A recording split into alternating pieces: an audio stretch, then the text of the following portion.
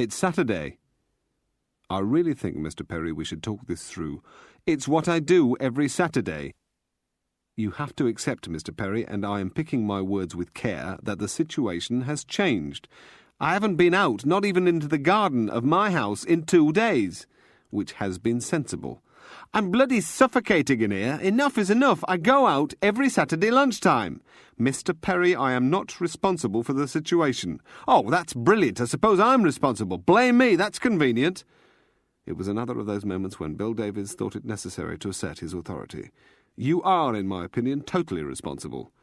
You told my colleague, Mr. Blake, last night about your reaction to a radio appeal that gave your former identity. Probably half of the adult population of the country heard that appeal and the name of the hospital you were directed to. Don't you think that the Iranian embassy listens to the early morning news bulletins on the radio, which follow directly after such appeals? I'm not a high-flying detective, but I'm bright enough to put that together. They'd have picked you up there, then hung on to the trace. It was your mistake, just as the weapon in the playground was mine. Don't get me wrong, Mr. Perry. I'm not one of those people who'll say you've brought all this on yourself through emotional carelessness, but I know plenty who would. And that was just to set the record straight. Brought all this on yourself. But the principal had a streak of obstinacy which Davies found mildly attractive.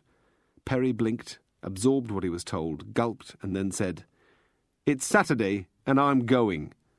Your last word? Last final word. I can't take it. Another whole day like a rat in a cage. I'll make the arrangements. What arrangements? It's not straightforward, Mr. Perry, getting you out for a Saturday lunchtime drink, then back from the pub. His principal had swung out of the dining room and shut the door noisily, petulantly behind him.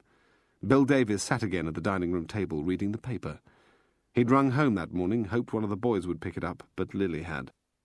He'd tried to be pleasant, to make reasonable noises, and she'd asked him when he was coming home, but he couldn't answer her. Hadn't been able to think of anything else to say. She'd put down the phone on him. In 17 weeks he had had 9 complete days off work, and for 4 of them he had been so tired he had slept through until midday. His marriage was going down the drain, and he didn't know what he could do about it. He'd seen it often enough with other guys, who all put on the brave front and moved out of their homes to shack up with barmaids and slags. Some were taken off SB protection, and some smooth-talked the counsellor and kept the job and the firearm, had meetings in the parks and at McDonald's with the kids every 3rd weekend, and they all talked about the new woman in their lives as if it were heaven. He could never find the time to think about it. He was too busy, too stressed. If it happened, Bill Davies would have 2 or 3 seconds to react, top estimate. Should his mind be on his wife, his kids, in those seconds he would lose his principle, if it happened. All the case histories he knew were about mistakes and distractions. He pushed up from the table and went to the window. The dining room window was next on her list for net curtains. He stood back from the glass and peered out. He could see the neat homes, the tended gardens, the shop, more homes, and then the village hall, with the waste ground at the back. It had been raining earlier, and the road glistened. There was thin sunshine now, but the rain was threatening from the sea. At the end of the road, on the corner, was the pub. From the window he could see only the end gable of the building. He counted 18 houses on the left side, between the house and the pub and the parked cars, and 15 on the right side, with the shop. At the shooting range they used was Hogan's Alley, a row of plywood houses, and in front of them were derelict, gutted cars. Behind the plywood and in the cars were cardboard shapes that could jump into vision. When to fire, when not to fire, was the reason for Hogan's Alley.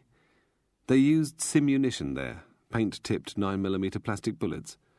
The target might have a weapon or be holding a baby against her chest. No escape when walking Hogan's Alley. Hold the fire and the instructor would tell you dryly, "You're dead, mate, he got you." Fire too soon and you'd be told, "You killed a woman, mate, you're charged with murder." The road, the houses, the parked cars, was Hogan's Alley, all the way to the pub. She came into the dining room and brought him a mug of coffee. "That's very kind of you, Mrs. Perry, but you didn't have to." "I was doing one for myself. You're going to the pub?" That's what Mr. Perry wants, so that's what we're going to do. It's not about a drink. It's about finding his friends. I appreciate that. He has to have his friends. Yes. She was close to him. He could smell the scent and warmth of her, and could see the worn-down strain at her eyes. It was always worse for the women. She held a handkerchief in her hand, pulling and worrying at it. Had he put his arm around her shoulder, then her head would have gone to his chest, and he thought she would have wept. It was not his job to offer comfort. He thanked her for the coffee and began to make the arrangements to visit the pub at lunchtime. They were at the last stages of the discharge of the crude. The weather at the offshore jetty was too fierce to permit his crew to work with paint rollers on the superstructure and hull plates of the tanker. The master's crew were employed on small maintenance jobs in the accommodation block below the bridge and in the engine housing. Unnecessary work, but something had to be found for them. The master's greater concern, more than finding work for his crew and occupation for his officers, was the failure of the people in Tehran to provide him with a time for sailing. He still expected to leave the waters of the terminal port that night, but the coded confirmation had not reached him. The man who had gone over the side of his tanker was never far from his thoughts. It was not possible for the master to believe this man was blocked. He demanded of his radio technicians that they maintain a watch through every hour of the day. He waited. "Hello, can you put me through to the theft section? Thanks." "Hello, who's that?" "Tracy, it's Gladys. Yes, Gladys Jones. I've still got flu." "Yes, that's what I heard, a lot of it about. I'm not coming in, not passing it all around." "Yes, bed's the best place. Can you tell them in personnel?" "Thanks." "What? Police? What sort of police? What did they want?" "Thanks, Tracy, it'll just be something silly." "Thanks. I'll sort it out when I've got rid of the flu." "No, I'm not in trouble. Bye." She pocketed the handkerchief through which she had spoken to give the sound of illness to her voice, and put down the receiver of the payphone. A woman beat her knuckles impatiently on the glass screen beside her. She felt faint, worse than if she had influenza. Detectives had been in that morning, a Saturday morning when only a half-strength staff worked until lunchtime, had searched through the drawers of her desk and asked where she was. If they knew her name, they would know, also, her car. She staggered away from the payphone, barging past the woman. She had been told there were 4 detectives. She was an intelligent young woman. She could assess the scale of the crisis that faced her. But it did not cross the mind of Farid Yasmin that she should run, hide, and abandon him. He needed her. Martindale kept the Red Lion in the village. He was a brewery tenant, and every penny of cash ever saved by him and his wife was now sunk in the pub, along with the bank's overdraft. It had been a mistake. The mistake had been in coming to the village on a warm, crowded August day 2 summers back, seeing the visitors parading on the beach and queuing for ice creams at the shop, and believing that he could do profitable trade where his predecessor had failed. He had thought the market was in visitors wanting cheap meals and fruit machines, but last summer it had rained in torrents and the visitors had stayed away. It had been their dream, through all the years they'd owned a corner newsagent's in Hounslow, to have a busy, pretty pub on the coast. Now the dream was going sour, and the bank manager wrote more often. His winter trade was entirely local, not gin and tonics, not sherries, not whiskies with ginger, but the brewery's beers and lagers, on which the markup was least profitable. He had enough locals to make a darts team, and they came in wearing their work clothes to prop themselves against his bar. If he alienated his few regulars, he would not be able to meet the brewery's dues and keep the bloody bank off his back. He quite liked Frank Perry. Martindale owed Frank Perry. Frank Perry had helped him sort out at minimal cost the central heating boiler in the cellar. If he'd gone to the trade, it would have been maximum expense. The far side of the bar the previous night, the talk had been of Frank Perry, the school, and the policeman with guns. He scraped open the bolts on the front door, against which the rain lashed, and waited for his Saturday lunchtime drinkers. "I'll look ridiculous," Davies said firmly. "In matters of protection, Mr. Perry, please do me the courtesy of accepting my advice. It weighs 1/2 ton. Mr. Perry, I'm asking you to wear it." "I can't." "Mr. Perry, put it on." "No!" Merrill exploded. "For Christ's sake, Frank, put the bloody thing on." They were in the kitchen. The boy, Stephen, was in the shed with Paget and Rankin out in the garden. It would be worse if the kid heard the parents rowing. Davies held the bulletproof vest. "What does it matter what you bloody well look like?" she added. "Put it on." His principal took off the anorak and scowled, but he'd been chastened by the fury of her outburst. She turned, went out, crashed the door shut after her, and they heard her stamping up the stairs. His principal dropped his head, and Davies slipped on the vest. It was navy blue, Kevlar-plated, and the manufacturer said it was proof against a handgun's bullets, flying glass, and metal shrapnel. It covered Perry's chest, stomach, and back. Davies pulled the Velcro straps tight and fastened them. She came back in carrying a grotesquely large sweater. Perry was foul-faced, but she just threw it at him. Davies kept a wry little smile hidden because the sweater fitted comfortably over the vest. "And what about you? What I do, Mr. Perry, is not your concern." "I hope you find them," Merrill said. "Find what?" "What you're looking for. I shouldn't expect too much." Perry led, followed by Davies. He held his radio up to his face and told Paget and Rankin that he was leaving the location in the company of Juliet 7. Through the front door, the wind and rain whipped at them. They walked briskly. The house was now a gloomy bunker, and he thought it was precious for his principal to get out of it. Davies's eyes raked each of the front gardens to his right and left, and the parked cars. Since he'd given the instruction, the unmarked mobile had gone up and down the road 7 times between the house and the pub. It was what it took to get a man his Saturday lunchtime drink. They'd started at walking pace, then they jogged. Davies held the hem of his jacket so that his Glock in the waist holster would not be exposed. The rain came on harder, and they ran. Going to the pub was an idiotic, unnecessary risk. Before he'd left the bed and breakfast, a call to the duty officer had told them they were now categorized as threat level 2. The principal is confirmed on a death list. The enemy intend to kill the principal. The security coordinator does not have the method or the time at which the attempt will be made. Davies knew it by heart.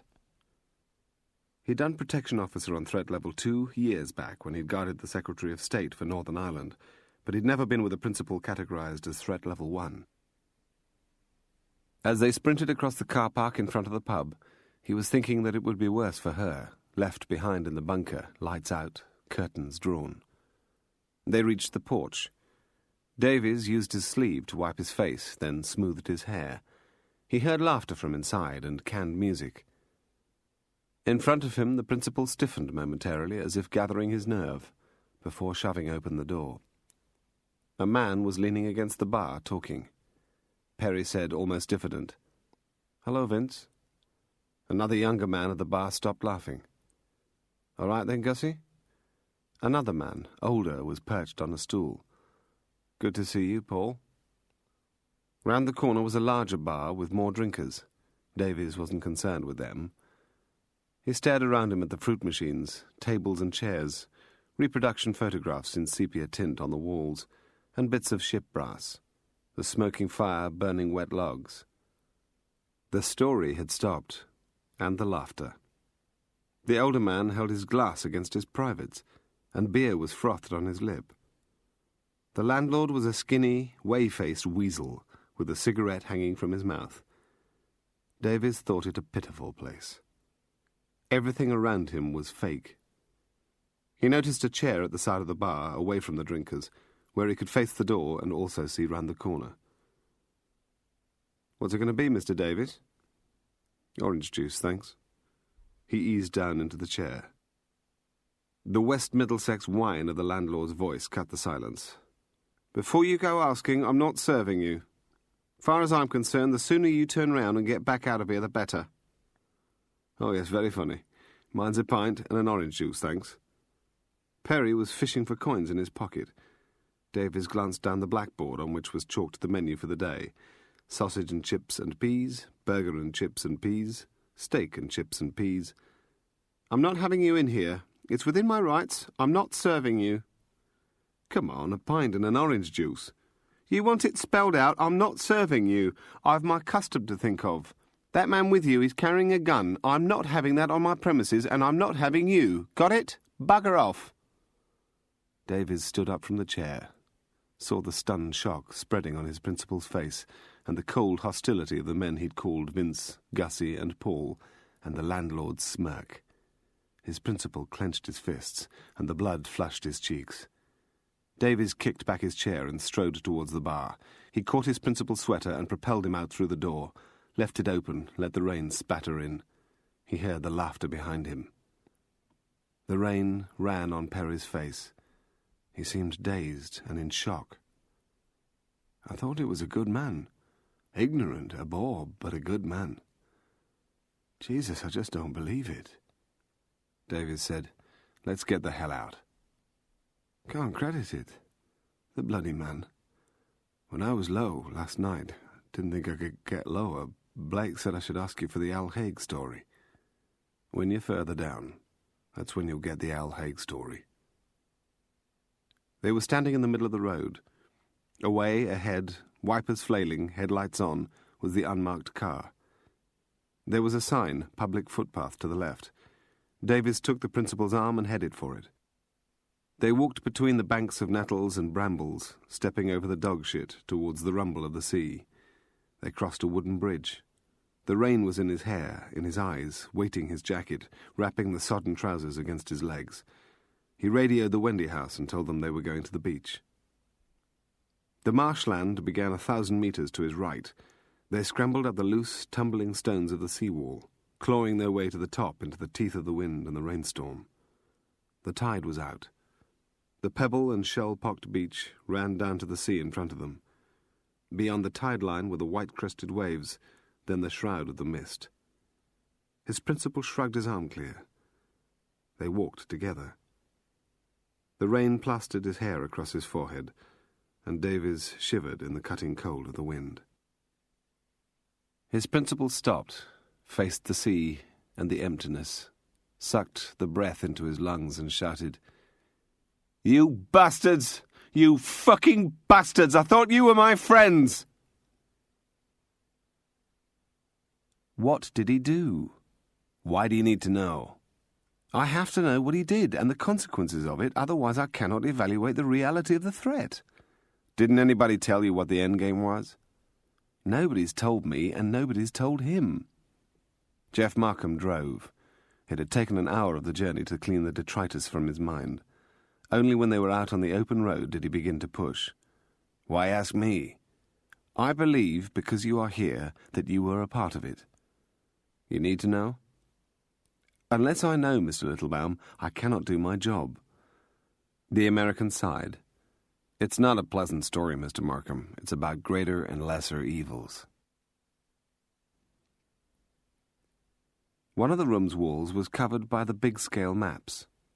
The largest showed western Iran seaboard, the Gulf, the eastern coastline of Saudi Arabia and the Emirates. A second map showed a city plan of Bandar Abbas, and the road going west-northwest, past the docks, past the Hotel Nagshe-Jahan, towards Bandar-e-Khamir. Tilted against the opposite wall were two display boards on which were pinned the photographs of selected personnel from the bogus petrochemical plant. Although it was early on a bright morning, the blinds of the room's windows were drawn. Hanging in front of them was the blown-up satellite photograph of the manufacturing plant. They waited. They had received the call from the airport which told them he had arrived safely off the flight. They smoked, sipped coffee, and nibbled at biscuits. In the room were 2 men and a woman from Secret Intelligence Service, 3 Americans representing the agency and the bureau and the military, and the 2 Israelis. They waited for him to be brought to the discreet back door, normally used as an entry and exit point for kitchen staff and vetted cleaners. If it had not been for the most recently received intelligence briefings, none of the men and the 1 woman in the room would have countenanced the plan that was now set in place. They made desultory conversation. None would willingly have given such a pivotal position in the plan to a low-grade engineering salesman, but it was accepted that the choice was not theirs. He was the access point. Only he could tell them whether the plan could be launched or should be aborted.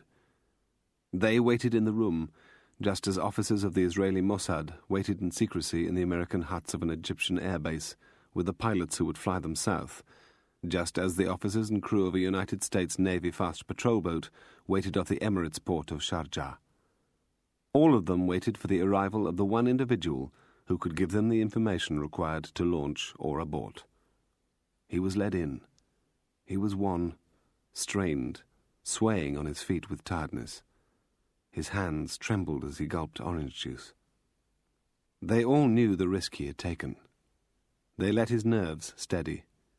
He was sat in a chair and he told them in a stumbling monologue all that he knew about the restaurant, about the bus, about the invitation list to the celebration meal. When they had finished with him, teased out of him the precious information on which the plan depended, he was taken out by Penny Flowers to be told of the new life offered him. After he was gone, after the final assessment of his information, the cipher messages were sent, and the mission was launched.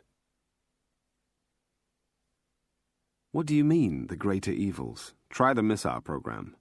5 years ago, yes? How far along that line were the Iranians? We were getting a mess of reports on the warheads, but all contradictory on when they'd be ready with nuclear, chemical, and microbiological. We could handle that, live with it. Explain that, Mr. Littlebaum.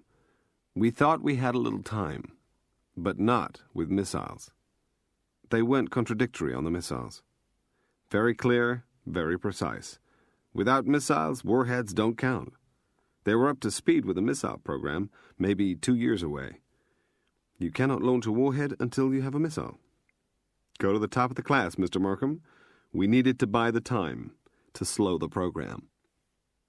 But the installations are underground, bomb-proof, have air defense with an army around them. Enter Juliet 7. He gave us the way in. We couldn't reach the hardware, so the option we had was with their personnel. The director was in the front of the bus, a double seat to himself. Behind him sat the project managers, the scientists, and the foreign engineers. He was relaxed and felt a sense of happy satisfaction. Behind him he heard the gentle, joking banter of the men who had made possible the advancement of Projects 193, 1478, and 972, and the babble of Farsi, Russian, Chinese, and the North Korean's dialect. It was a worthy occasion, the retirement party for his colleague who controlled Project 972, and he had personally taken the time to oversee the arrangements in the restaurant, down to the detail of the menu that would be served and the music that would be played. He rocked contentedly in his seat. He had believed, ever since his education in mechanical engineering at Imperial College, London University, that a happy team was a productive team. The bus sped down the narrow road beyond the docks and left the city behind. He was lighting a cigarette, the flame close to his nostrils, when the driver stamped on the brake. He saw the man peering ahead. Through the cigarette smoke and the windscreen, a red light waved in the night's darkness. The bus slowed as the driver pumped the brake. He leaned forward to make out a shadowed figure behind the light, and then a roadworks emergency sign. He disliked lateness and glanced at his watch. He thought he saw a figure pass beside the bus carrying something, but could not be certain. The barrier was pulled aside, and the bus powered on past the man holding the light. He eased back into his seat. Above the cackle of accents and laughter, the director heard the single thud from the side of the bus behind him, and twisted instinctively towards the source of the noise. The last thing that registered clearly in his mind was the sight of the wall of fire coming like a torrent in spate through the bus. In the final moments of his life, the fire surged against his clothes, the skin of his hands and face, and beating in his ears were the screams of the scientists and foreign engineers. Trapped in the bus with the flames and the screams, there was no possibility of escape. The personnel burned to death. Christ. We delayed the program. But the missile factories were the same the morning after. Not the same. Yeah, bits of metal remained in underground workshops, but the team was gone. Take the team away and you screw the projects. Men matter. It's simply not possible to fly in replacements and carry on as if nothing had happened. The missile program was the greater evil. In 3 years, they would have had the capability of striking against any country in the Middle East, including Israel. Even the possibility of reaching southern Europe. We bought 5 years. What was the lesser evil? For 3 consecutive days, the satellite photography showed the skeletal shape of the burned-out bus. On the first day, the movement of the rescue workers retrieving bodies could be clearly seen from the enhanced pictures, with fire engines and ambulances. Radio Tehran carried reports of a tragic road accident in which 24 men involved in the petrochemical industry had died. The next day, the photography showed a small group of forensic experts, identified by their white overalls, crawling through the gutted bus, and Radio Tehran made no mention of the accident. On the third day, the pictures beamed from the satellite showed the bus being loaded onto a flat-top lorry, and Radio Tehran's bulletins had brief reports of local funerals.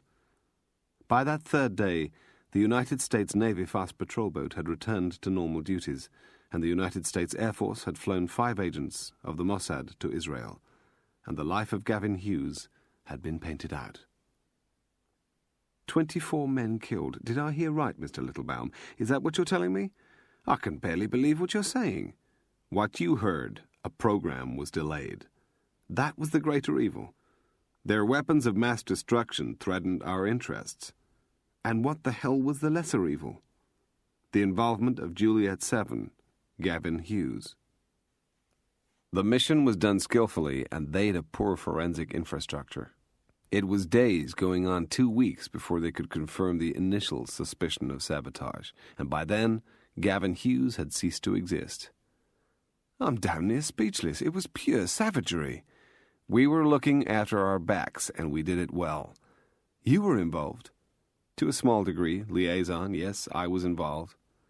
Did you consider the human misery, the widows, the children? We considered the effect of the missile program. I don't really find emotion helps me get through the day. What about the little awkward matter of state-sponsored terrorism? Not applicable. If the Iranians kill one of their Kurds in Berlin, wherever, or a man anywhere in Europe who's planning murder, mayhem in Tehran, we shout, scream, recall ambassadors, impose trade sanctions. We call it state-sponsored terrorism. Correct. If we roast 24 Iranians, we call it looking after our backs. Forgive me, but that is mind-bending hypocrisy. You're driving too fast again, Mr. Markham. And if the Israelis go into Jordan to murder an activist, that is justifiable self-defense. You should slow down a bit, Mr. Markham. I would suggest to you that the prime objective of an intelligence agent is to further, by clandestine means, the objectives of the taxpayers who put food in his gut and a roof over his head. I believe in morality. I don't get to mix with people who use that word often. That's a better speed, thank you. I hope you sleep well at night. I sleep excellently, thank you. If we all talked about morality, Mr. Markham, we'd none of us finish a day's work. You used that poor bloody sales manager. What the lady, Miss Parker, said, your work took you to Ireland. Unless you were completely useless at your job, I would have to assume that you used people, were competent at running agents, manipulating them, exploiting them. Then you let them go. They did a job of work for you. Did you go and see your line manager and bleat about your unhappiness at the ethics of running informers? When does the marksman shoot, Mr. Littlebaum? I beg your pardon? Does the marksman shoot as the predator approaches the tethered goat, or when it's on the goat? He shoots when he has the optimum chance of a clean kill. It's nice country out here. It's a little bit like West Iowa country. Thank you. For what? For telling me. Do you feel the better for it? I'm devastated, but yes, I'm the better for knowing it. Would your Juliet 7 be the better for knowing it? Will you tell him? I don't know. I feel like throwing up. He was betrayed, treated like shit. I think we're going to hit the rain, which is a shame. Listen, Mr. Markham, we went to a hell of a lot of trouble to do your Juliet 7 a favor. The Israelis could have machine-gunned the bus and left their calling card, bullets and grenades. We insisted on the fire and gave the Mossad the hardware, which guaranteed slow, difficult progress for the Iranian investigators. We bought your man time for his disappearance. He should have been safe, beyond their reach. I imagine if you ever had the chance to look for it, it was his error that led them here. We did enough for him. Do you think there's time to stop for a pork pie and a beer? The beach seemed endless, stretching to the horizon where the cloud was poised over the grey stones of the wall behind which was the marshland. The wind and rain beat relentlessly on their backs. Not until they turned for home did his principal start to talk. Davies stayed a pace behind him. "Look at this place. It's as good as dead. It's condemned. Everything here is for nothing. The sea rules and eats the place like it's rotten and decayed. 700 years ago, this place was alive. It had a great fleet for trade, fishing, and boat building. The Saxons, the Vikings, and the Normans settled here, where we are now. It had wealth. Their boats sailed after fish as far north as Iceland, and they traded as far south as Spain and east to the Baltic. The sea killed this place, that same sea. In January 1328 there was a storm, and 1,000,000 tons of sand and stone was washed across the river mouth. The wealth went, and the land began to follow it. The sea has the ultimate power. It eats at the cliffs and at the beach every minute of every day. Right here, where we are, it's a yard a year. Up the coast, not far, it's 400 yards in the last 5 years. The fucking place, and everyone who's here, they're all doomed. Little people, fucking pygmies, living their lives thinking they can change things. They've bulldozed seawalls, concreted the base of the cliffs, put in groins and breakwaters, but it doesn't make a damn of difference. The sea keeps on coming. A couple of miles down the coast was the 10th biggest town in England. 5 churches built by people who thought they'd last forever. Now they're all gone into the sea. They were pygmies then and pygmies now. The sea cannot be resisted. We're all dead here, doomed. We have no future. We build little houses, little gardens, make our little lives, and for what? For fucking nothing. People paid masons to carve gravestones so that the lives of their fathers, mothers, brothers, sisters would be remembered, but the stones are under the sea like they'd never existed. We worry about the present, but we're just too small. The future is the sea coming in, taking, snatching, in spite of our little efforts to protect ourselves. There is nothing we can do because there is no defence. Will you tell me, when do you think the bastard will come? In the distance on the sea wall, wrapped in a dark anorak and waterproof leggings, watching them, facing into the thrust of the wind and the drive of the rain, was one of the policemen from the unmarked car. He cradled his gun close to his body as if to protect himself against the onslaught of the gathering storm, now and in the future. What Davies, drenched, wet and frozen, had been told was that the killer would come soon, but he didn't say it.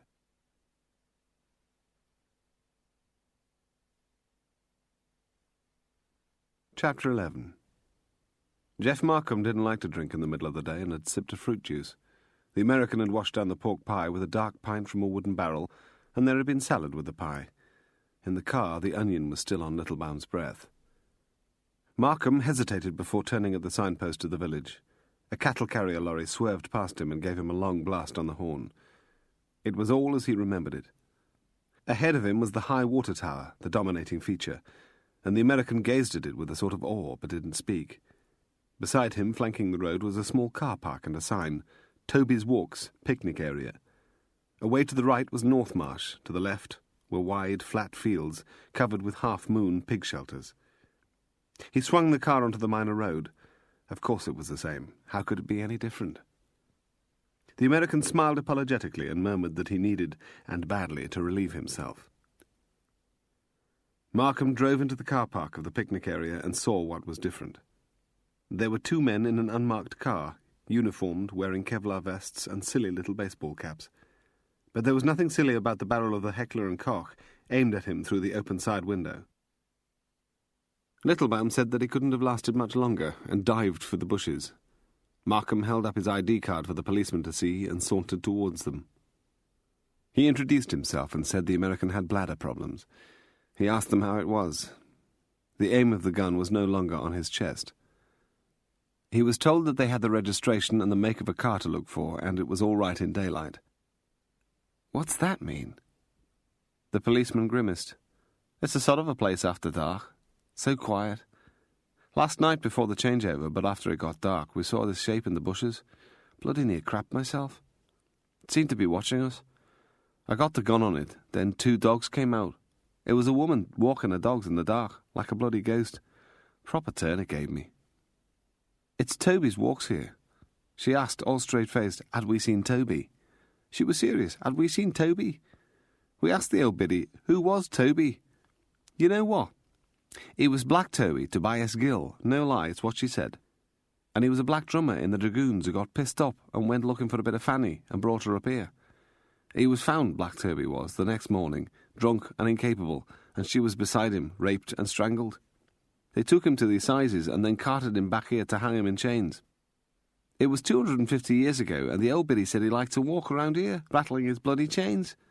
It's that sort of place. After what she told us, we heard every bloody bush move all last night, every bloody creak of every bloody tree. She meant it. She was really surprised we hadn't seen him. The American came out of the bushes and was pulling up his zip. Markham didn't laugh at the story. Out there, a shadowy figure was moving in darkness among cover, silent, without the rattling of chains, towards a target and a place of death. He felt the cold wind coming off the sea and shuddered. They climbed back into the car and he drove on. Of course it was different, and for some it would never again be the same. Markham asked the American what he wanted to see, and Littlebaum's finger jutted towards the church tower. The rain had come on heavily while they'd stopped for lunch, but now had eased into a fine, persistent drizzle. He could see the first houses of the village, and the church tower looming above them. He was unsettled. It wasn't only the policeman's story of the ghost of the black drummer, it was also what Littlebaum had told him of Alamut, a place of death, and a bus ride out of Bandar Abbas, a place of carnage. And he remembered what Kathy Parker had said and asked. It would be decided down here, at the village, body to body, as it always was, at close quarters. And was he tough enough? He felt inadequate. It was no longer about people like himself, rated as intelligent, educated and thoughtful. It was about guns and nerves. This was a power play. Littlebaum pinched his arm and pointed to the parking lay-by at the side of the church. At the near end was a fine squat tower, perhaps 75 feet in height, with wide walls of flint facing. Behind it were the nave and the high chancel windows, and between them were stout yellowed stone buttresses. Beyond the church was a ruin, once finer and larger than its neighbour, but now roofless and with the rain coming through the clerestory windows. Markham asked the American what he wanted to do, and was told he wished to go inside. He had a fascination for churches and a total respect for the quality of the architects and craftsmen who had built them, but the ruin disturbed him. Death so close to life. He pushed open the church door. There were a few lights in the dull, dim interior, as there had been in the weekend corridors at Thames House that morning. A clergyman came towards him, a gaunt, fleshless-faced older man. Markham thought Littlebaum was following him. He offered his hand in friendship and lied, said that he often diverted on a journey to see a worthwhile church. He heard the aged squeak of the hinges of a small door to the side. A smile lit the clergyman's face, as if few came to see his church. The flowers were already in place for Sunday's service, the only brightness stretching towards the altar, and the stained glass of the arched window behind it. On the walls were the carved plaques remembering the dead. The clergyman said, "There was an older church, of course, but that's gone, flooded by the sea the first time round, then washed away. The origin of the building here is 15th century, and a magnificent building it would have been, but the village died. There were 4 altars here, now there's just the one.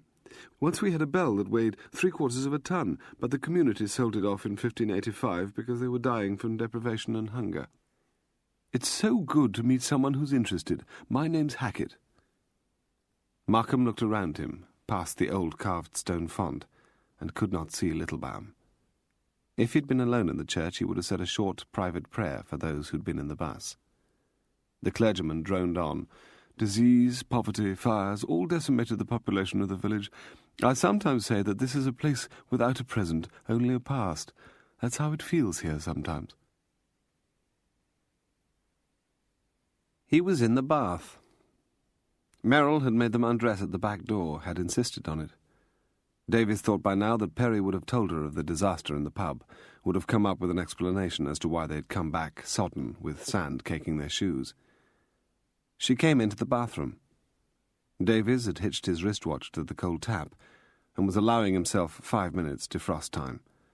The holster and the Glock were within reach on the floor with a radio. She had brought 2 of Perry's dressing gowns to the back door. There was no knock, and no hesitation or apology. He sat upright and hunched forward to obscure his waist, hips, and groin from her. Merrill carried a heap of folded clothes. Her face was expressionless, like those of the nurses had been while he couldn't wash himself, sponging his privates after he'd broken his ankle falling from a ladder when trying to get through a back window to plant a bug. There was a towel on top of the clothes. They could have been left outside the door, and she could have shouted to him that they were there. She laid the towel and the clothes on the chair beside his head. Davies stared straight ahead and wondered how close she was to the edge of her sanity. It wasn't his job to prop up the morale of his principal, let alone that of his principal's wife. He felt himself to be the crutch on which she leaned. It was nothing to do with his personality, his warmth, or his wit. It was because he had a Glock 9mm pistol in a holster lying on the bright pink fluffy mat beside the bath. She came into the bathroom, where he was naked, for comfort from him and from his gun. The wristwatch showed that his time was up. He hadn't the heart to tell her that he could not be her friend. He reached for the towel, hid himself clumsily, stood up in the bath and began to dry himself. He thanked her for bringing him the clothes. She went out of the bathroom and closed the door after her. She had not said a single word. Dwayne Littlebaum paused, took his handkerchief and mopped the sweat off his forehead.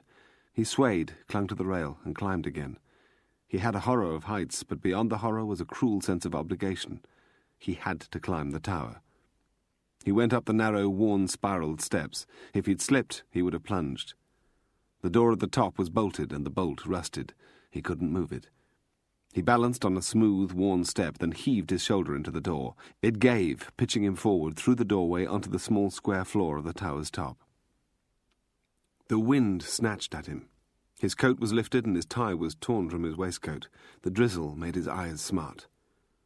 He looked around him and clung with both hands to the low crenellated wall. From the vantage point, he gazed down over the village. His hair was ripped to a tangle. He could see the road that was the one point of entry into the village, and the lanes off it, the clusters of homes and the patchwork shape of the green. He saw the house and the roof of the small wood hut behind it. He saw the endless, disappearing seascape. The house, its position, was of small interest to Dwayne Littlebaum. He sank to his hands and knees and crabbed around the square floor space, never dared to look vertically down. There were the marshlands. Dull, yellowed reeds and dark water channels between them. The marshlands were to the south of the village, behind the sea wall, and to the northwest. Reached by the one road, the village was an island surrounded by the old reeds, the dark water, and the sea. He estimated that each of the great marshes was a full 3,000 metres long and a minimum of 1,000 wide.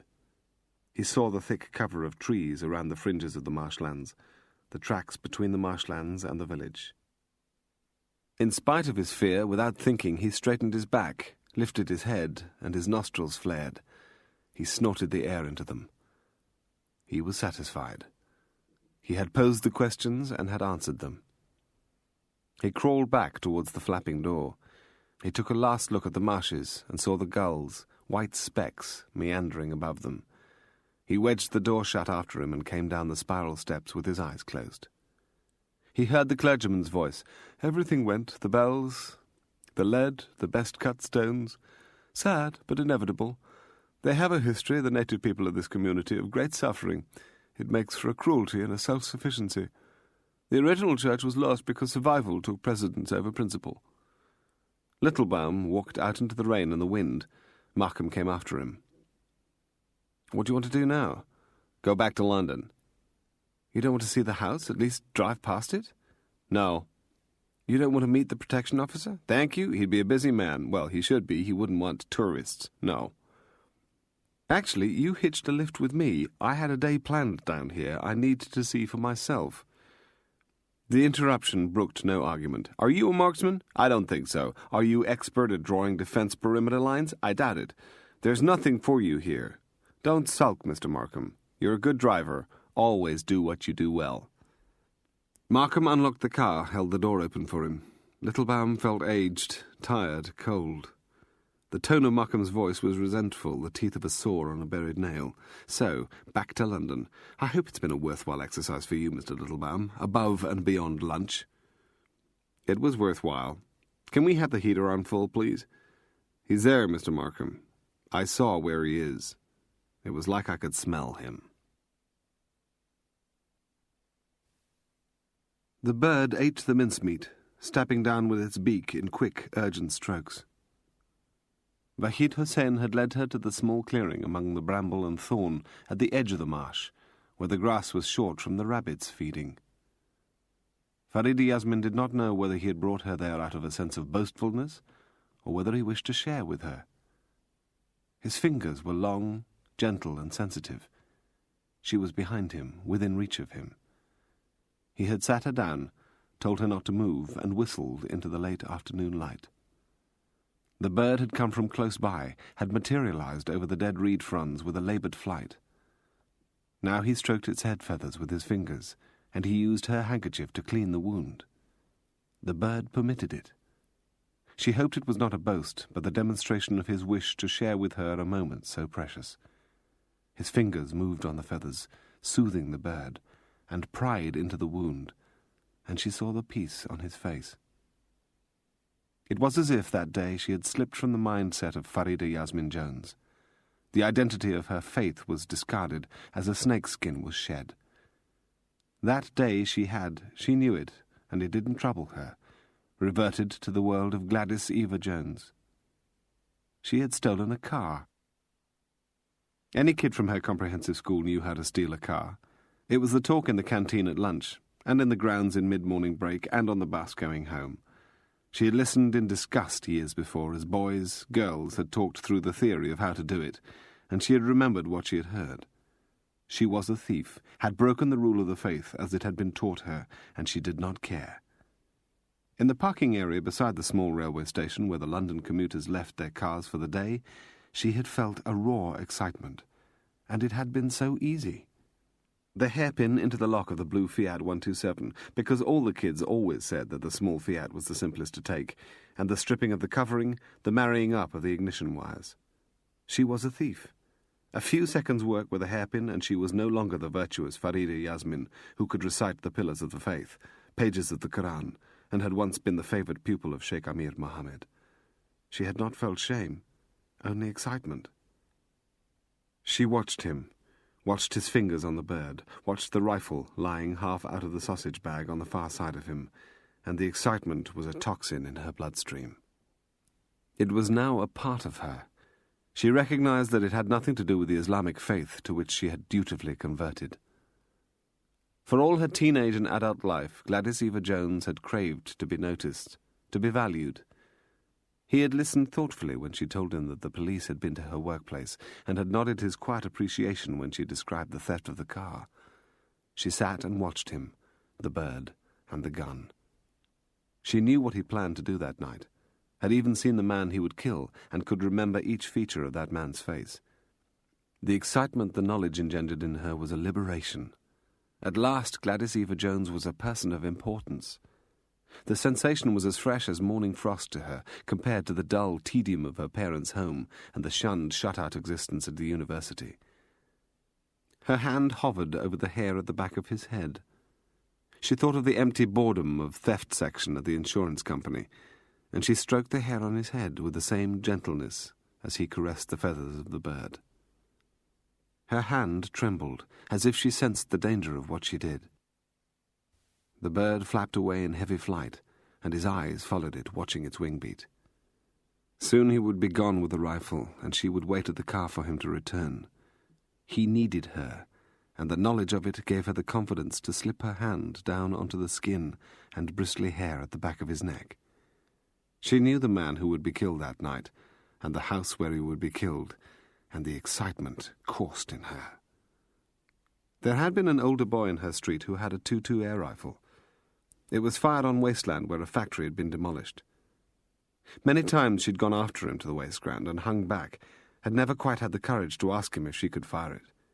She dreamed at night about the chance to hold the rifle, aim it, and fire it.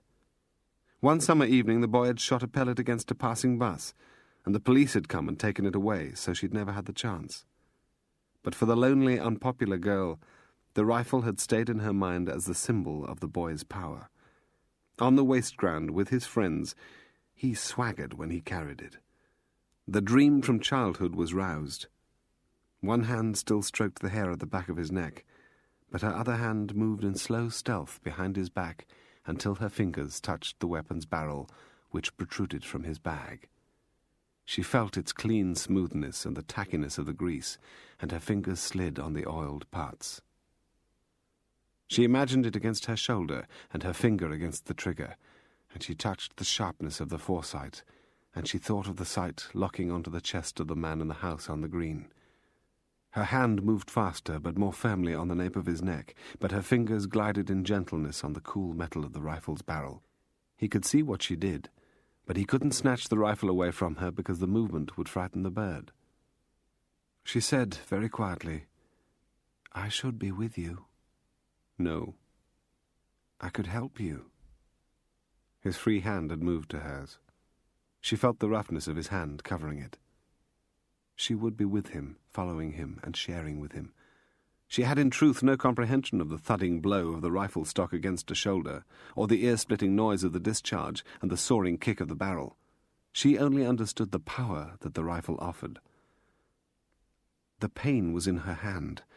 Relentlessly he squeezed her hand down onto the sharp point of the foresight, crushed it until she struggled to remove it. His eyes never left the bird. He freed her hand, and she quietly sucked the blood from the small punctured wound. She kneaded the muscles at the back of his neck. "I go alone," Vahid Hussein said. "Always I am alone."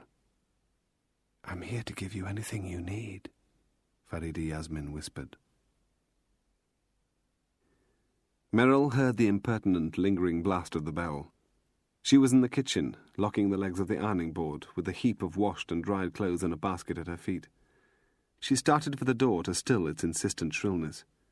It surprised her that Frank had not gone to answer it. She heard the voice of Davies, the detective, speaking into his radio in the hall. Stephen was with her at the kitchen table, methodically writing in his school exercise book. In spite of it all, he was doing the weekend work that his class teacher had set. That was her next looming problem. Monday morning, and no school. Frank shouted down from upstairs that he was on the toilet. Davies was at the door, waiting for her to come, and assuring her that the camera had picked up one of the village people. She switched off the iron. All Frank had told her was that Martindale, the bastard, would not serve him. Davies opened the door, and she saw Vince, smelt his beer breath. She was behind Davies. "It's all right, Mr. Davies, it's Vince. Hello, Vince. God, don't say you've come to start on the chimney." Vince was the most fancied builder-decorator in the village. There were others, but he was the best known. He was a great starter and a poor finisher, but those with a leak or a slipped tile or the need for a sudden repainting of a spare bedroom for a visitor knew they could rely on him. And he was a popular rogue. The revenue had looked at him twice in the last 7 years, and he'd seen them off. He was in a constant state of dispute with the parish council because of the builder's supplies dumped in the front garden of his former council house, now his freehold property, behind the church. Anyone who could lay a hand on a Bible and say they would never have a rainwater leak or a slipped tile or the need for fast redecoration could call him a fraud, a bully, a botcher. There were not many. Small, powerful, his arms heavily tattooed, he was everybody's friend, and knew it and exploited it. What Vince believed in, above all else, was the quality of his humour. He had no doubt that his jokes made him a popular cornerstone in the village. Merrill tittered nervously. The mortar was coming out of the brickwork on the chimney. It was just something to say. "Surely you're not going up there?" "Actually, I've come for my money." "What money? Why?" "What I'm owed." "Frank paid you?" "He paid me £2.50 down, but there was more materials. I've got the bills." He was rooting in his trouser pocket, dragging out small crumpled sheets of paper. "I'm owed £19.47. "You said it was inclusive, for Stephen's bedroom, everything for £2.50. "I got it wrong. You owe me." "Then you'll get the extra when you come to do the chimney." "If you're still here, if pigs fly, if—" "What does that mean?" He'd been in her kitchen. She'd made him 4 pots of tea each working day and gave him cake. She'd left him with the key when she'd gone out and he'd been working in the house. She'd trusted him. What on earth are you talking about? "If you haven't moonlighted. Going, aren't you? I'll be left owed £19.47 and you'll be gone. I've come for my money." She choked. "I can't believe this. Aren't you Frank's friend? We're not going anywhere." "No? Well, you should be. You're not wanted." She stuttered. "Go away." "When I've got my money." The detective moved without warning, stepping forward 2-3 paces. He caught at Vince's collar and had him up onto his toes. When the fist came up, Davies caught it, as if he was handling a child. He twisted it hard against Vince's back, pivoted him round and marched him back down the path. She heard everything Davies said into Vince's ear. "Listen, scumbag, don't come here to play the fucking bully. Go back to that god-awful pub and tell them that these people aren't leaving, and don't ever bloody come back here." With a jerk of his arm, the detective pushed Vince down onto his knees in the roadway, forced his face into the deepest and widest of the puddles, and kept hold of him until he stopped struggling, lay still in submission. Davies released him and stepped cleanly back to watch Vince crawl away. She leaned against the wall beside the door. Davies came back and closed it quietly behind him. She hadn't noticed it before, but Frank's trousers were too short for him and his sweater was too tight. She put her hand on his arm. "Thank you. I don't suppose you should have done that." "I don't suppose I should." "Frank would have called him a friend. He went up on the roof in a storm last winter." Very gently he took her hand from the sleeve of the sweater. She didn't look into his face, didn't dare to. She looked down at his waist and the gun in the holster. "What you have to understand, Mrs. Perry, is it's all totally predictable. It's not peculiar to here. It would happen if you lived anywhere. It would be the same if you were in a suburb or a city street. It's what people do when they're frightened. Maybe you'll find someone out there who has the guts to stand in your corner, and maybe you won't. What you have to remember, they're ordinary people, people you'd find anywhere.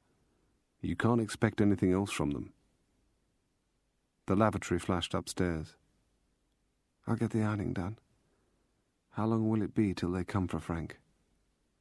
"Thank you. The stuff's a bit tight on me." He disappeared into the dining room. In the kitchen, Herr Stephen was still doggedly writing in his exercise book, even though he would have heard each word Vince had said to her. Outside, the night was coming, and the curtains were tightly drawn against it. Vince had always been so good with Stephen, had made him laugh. Would they come that night for Frank?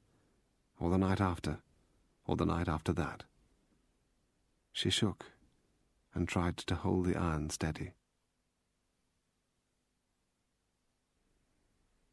In a vile temper, Fenton returned to Thames House from his lunch. It should have been lunch and shopping with his wife, if the wretched man had not cancelled lunch from Monday and insisted his only opportunity was Saturday. Fenton had bartered with his wife, lunch with the academic and then shopping, with her having access to the full range of his plastic. He came up to the 3rd floor, was told there was nothing new of note, then went into his office to shed his coat and spill his micro-tape recorder onto the desk. The lunch had further confused him, and the expensive shopping had wounded him. He hadn't used this source before, but the file said he was sound. The academic was white-haired and ginger-bearded, a professor of Islamic studies at a minor college at the university, had a face lined like a popular ski run, from Sudan. The confusion from the soft-voiced lecturer had fueled Fenton's temper. He listened to the tape again. "What distresses me is the hostility of the Western media and the Western Orientalists towards Islamic faith. They are servants of imperialism. They stigmatize, stereotype, and categorize us. and any scholar of the faith of Islam is labelled with the title of fundamentalist. There's no denying it is a term used with hostility. If we judged Christianity by the excesses of the Inquisition, or if we took the fascist elements in Zionism to reflect the faith of Judaism, you would be horrified. If we talked always about apartheid and Nazism as examples of Christian belief, you would rightly criticize us. But when a zealot hijacks an aircraft, he is labelled an Islamic fundamentalist. If a lunatic shoots children in a school, do we call him a Christian fundamentalist? You live by a double standard. You follow slavishly the American need to have an enemy, and you plant that title without the slightest reason on the faithful of Islam. They had been in the students' canteen, a dreary cavern of a building. They had collected salads and fruit juice from a self-service counter, not a bottle of wine in sight, and the academic had persistently questioned the woman at the till to be certain there was no alcohol in the vinegar that accompanied the salad. You distrust us in your midst, even those Muslims who are British citizens. Our colleges for converts in this country are monitored by the security forces. Why? Because we are different? Because we live by other criteria? Is it that you fear believers and the standards to which they dedicate their lives? A Muslim will not steal from you, will not seduce your wife, will not go to prostitutes, and yet the strength of our decency is regarded as a threat, so we are harassed by the political police. Everything you talk about involves this threat, but it is a figment of your imagination. We are not drunk in the street and looking for violence. We are not hooligans. Would a virtuous young woman, an Islamic convert, join in a criminal conspiracy of murder? The very idea is preposterous and shows the depth of your prejudice. Fenton had listened and toyed unhappily with his lettuce leaves, probably left over from the previous week's catering. They had a table to themselves.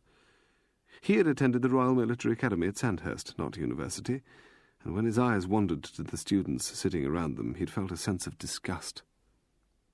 You have made a growth industry in the study of the Islamic faith, but the work is shallow.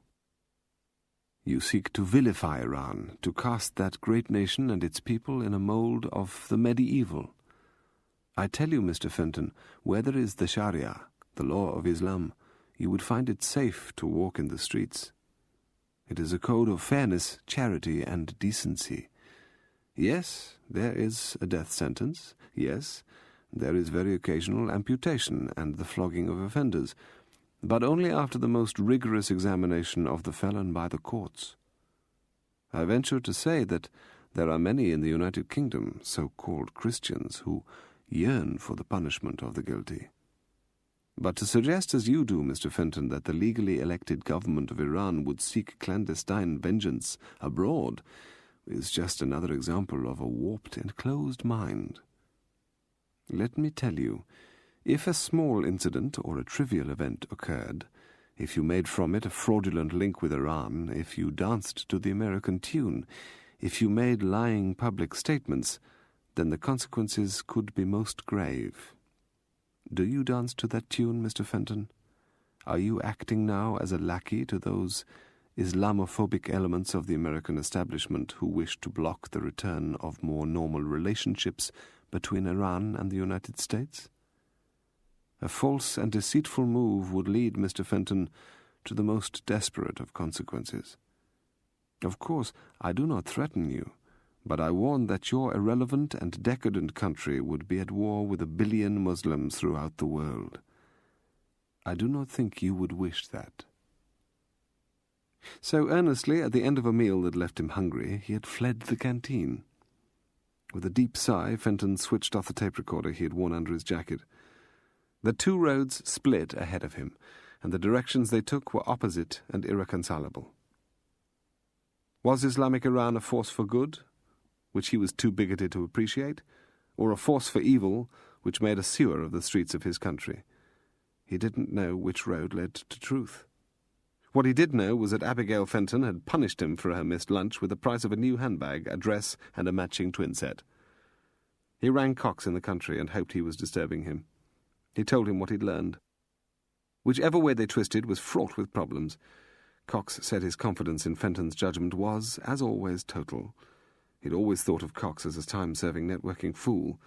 Now he began to doubt that opinion. He wandered towards Cathy Parker. "I'm confused, Cathy. Goes with the rank, Harry. I don't know whether it's real. Can't quite bring myself to believe it. The threat.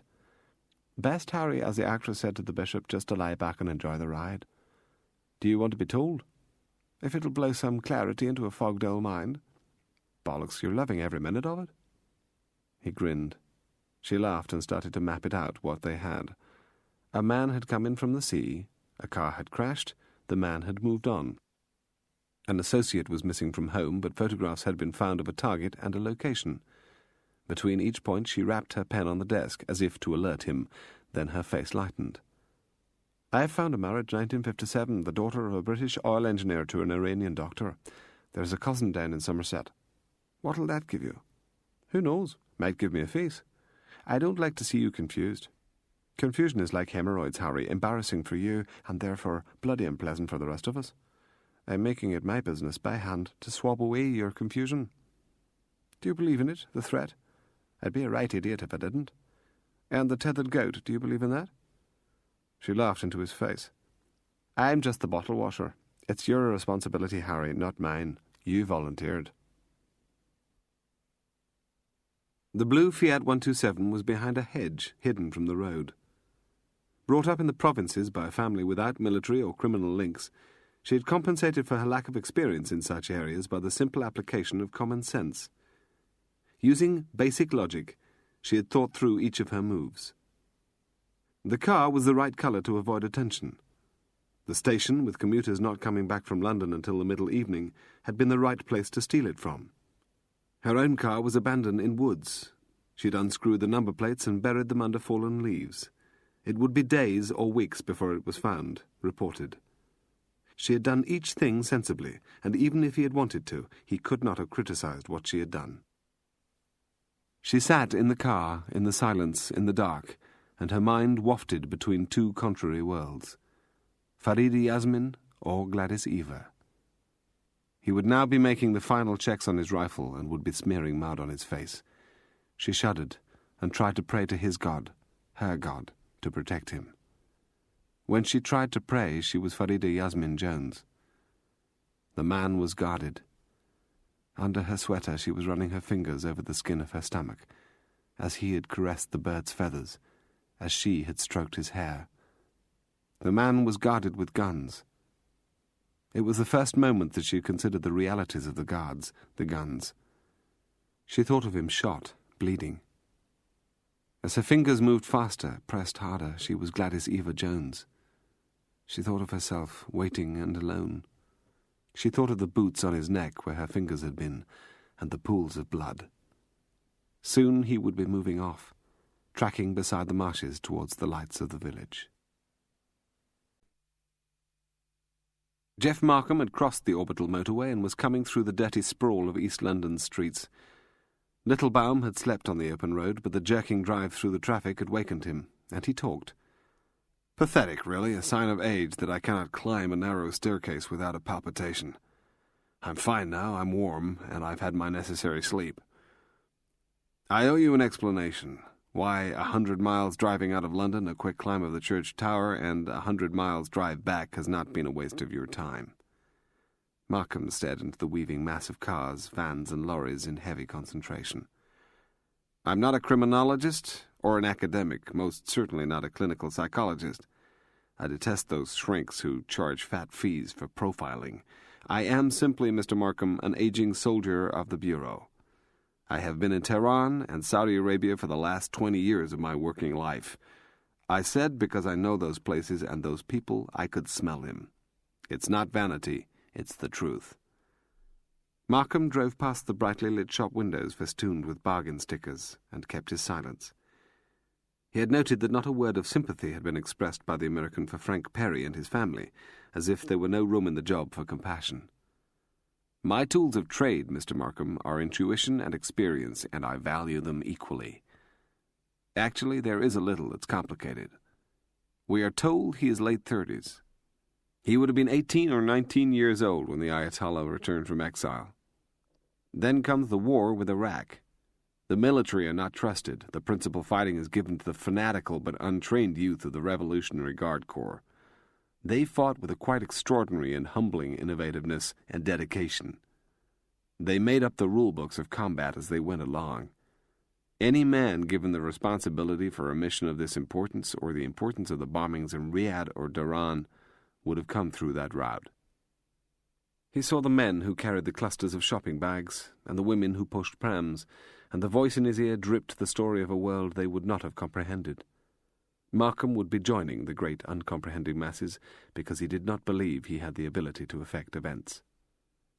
Most of life is a linked chain. Think about it. The Iranians could not match the quality of the Iraqi weaponry that had been provided by the Western powers. They had to learn to improvise and fight where that hardware was least effective. They chose the most unpromising ground. You won't have heard of these battles, Mr. Markham, but they were of primitive ferocity. Fish Lake and the Jasmine Canal, the Harul Hawize marshes, the Shat al-Arab waterway, and the Faw Peninsula. The battleground for the best of the Revolutionary Guard Corps was water and reed banks. By choosing to fight on such hostile and difficult territory, they nullified the sophisticated equipment of their enemy, and that's why I had to climb to the highest point, the vantage position. I'm not ashamed to say it, I was on my hands and knees, petrified. I surveyed the battleground, and all I could see was water and marshes. It's where he would be. It's why I said it was like I could smell him. Don't waste fuel by sending up helicopters with infrared. The Iraqis did that. And don't waste people's time by commissioning aerial image-intensified photography. They did that as well. He will be hiding there, and an army wouldn't find him. But he has to come out, Mr. Markham, and then, God willing, you shoot him. One day before the end of the week, he would tell Littlebaum, insist on it, that he was Jeff, that he was a colleague and not a stranger. He didn't know whether the formality of the American was old-world Iowa courtesy or the patronizing talk of a veteran to a youngster, but as the bright lights of the city reflected up into his eyes from the roadway, he listened to every word and believed them. He thought the American brought as much soul to the business as he did when he played a board game with Vicky. It was actually distasteful and near to being disgusting. You're a polite man, Mr. Markham. You haven't interrupted my rambling, and polite enough to humor me by driving slowly. But if you had been less polite, you would have interrupted to ask the question that is most pertinent. What sort of man is he? Let me tell you, he is a child of the Revolution. When you were chasing girls, Mr. Markham, he would have been on the barricades facing the bullets of the Shah's army. When you were studying at college, he would have been learning to survive against heavy artillery barrages and mustard gas bombing. When you were playing at war in Ireland, he was killing with expertise in the harsh environment of Saudi Arabia. He will be a man who has never known youth, gaiety, and mischief as you have. He will be a man without love. Ahead of them was the Thames House building, and the light was going over the river. It's been a grand day. I've said all I can. My part in this is about played out.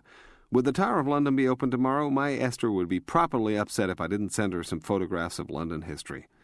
There's not a lot of history in West Iowa. I won't be going down there again, not until it's finished. I don't believe in second-guessing the experts. It's in their hands now, the people with the guns. Remember what I said, a man without love, a man who won't walk away. I'll go down again if there's a body to view. I'd like that if it can be done inside my schedule. Markham swung the car down into the basement car park. He turned off the ignition and stared to the front before turning to face Littlebaum. Can I ask something? No, several things, he said briskly. Haven't I given you the chance? I'm sorry. Fire away. It may sound like an idiotic question, Mr. Littlebaum, but do you think you change anything? Do you believe you do anything that's honourable and worthwhile? Do you care about people? Have you ever considered walking away and picking up work where there's something finite at the end? Is it a decent job? Markham looked into the American's old eyes and saw the light flash in them. That tells me you're thinking of bugging out. It's not for me to offer persuasion either way, but I don't think you're the sort to drop out. I've been through the bad times when it's just filing paper and getting a cold ass in a surveillance stakeout, and there's no big picture to tell me it's worthwhile. I've done that. I hung on in there. I got a grip and I hauled myself up, and I thought whining was poor sport. I believe in what I do. I think I serve my country's interests. There's plenty of places back where I come from that have banks and real estate offices and insurance companies where I could have gotten work, and I think it would have been a slow death. But I'm a selfish man, and I love what I do, and I aim to keep doing it. If they threw me out tomorrow, I might just go find a veterinary surgeon and ask him to put me down. I can't think, Mr. Markham, of a better thing that a man can do than to serve his country and not have it bother him that no one knows his name and no one will ever learn what he did. Littlebaum had reached for the door handle. Markham said, "Thank you. I've met your principal. I was at the meetings that evaluated the information he gave. He's a tough, proud, able man. Don't make a judgment on me because I'm not modern and emotionally incontinent. I hope, sincerely, he makes it through this. But I'm honest with you, my country's interests are paramount to me. You can't go soft on this. I have to tell you, I have very little respect for quitters."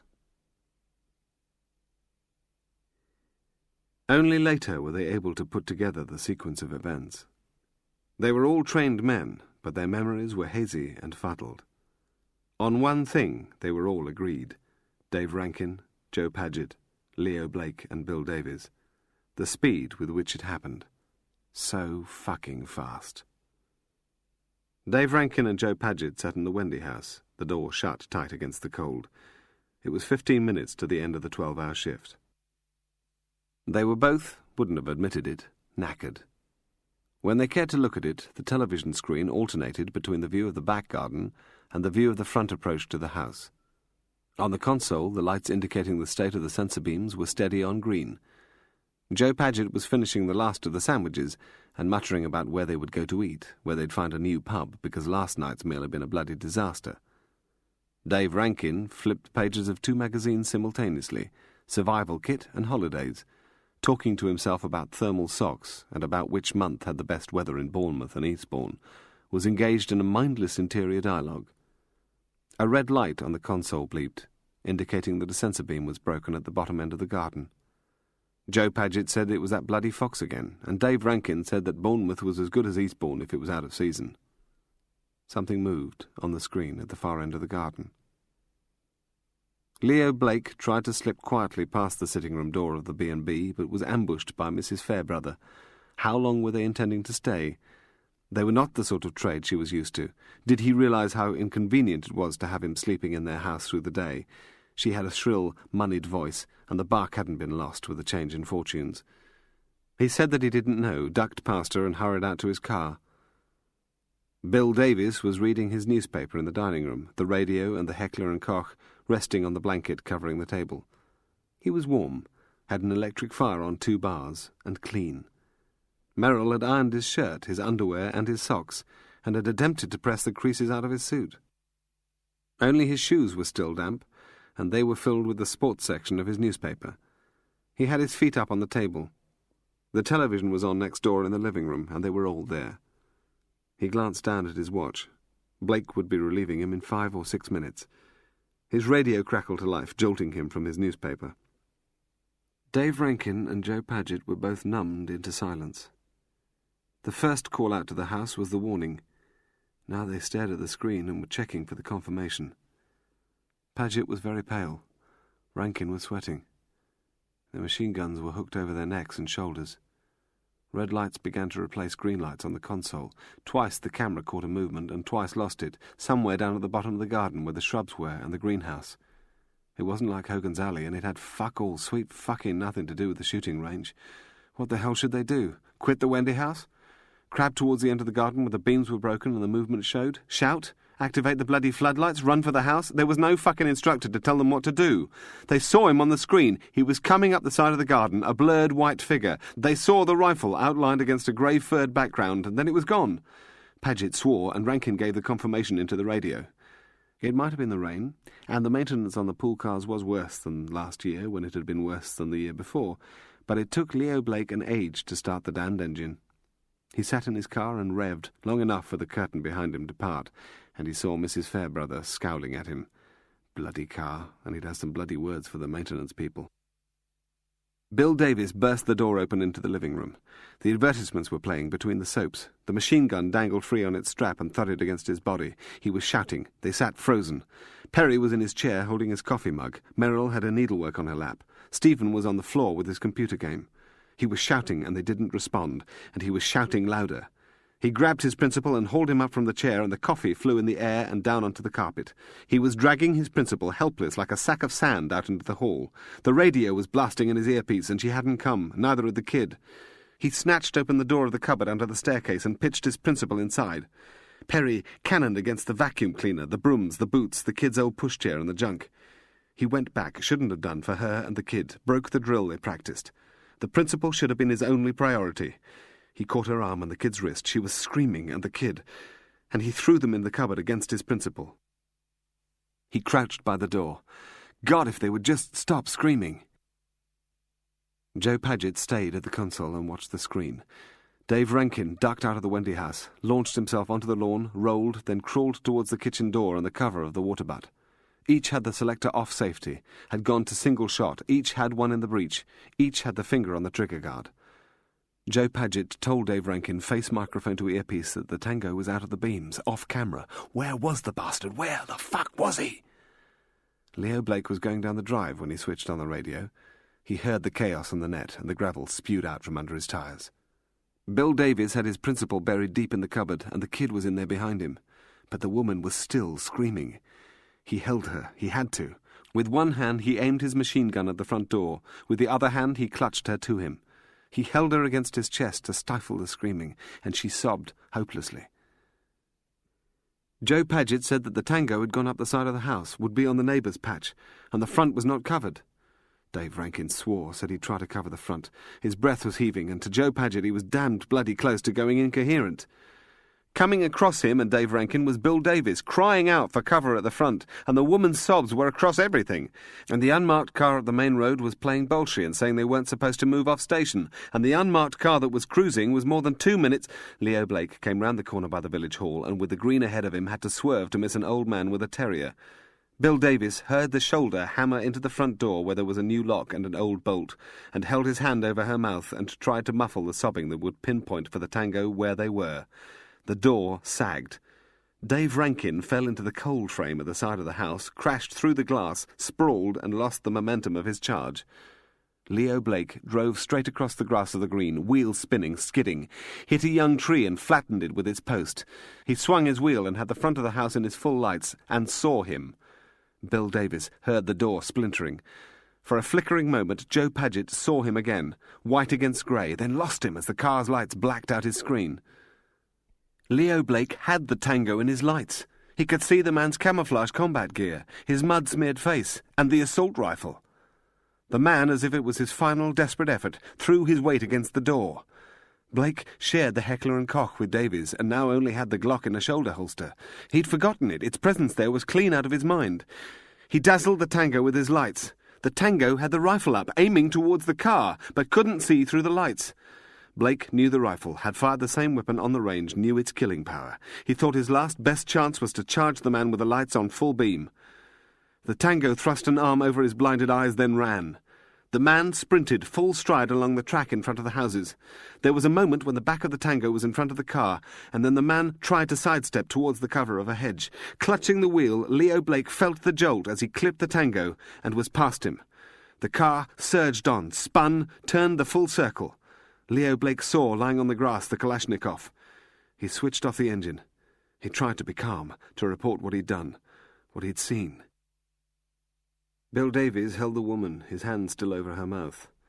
The sound of bitter argument on the soap played from the living room through the hall and into the cupboard. He said it was all right. He said it was over. And he realized that he had no shoes on. Joe Paget sat motionless in front of his console and watched the green lights of the unbroken beams. Far away, Dave Rankin heard the splinter crack of a fence breaking, as if it were rotten and gave under the weight of a man.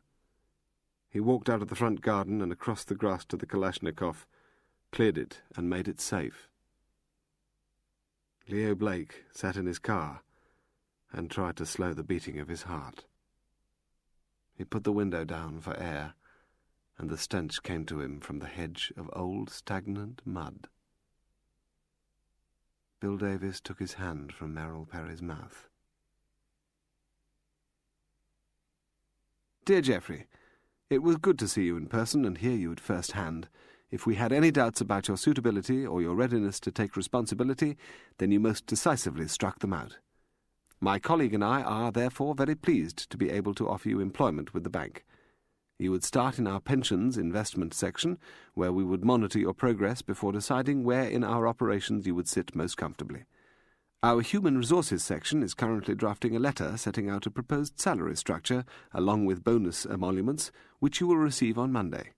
If they are acceptable, please let me know when you can start with us. The sooner the better as far as we're concerned. We would wish you to resign from your present employment at the earliest opportunity. Sincerely. The letter was under her buttocks. It was Vicky's reward. It was creased and crumpled, and her thighs gripped his waist and her ankles locked against the small of his back. The drink made her noisy. She had cooked for the two of them something Mexican. His absence at lunch with her mother was forgiven, and she drunk most of the bottle he'd brought round. Shyly he had shown her the letter that had lain unopened all day in his briefcase. She had left the plates, the empty glasses, and the finished bottle on the table, and taken him and his letter to her bed. Wasn't he clever? Wasn't he brilliant? Wasn't the future opening for them? He was too tired to enjoy it, but he pretended. She grunted and squealed and kept him inside her long after he was finished. When would he resign? When would he be shot at the bloody place? It was as if Vicky had given him a present. His pager bleeped on his belt. His belt was in his trousers on the floor by the door, where she'd pulled them off him. He prized open her thighs and fell off her. All he wanted to do was sleep and to forget the one-road village, the prey and the predator, the high church tower that overlooked the marshlands. He crawled to his trousers and read the pager's message. Markham G, re Juliet 7, failed hit, get back soonest, Fenton. He started to dress. She lay on the bed, limp, her legs apart. He pulled on his underpants, his trousers, shirt, and his socks. The letter still peeped from under her buttocks. He pulled on his shoes and knotted the laces. He went to the bed and tried to kiss her mouth, but she turned her head away and his lips brushed her cheek. It's the last time you do this to me, the last bloody time. You're not running back to them again like they're your bloody mother.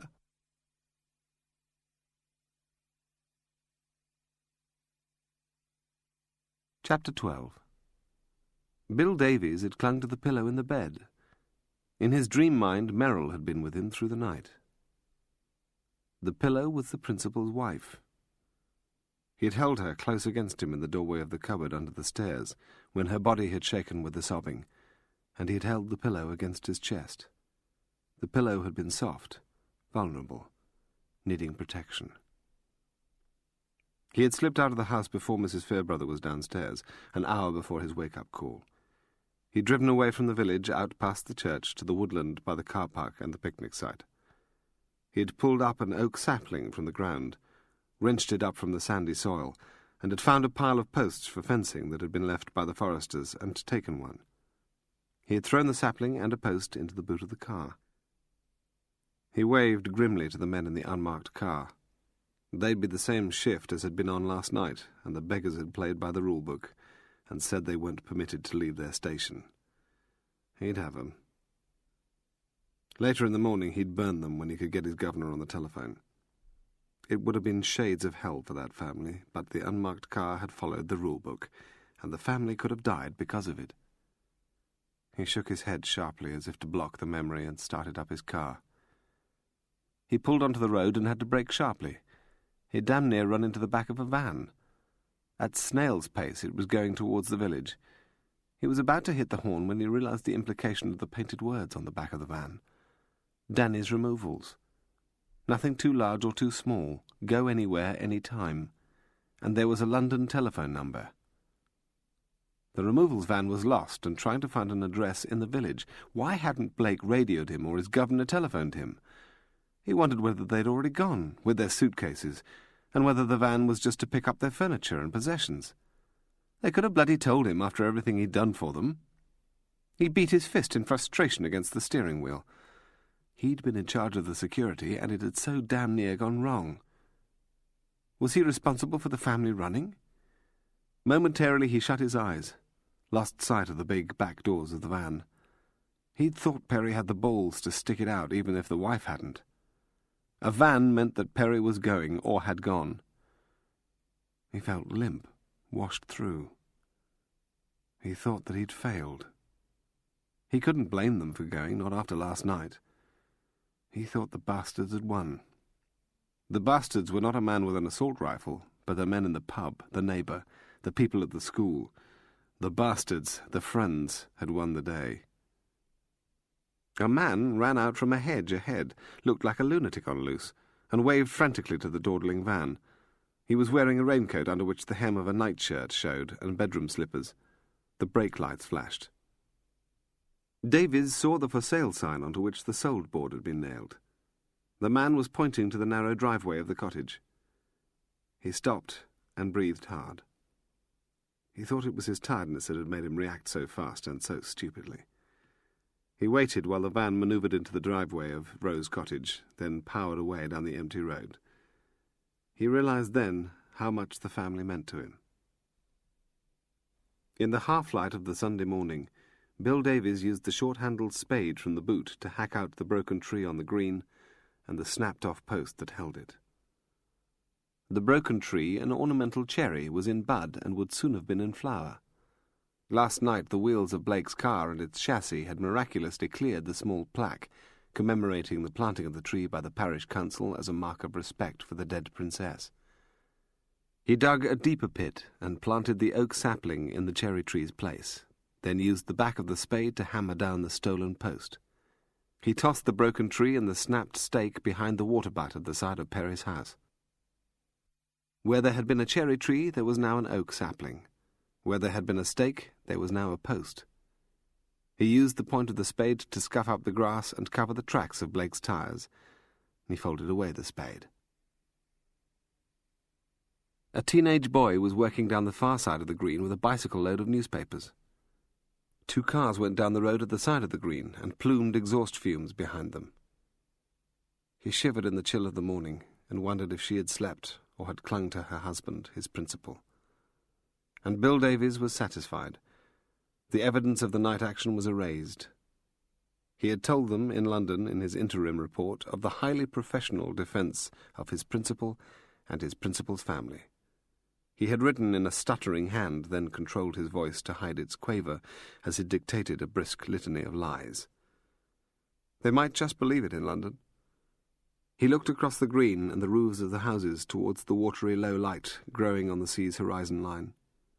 He looked at the house and the drawn curtains on the bedroom window, and he wondered how they would be. He was walking to the front door when the neighbour spilled out from the next-door house. I want a word with you." Wroughton, the neighbour, was in a dressing-gown and slippers. His hair wasn't combed and he hadn't yet shaved. Davies saw the wife behind him, half hiding in the hall shadows. "How can I be of help?" "What happened here last night?" "I'm not aware that anything happened." "There was a car. Was there really?" "And shouting. Must have been a television. Turned up too loud." "Are you telling me that nothing happened here last night?" "If there's anything you need to be told, Mr. Wroughton, you'll be told it." He stared into the neighbour's eyes, challenged him, then watched him back off and go back inside. Bill Davies could be a quality liar and a good-grade bully. He saw the woman's face at the window beside the door, smiled cheerfully at her and waved. A man with a high-velocity assault rifle had been in the darkness, a few feet from where that woman, her husband and children, had lain in their beds and listened to tire screams and panicked shouts. There were enough complications in Bill Davies's workday without added responsibility for the neighbours. He felt the burden of it and stamped up the path to ring the bell. The previous week he would have sworn it couldn't happen, that he would be emotionally involved with his principal's family. Blake told him that a dog team had arrived 3 hours earlier, found a trail through the gardens, down the green, across rough ground, and had lost the trail in the river. Apparently there was no blood on the trail. The dogs had worked the riverbank, Blake said, but had failed to regain the scent. A van had come an hour before and collected the assault rifle. How were they in the house? Blake shrugged. They were predictable. What was predictable? They were on the floor. Would they get off the floor? And again, Blake shrugged as if it wasn't his concern. But the woman had cried in the night, and twice the man had come down the stairs and poured whiskey, swigged it, and gone back up. They'd had the kid in the bed with them. Was Blake, 10 hours later, sure he'd hit the man? Blake was sure, and to emphasize his certainty, led him to the car and showed him the sharp dent in the paintwork over the near side wheel. A small car, a city runabout type, came towards them. Instinctively his hand slipped inside his outer coat and rested on the Glock. He saw a young man at the wheel, his eyes raking the ground ahead as he approached. Bill Davies thought he was looking for the evidence of what had happened in the night, but there was nothing for him to see. It was like the aftermath of a road accident, when the fire brigade had hosed down the tarmac, the traffic police had swept up the glass, and the recovery truck had towed away the wrecked vehicles. The car stopped. The window was lowered. The young man, stubble on his face, tie loosened, held up an ID card. Davies thought he'd been up all night. "I'm Markham, Jeff Markham. I'm the liaison from Thames House." "Are you Bill Davies?" He nodded, didn't bother to reply. "Pleased to meet you. They're singing your praises at our place up to the rafters. I mean, it was a quality defence of a target. We'd have expected unadulterated chaos, but what you did was brilliant. There's a big meeting this morning up at Secretary of State level. That's why I'm here, for liaison. There has to be an evaluation of how the target will take the pressure. Waste of time, really, because your report indicates exceptional calm. We'd have reckoned they'd be screaming and bawling and packing their bags. What was it like?" Davies tried a thin smile. "Well, it's what you're trained for, yes? We understand the dogs lost him on the way to the marshes going south. I'll talk to your principal later when I've had a walk about the place and found somewhere to bed down. Hope I won't be in your way. There's talk of putting the army in to flush him out, but that's for the meeting to decide." "I won't have it. I can't accept it." The Secretary of State flexed his fingers nervously, ground the palms of his hands together. "We should be there. We've the expertise." The Colonel had driven from Hereford through the Donau's. "Out of the question. There has to be a different way." "Special forces is the answer, not policemen." Fenton was there with Cox at the side of the Secretary of State, but a step back from him. It amused Fenton to see the politician writhe in the confrontation with the stocky, barrel-bodied soldier. He understood. The regiment's commitment to Northern Ireland was reduced. The Colonel was touting for work for his people, and for justification of their budget. "With the military and their backup, all their paraphernalia equipment, we escalate way beyond any acceptable level to government." "Policemen cannot do it. Counter-revolutionary warfare wing should be deployed," the Colonel demanded. "The military going through those marshes like it's a pheasant beat, a fox hunt ending in gunfire and a corpse, that's an admission of our failure." "Then you take the risk on your shoulders for the life of this man and for the lives of his family. We can do it." The Colonel wore freshly laundered camouflage fatigues, and his boots glowed. Fenton and Cox were, of course, in suits. The politician was of the new breed, dressed down for a Sunday morning in corduroys and a baggy sweater. At Thames House they harboured no love for the Special Air Service Regiment. The gunning down by plain-clothes soldiers of 3 unarmed provisional IRA terrorists, in daylight, in a crowded street, in Gibraltar, had been, in the opinion of the security service hierarchy, simply vulgar. Each time, the moment before he launched himself in speech, the Secretary of State glanced at Fenton and Cox as if they might offer him salvation, and each time both men gazed away. It would smack of persecution. We have close to 2 million Muslims in the country. The effect of a military gun club drive could be catastrophic for race relations in the United Kingdom. Do you want the job done or don't you? Those relations are fragile enough. Even now we're walking a tightrope between the cultures. Deployment of the army against what is probably a single individual and his inevitable death would create dangerous tensions, quite apart from the effect on the international dialogue. The Colonel thwacked his fist into the palm of his hand. The idea of sending policemen into those marshes, that sort of terrain, against a dangerous fanatic is preposterous. Another way there has to be. No, my men have to go in for him. The politician rocked and reached out to his table to steady himself. Perhaps, Fenton thought, he saw an image of camouflaged soldiers dragging a body from the water of those hideous marshes that bordered the road going away from the god-awful place. Perhaps he saw an image of young Muslims barricading streets in old mill towns of central and northern England. Perhaps he saw an image of a British diplomat being pulled from his car by the mob in Tehran or Karachi, Khartoum or Amman. Every politician, every minister of government he'd ever known was traumatized when the men came from the dark crevices at the edge of his fiefdom, did not confide, demanded free-range action, and dumped on the desk a sackload of responsibility. The colonel had his finger up, wagged it at the Secretary of State as if he prepared to go in for the kill. "There is no other way." It was Fenton's moment. He enjoyed always a trifle of mischief. He looked at Cox, and Cox nodded encouragement. Fenton smiled warmly. "I think I can help. I think I can suggest an alternative procedure." He had been there through the night and all of the day before.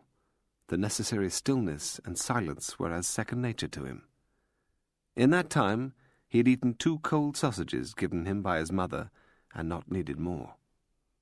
He sat motionless, sheltered by a rock from the worst of the wind. He was 1,000 feet above the small quarry beside the road where the police waited, 200 feet above the escarpment of raw stones and weathered tree sprigs where the Erie was. He had his telescope and the binoculars, but he didn't use them. He could see all that he needed to see without them. There was only the wind's light whistle to break the silence rippling around him. It was an hour since he had last whispered into the radio the police had given him, and the birds at the Erie were quieter now. When the egg thieves came to the mountains, the police always called him, because, as they told him, he was the best. The anger burned slowly in the young man's mind. When he had climbed to his vantage point using dead ground, never breaking the skyline or making a silhouette, the birds had been frantic at the Erie, wheeling and crying.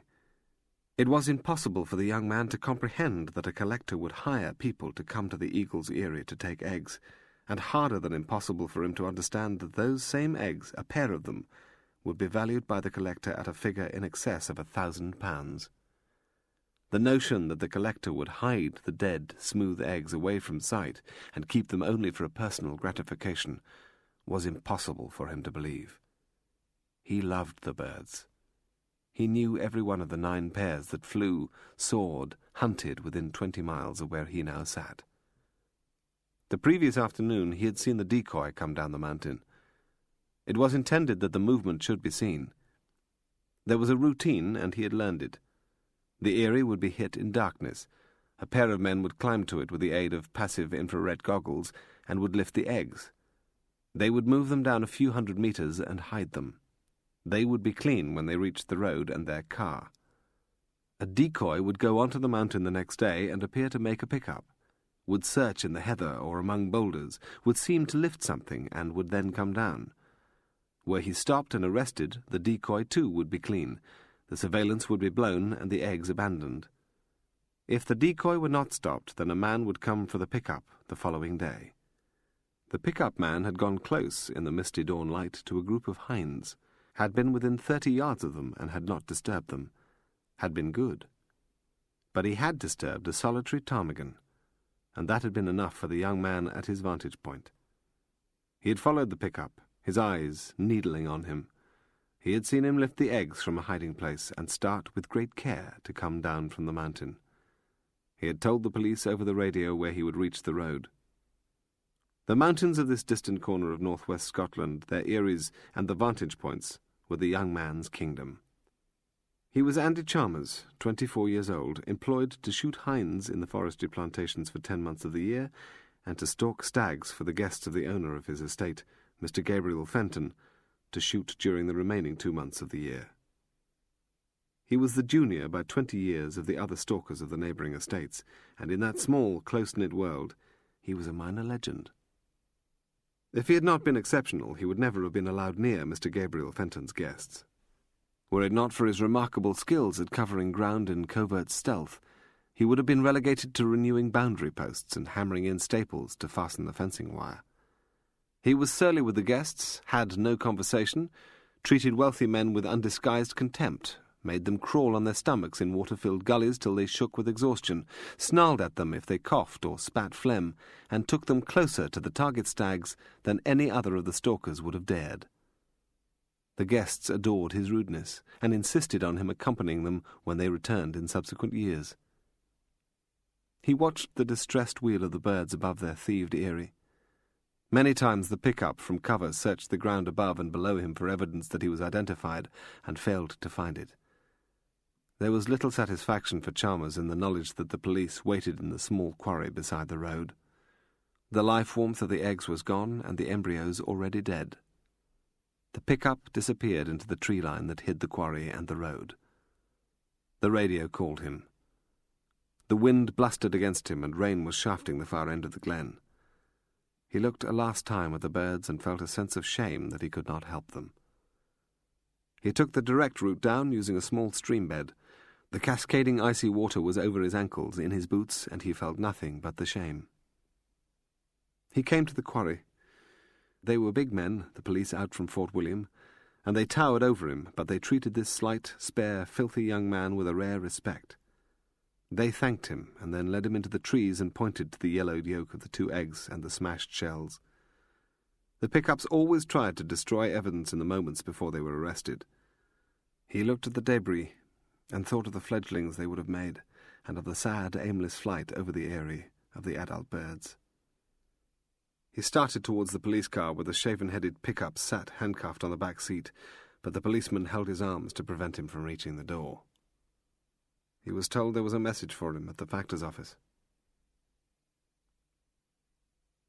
Peggy was a cog in the wheel of the village's life. She thought of herself as a large cog, but to others in the community she was of small importance.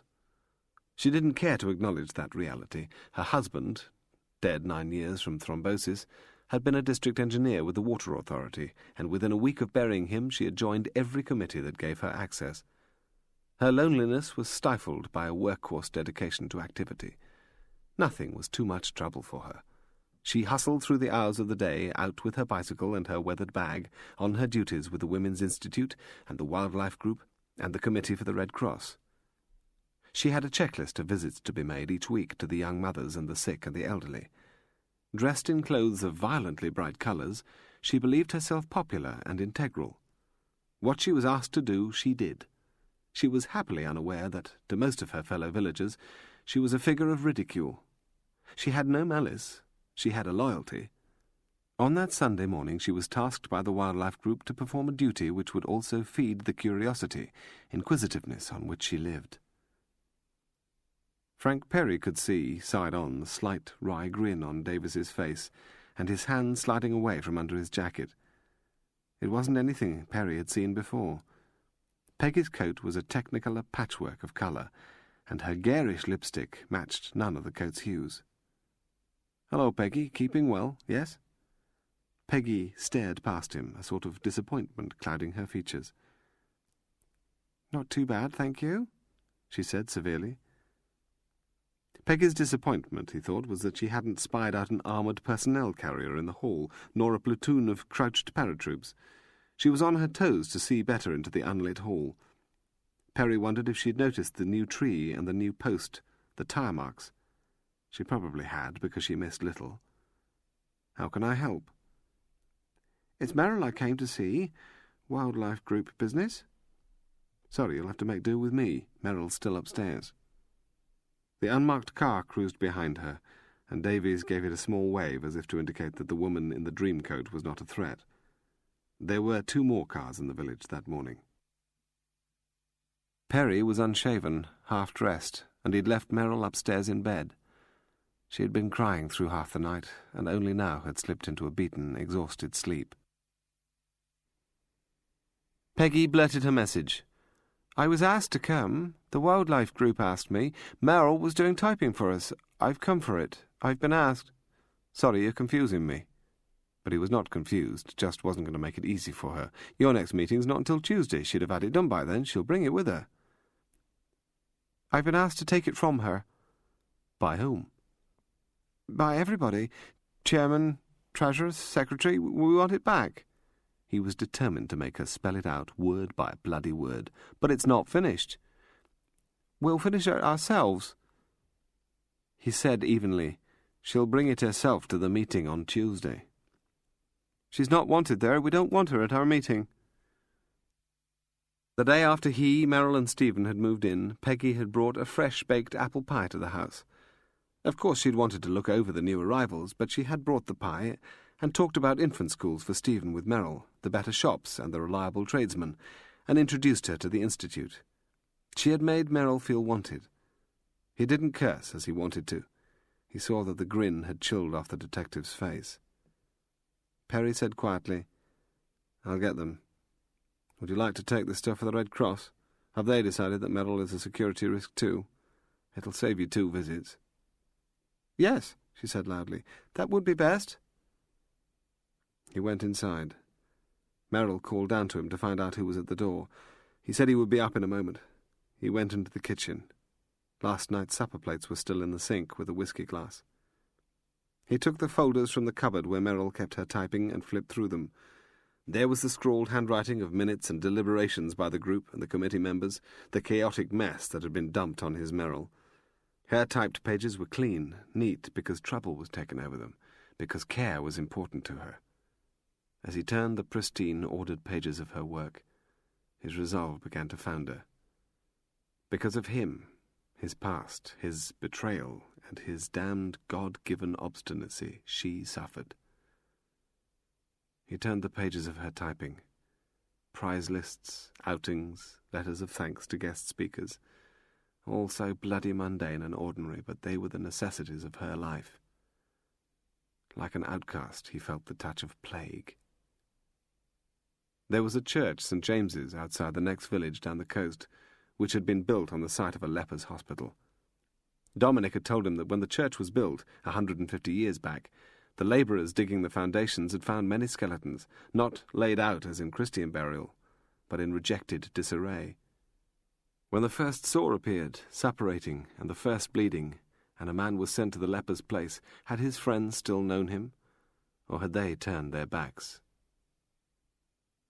He gathered Merrill's pages back into the folders and took them to the front door, reaching past the detective to hand them to Peggy. She dropped the folders into her bag. So much he could have said, but Merrill wouldn't have wanted it said. "There you are, Peggy, everything you asked for." He knew that by not cursing, not swearing, he destroyed her. Her chin shook, and her tongue wriggled and spread the lipstick on her teeth. "I was sent. It wasn't my idea. You're with us or you're against us. That's what they said. If I'm against, then I'm shut out. Doesn't matter to you, Frank. You can move on. I've nowhere else to go. It's not my fault. I'm not to blame. If I don't bring those papers back, I'm out. I'm a victim too. It's not personal, Frank." She ran to her bicycle. He let Davies shut the door on her and climbed the stairs to the bedroom. There was never a good time for telling a bad story. She was wiping the sleep out of her eyes. "I don't want to tell you this, but I have to. Peggy came to take away your typing for the wildlife group and the Red Cross. She's going to do it herself. We are not wanted. I could have thrown it all at her face and made her grovel down in the road to pick it up. I didn't. I know what I'm doing to you." He paused and drew a breath. "They say he's still out there. He may be hurt, but if the injury isn't severe, he'll come again. They say the dogs found a scent, then lost it. Peggy's going to do the typing herself." She screamed. The shrill staccato burst of her scream filled the room. She convulsed in the bed. The scream died, and her eyes stared up at him, wide and frightened. Still in his pyjamas, Stephen was in the doorway, holding a toy lorry and gazing at him. He told Stephen that his mother was unwell. He tried to hold him, but the boy recoiled. He left the bedroom where there were no lights, no pictures, where the glass of the mirror on the dressing table was scarred with adhesive tape. He walked slowly down the dark stairs, as if descending into the lower reaches of the bunker. He stopped at the dining room door. How much worse does it have to get? Does what have to get, Mr. Perry? How How much worse does it have to get before I'm told the Al Haig story? A bit worse, Mr. Perry. He hung his head. And how much worse does it have to get before I say I'm at the end of the road, before I'm ready to run? Quit. The detective, sitting at the table, the machine gun beside his hand, looked up keenly. That door was open once, but not any more. I think it was on offer a bit ago, but it's not an option, Mr. Perry. Not now. Kathy Parker had used one of the sleeping hutches at the top of the building to catch 4 hours' rest. She came down to the floor. Fenton was there with Cox. She riffled through her papers for the address in Somerset. It would be a good drive. She'd enjoy the blessing of being clear of Thames House. She might have time to call in for tea or a sherry with her parents afterwards. Fenton was talking, convincing. "You worry too much, Barney. You'll go to your grave worrying. You heard what the American told young Jeff. This man is essentially a civilian. He is not military, doesn't have the mindset of manuals. He will think like a civilian and move like one. You don't put the military in against him. You put another civilian there. If it had been the military, then you've lost control, and that's something to worry about. God, the day I side with a politician is a day to remember." She walked past the grinning Fenton, and Cox, whose face was an enigmatic mask, and paused at the closed, locked door. She took a pen from her handbag and made a decisive line through the writing on the sheet of paper fastened there. She wrote boldly, "Day 4, and moved off down the dull-lit corridor. The Iranian crude was offloaded. The tanker was buoyed up, monstrously high above the waves rippling against its hull, riding to its anchor. The radio message had still not been received. Perplexed, the master called the terminal authority, reported a turbine problem, and requested that a barge come alongside to take his crew ashore. He did not understand why the order to make the rendezvous had not reached him. All day, Peggy had anticipated the opportunity to call on the new people who had moved into the cottage on the opposite side of the road to the church. It was a dingy little place, only 3 bedrooms. Old Mrs. Wilson, now in a nursing home, had always said the damp in the walls of Rose Cottage had wrecked her hips. The ride home had settled her after the confrontation with Frank Perry, and she'd collected the pie, wrapped it in tinfoil, and balanced it under the clip on the rack over the back wheel of her bicycle. She had hoped to be invited inside, but she had had to hand over her welcoming gift on the step. A man had answered her sharp rap at the door, wispy-haired, slight, raggedly and dully dressed, and seemed to be astonished that a complete stranger brought an apple and blackberry pie to him. He said his name was Blackmore. There were half-emptied packing cases in the hall behind him. He told her no more about himself other than his name. A woman came down the stairs, picked her way between the rolled carpets and the boxes, but the man did not introduce her, and awkwardly held the pie he had been given. Peggy chattered. Her name, where she lived, the societies and groups in the village. The woman had a sallow skin, a foreigner, perhaps from the Mediterranean. The bus timetable, the early closing day in town, the best builder in the village, the walks, the milk delivery. Neither the man nor the woman responded.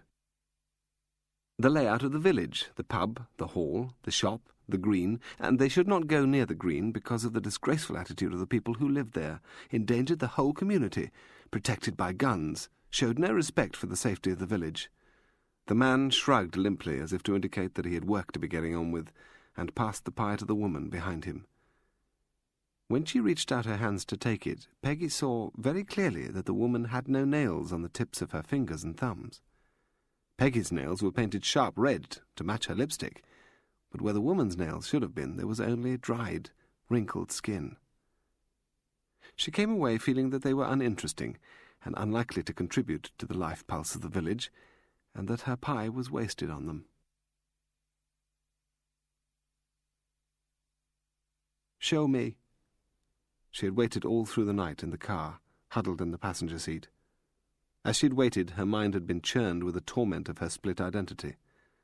The quiet had been broken by the owls, and once a fox shadow had passed close. She had sat, hunched, cold, and waited.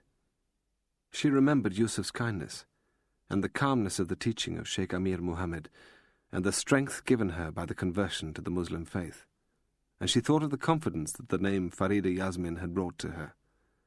It was as if the old world, the existence of Gladys Eva Jones, demeaned and diminished her.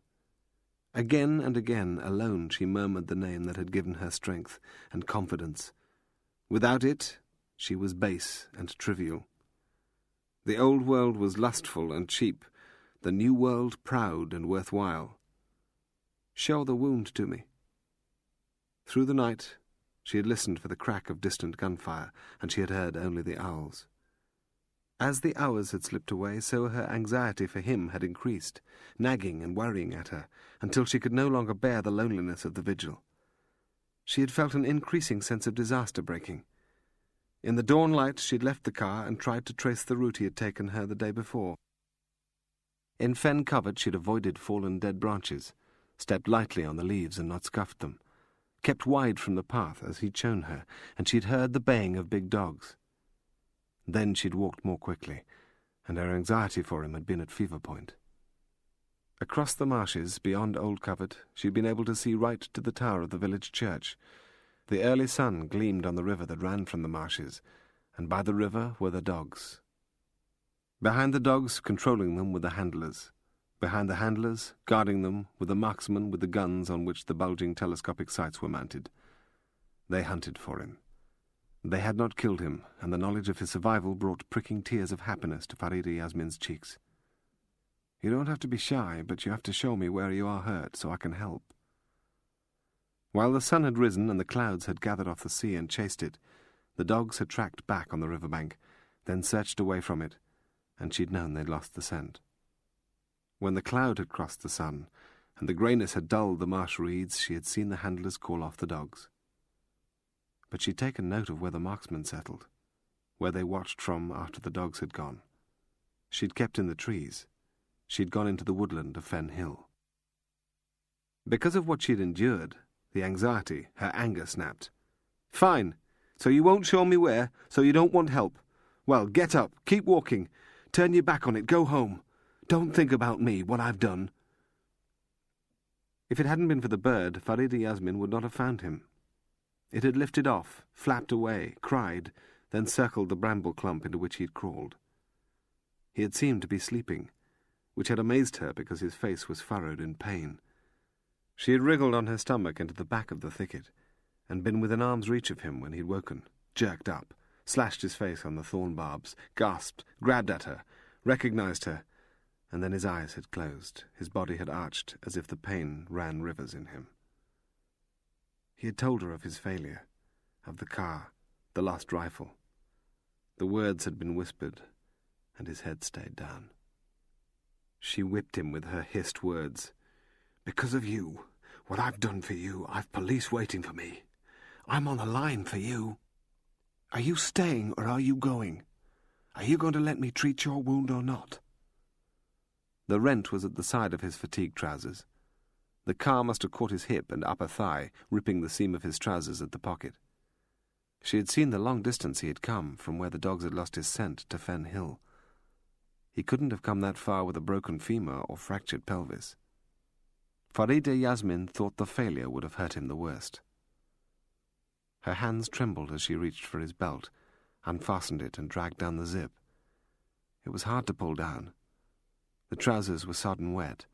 She crouched low above him, under the roof of bramble and thorn, then pushed her arm under the small of his back and lurched his buttocks clear of the ground. He didn't fight her as she dragged the trousers down towards his knees. She saw the mottled purple and yellow bruising. She saw the hair at the pit of his stomach, the limit of the bruising, and the small contracted penis. He stared up at her. Her fingers so gently touched the bruise, and she felt him wince. She tried to soothe his pain. She told him of the dogs and where the marksmen were. She told him what she would do and how she would help him.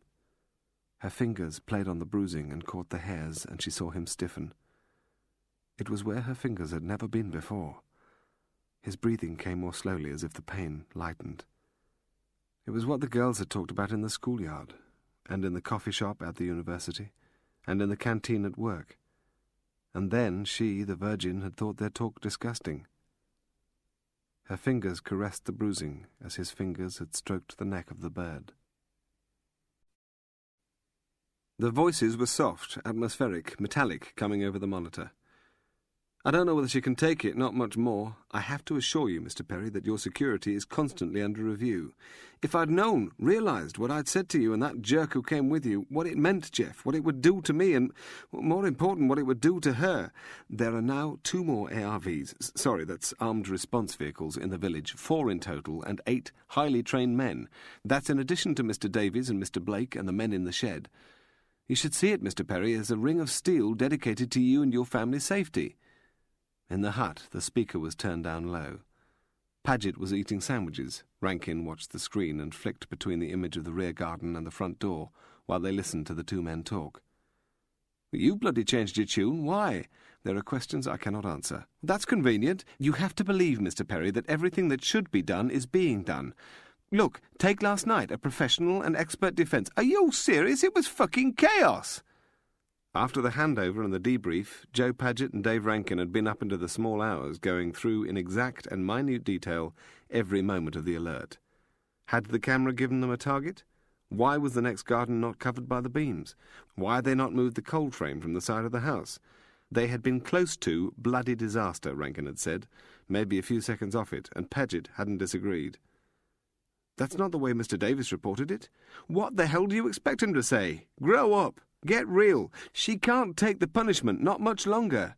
We've made our commitment, Mr. Perry. When I told you and that jerk we were staying, it was because I believed we were among friends. That's the worst. Don't you read newspapers? It's how people behave when they're afraid. Each week it's in your newspapers. A family have a child recovered from meningitis, and they're about to fly back from a sunshine holiday, but the other passengers won't travel with them for fear of infection. They're bumped off the flight. No charity. How many examples do you want? It doesn't matter where you are. An American Navy ship shoots down an Iranian passenger aircraft, and it's a mistake, but the Iranians don't accept apologies and bomb the car driven by the captain's wife on some smart street in San Diego. The detonator was incorrectly wired. She lives, but she's chucked out of her job. She's a pariah and might endanger others.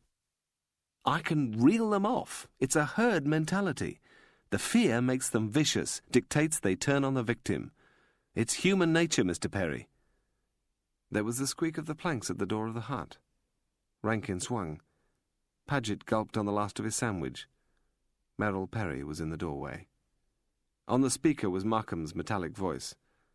I suppose it's because so few people these days ever get really tested that they're so scared of the unpredictable. Her tone was dead, flat, like her eyes and the pallor of her cheeks. I hope I'm not disturbing you. I came for Stephen's tractor. Paget remembered her screams over the detective's radio, and Rankin had heard them as he tried to get round the house and fouled up in the cold frame. Paget scrambled to kill the speaker. Rankin groped under his chair and found the boy's tractor. Do you always listen to us? Is everything we say, Frank and I, listened to?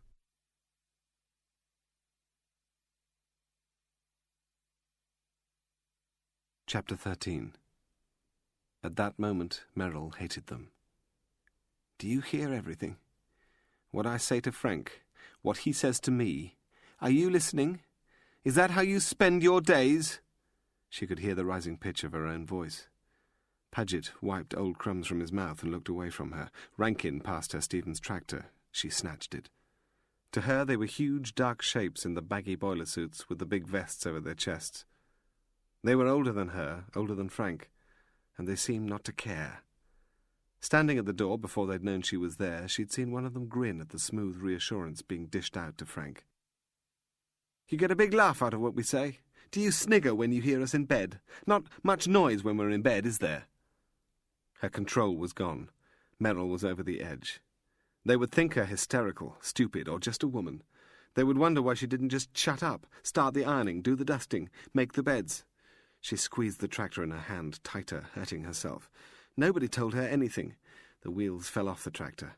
When any of them talked to Frank and she came close, they stopped, and Frank cut short what they'd said. She was not included, not need to know, just a woman who was a nuisance. How long are you here? Forever? Is that my life, forever, having you listening? The short one, Paget, said quietly, We're here, Mrs. Perry, till Wednesday night. That's the end of our shift. The tall one, Rankin, said gently, Thursday morning's a loo day, Mrs. Perry, then we start our long weekend. Actually, Mrs. Perry, we'll have clocked up 28 hours overtime in the week, so they won't mess with our long weekend. Then we're on the range for a day, not an assessment, just practice. After that, we might come back and we might not. We're always the last to be told where we're going. Rankin took the tractor from her, then crouched to pick up the wheels. The tears were filling her eyes. She thought they were indifferent as to whether they came back to this hut, this house, her life, or were assigned to another location. Rankin had the tractor wheels back under the toy's body, and Paget passed him a small pair of pliers. She was just a make-weight woman who had lost control. She turned and leaned against the wall of the hut, her eyes closed to pinch out the tears. When she opened her eyes, the picture was in front of her, 3 or 4 inches from her face. It was hazy, a grey-white image at the bottom of the fence of her garden, the apple tree and the sandpit Frank had built for Stephen. The shape of the man they sought stood out, and the silhouette of the rifle. Her voice was brittle, fractured. "What'll you do when you drive away from us for your long weekend?" "We were thinking of going fishing, Mrs. Perry, off the south coast." "You get a good rate on a boat this time of year, Mrs. Perry." Paget smiled. Rankin gave her back the repaired tractor. She smeared the tears off her face. "Will you stand in front of us before you go fishing, in front of Frank and Stephen and me?" Rankin said, "I won't lie to you, Mrs. Perry, we're not bullet catchers. I don't expect to get killed on the say-so of a fat cat bureaucrat sitting in a safe London office. If the opposition, him," he gestured harshly towards the picture sellotaped to the wall, "if he wants to die for his country, then I'll willingly help him along, but I don't aim to go with him. If he wants to end up a martyr, famous for 5 minutes, that's his choice. I'm here to do the best that's possible, and Joe is, and that's as far as it goes. If you don't like it, then you should get your suitcase down off the top of the wardrobe. That's the truth, Mrs. Perry, and I'm sorry no one told it you before." "Thank you." She turned for the door. The cloud had covered the sun and her home. What was precious to her seemed both drearily mundane and terrifyingly dangerous. She held the door handle for a moment to steady herself. It was Joe Paget who called to her. "I'd like to say something, Mrs. Perry. We didn't do well last night, but we learn. It won't be like that again. We'll kill him if he comes back, and that's not just talk." He paused. "You should get back in the house and make yourself a fine pot of tea. I don't know him or anything about him, but I'll shoot him, or Dave will. You can depend on that. We'll kill him." The husband stared belligerently at the sofa as Cathy Parker wrote briskly in her notebook. His wife spoke. "I wouldn't know anything about her, except that when my aunt died I had the job of sorting through her papers. My uncle passed on 3 years earlier. It was a sort of surprise to find any reference to my cousin, but she'd written 2 or 3 times a year to her mother, my aunt. I say it was a surprise because my uncle never spoke of Edith. It was like she didn't exist. My uncle was an engineer with the Anglo-Iranian Oil Corporation, based in Abadan. I think they lived pretty well, servants, go villa, all that. He just couldn't accept that his 19-year-old daughter should fall for and want to marry a local. Ali Hussein was a medical student in his early 20s. My uncle did all he could to break the relationship and couldn't, gave up on Edith. He didn't go to the wedding and forbade my aunt to go. He just cut her off, pretended there never had been a daughter, an only child.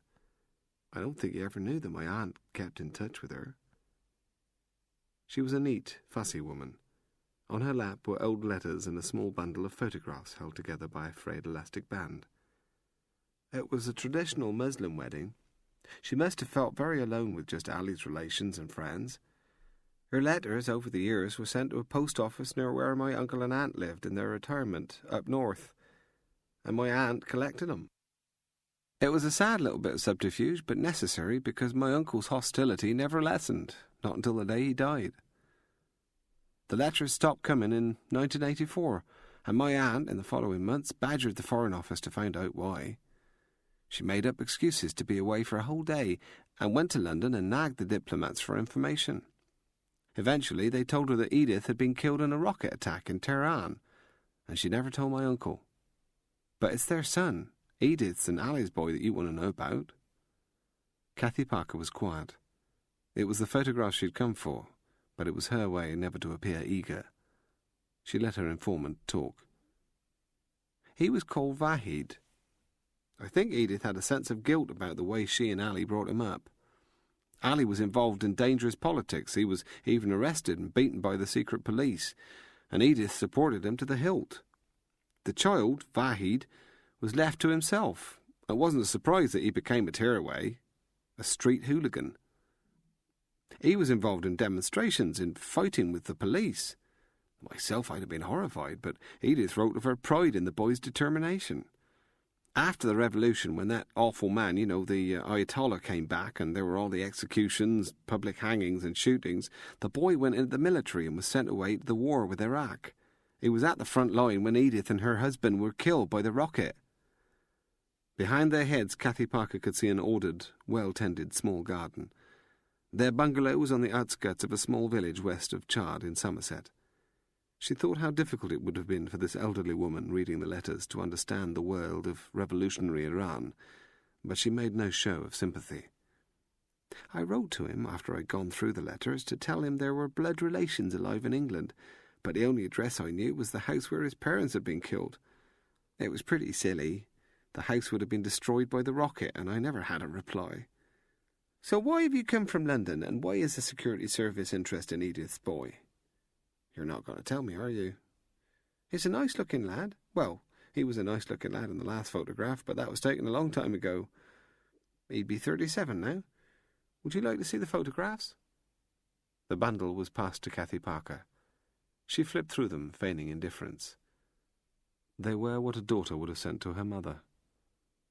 It was the usual progression: a baby, a toddler, a child in school clothes, at a picnic and kicking a football, a teenager.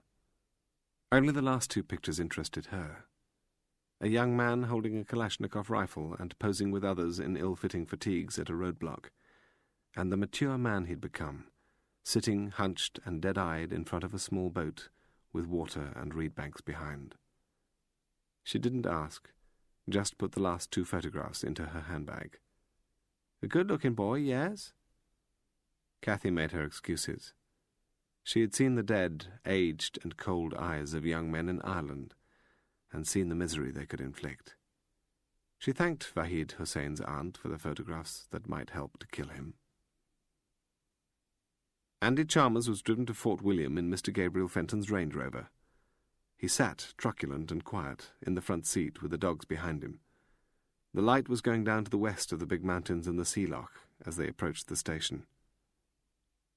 Don't take any shit from them, Andy. I've said it before and I'll say it again. Do it your way and the way you know. They'll be superior and they'll treat you like dirt, but don't take it. You're there at Mr. Harry's invitation, there because you're bloody good.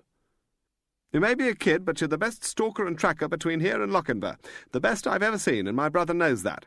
Don't let me down. There'll be plenty there who'll want you to fall on your face in the mud and fail, and you're going to disappoint them. I thought I was useful in the Radfan up from Aden, but I hadn't half of the skill that you're blessed with. Mr. Harry's out on a limb for you. That's his degree of trust. Take care, Andy. Find this bastard, and if you bring me back his ears, then I'll have them mounted and hung in the hallway. That's a joke, you understand, a joke. He trailed from the Range Rover behind his estate owner into the station, and he jerked his dogs to heel. It would be the first time in Andy Chalmers' life that he had left the mountains that were his home. Mr. Gabriel Fenton collected the first-class ticket, return, and the sleeper reservation, pointed through the doorway to the waiting train, cuffed him cheerfully on the arm, and left him. Chalmers walked towards the platform and heaved the dogs after him, ignoring the scowl of the attendant and the amusement of other passengers, before picking up his dogs and climbing on board. Please, Mr. Fenton, you have to listen to me. I've just come from that house. Believe me, it's horrendous in there. We've created a monster, and I'm not overstating the case here. There was a secure line in the newly created crisis centre at the police station in the town of Halesworth, 12 miles inland from the village. Down the line, Fenton told Jeff Markham he was suffering an attack of melodrama, should pull himself together. You're not here. If you were here, then you'd understand. Let me tell you, it's dark. There's hardly a light on. They're bouncing round off their furniture. She's the problem. Sometimes it's hysterical weeping, sometimes it's just sitting withdrawn. She's traumatized. He'll follow her. He thinks he's going to lose her. He's got the guilt bad. He keeps saying it's all his fault. It'll be worse in the morning because the kid doesn't have a school to go to. They're near to quitting. We're crucifying this family, and he's close to demanding a safe house, a new identity. Fenton told Jeff Markham that his job down there was to keep Frank Perry in place. That may seem reasonable enough in London, Mr. Fenton, but viewed from where I've been today, it seems poorly informed rubbish. I'm trying to stay calm. Of course I am. What do you suggest I do? Do I tell him what use was made in Iran of the information he provided? How much blood there is on his hands? Do I tell him about a tethered goat? That'll really get to him, Mr. Fenton. Too right. I'm not losing it, Mr. Fenton. I'm merely trying to explain the situation confronting me. Fenton told Markham that policy dictated Frank Perry should stay there. What do I do? Lock him up in the bloody broom cupboard? Fenton told him to get Perry's friends in and get the bottles out. If you only listen to me, Mr. Fenton, the friends have all quit the ship. They're jumping off the decks. All right, most of their friends. I'm planning to meet the vicar in the morning. Seemed a decent man. I thought if the village saw the vicar with him, that might spark some conscience. Fenton told him to take the Perrys out for the evening, splash out on a smart meal, no expense spared, to sweet-talk them and relax them. I'll do that, Mr. Fenton. I'll book a table for tonight for them and a busload of police. Should be a really jolly evening. I'm sorry to have troubled you at home. Maybe we can find a restaurant that serves boiled goat. Donna should have stayed the extra year at school. At 18, she was already as much on the shelf as the tins of beans, sweet corn, and quick-cooked curries that she stacked at the supermarket in the town. She was trapped, and she knew it. She wrote in a child's laborious hand for jobs in hair salons and with beauticians, but most of her letters were ignored, and a few were rejected in 3 lines. She was unskilled and unqualified. In the village, only Merrill Perry had time for her, and gave her the old magazines with which she could dream of smart salons and bright beauty shops where rich women would come to her for advice, gossip about their private lives, and offer her respect. Only the Perrys cared enough to fuel the dream, and she broke the boredom of home and her parents, forever sitting in front of the blaring television, with little pockets of relief when she stayed with Stephen while Frank and Merrill were out for an evening. They picked her up, they dropped her back, they gave her a small sense of importance. He came in through the door, murmured his request to Davies, took a big breath, and strode into the kitchen. Markham said brightly, "I think we need an evening out, Frank. It's time for a splash on my master's expenses to cheer ourselves up." Sausages were frying on the stove. The packet of instant mashed potato was ready at the side. Perry looked at him, astonished. "We're going out. Enough of being shut up in here. We're going out to drink a restaurant dry, to murder their menu. No argument, no hesitation, and I'm picking up the tab." Perry asked, hesitant, "Where are we going at this time on a Sunday night? Who'll have us?" "We leave that to Bill. He's the expert, spends half his time getting his principals into restaurants that say they're full." He tried to laugh. Merrill asked flat-voiced, "Who's going to look after Stephen?" He turned and saw her blank, reddened eyes. "I'm sure you've a regular babysitter. Let's get a call to her. We'll collect. Don't you worry about the detail, Mrs. Perry. Just get yourself ready and let us take the strain." Perry said, "I'm not sure." "Yes, you are, Mr. Perry. It's what's going to happen." Merrill said, "I don't know that I want to go out." "Yes, you do, Mrs. Perry. It's what's best." He manipulated them. They danced for him. He had boasted to the man and the woman at the bank that he was prepared to use people in the interests of policy, and here he was, doing it. Merrill Perry was lifting the frying pan off the cooker and muttering that the sausages would do for tomorrow, and that she'd already fed Stephen. Perry was at the telephone and scanning the list above it for Donna's number. Bill Davis leaned through the doorway and said the local police had given them the name of a place, but it was 22 miles away and they'd have to shift themselves. He'd called the restaurant and he'd organised people to check it out. Markham thought she looked so cudgelled, so damned helpless. He asked her gently if she wanted to change, and wished that Harry Bloody Fenton were here to see her. Merrill went out, and he heard her deadened step up the stairs. Do you have a girl, Frank, to come in? Thick as two planks, but decent and loyal. Meryl's been great to her, and she's fond of Stephen. Perry lifted the phone and dialed. 2 cars were pulling up outside. Blake, coming to take over inside the house, and the change of shift for the hut. Markham drew a sigh of relief. At least he had achieved something. His mind flipped back to London. The letter would be at his flat in the morning with the terms of employment. He would ring Vicky later, if they survived the meal, and ask her to go round and collect it, to read it to him. Once he'd resigned, they would boot him out of Thames House so fast his feet wouldn't touch the ground. How would it be a year later, 10 years later, when he walked down the embankment and went past the bulletproof windows and the concrete bollards? Would he feel fulfilled, streaming with the commuter hordes into the city? He had played God before with agents' lives, and was playing God now. He wondered how it would be playing God with savers' investment accounts and pension holdings. If he hadn't met Vicky, he would know sweet nothing about investments and pensions. He heard the anger in Frank Perry's voice. "What do you mean you're not coming? Is it you can't come or won't? It's nothing to do with your father, nothing to do with anyone but yourself. Listen here, we've been damn good to you. We're about the only bloody people in this place who have been. I thought better of you." Perry's hand trembled as he tried to return the telephone to the wall fitting. Then he took a pen and scratched out Donna's name and number from the list on the wall. Over his shoulder, Markham could see the list. Donna was inked out, along with most of the others.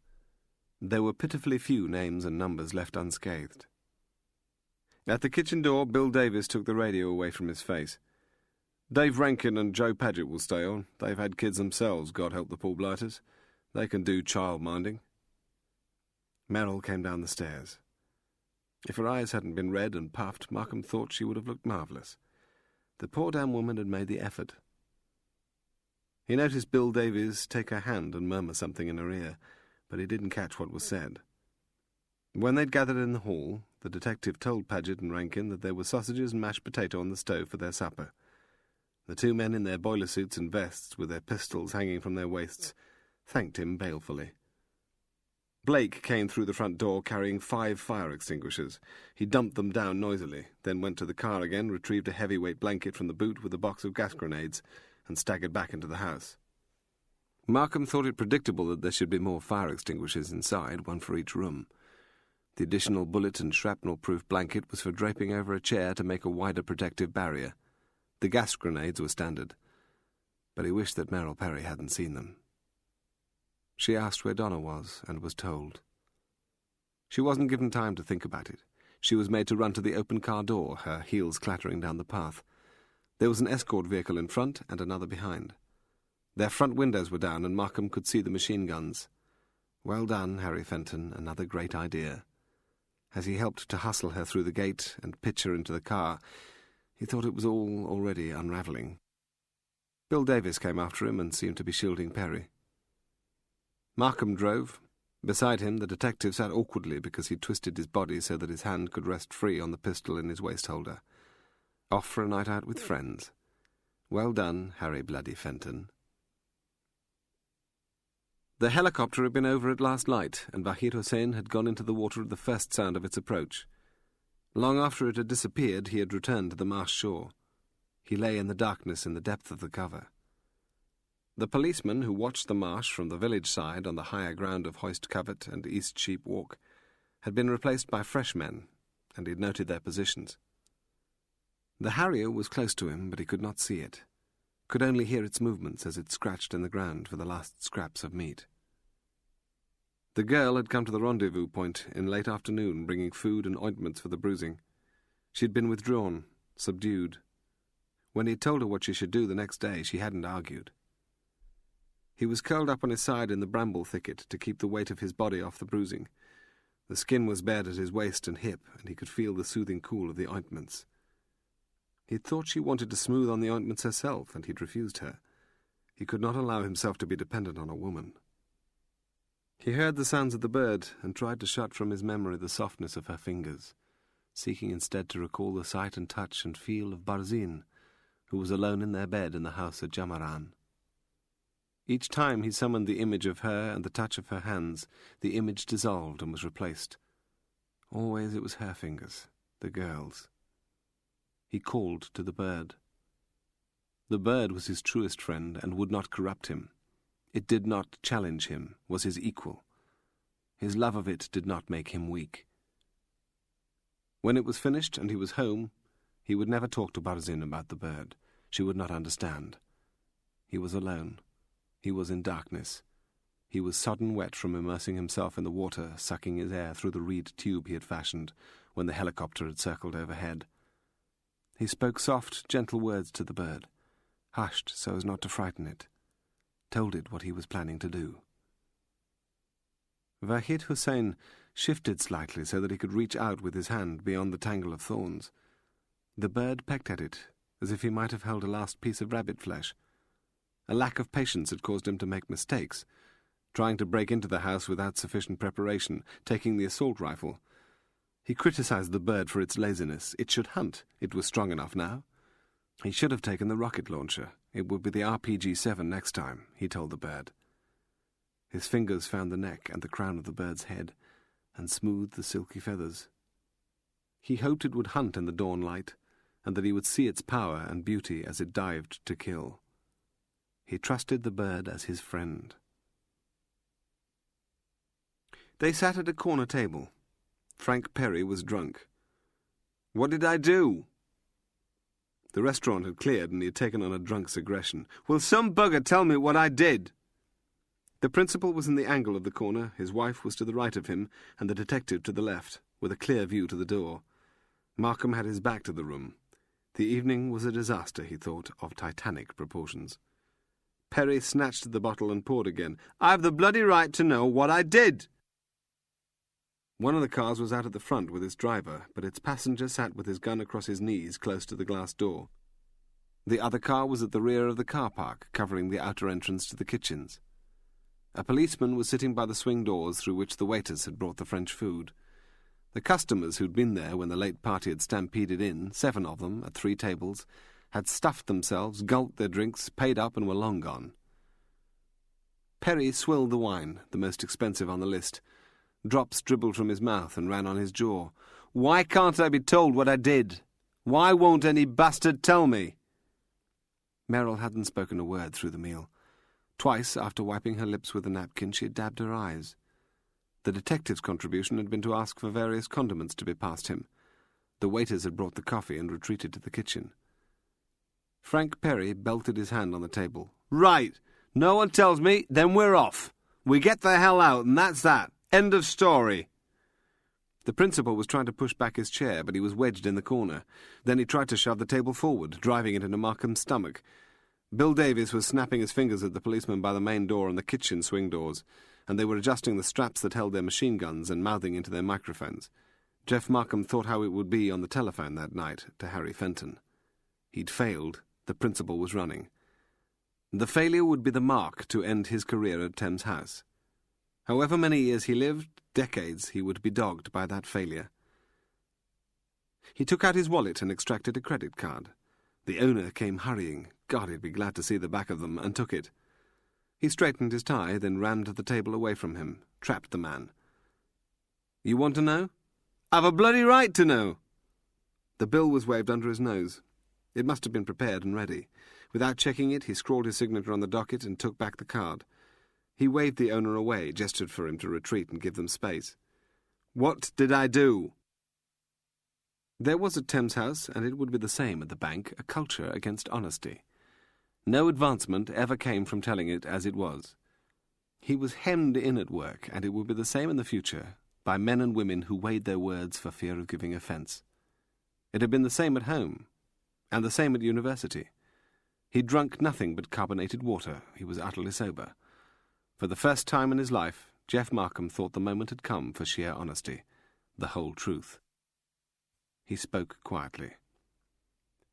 "You were a second-rate salesman. You were a grubby little creature on the make.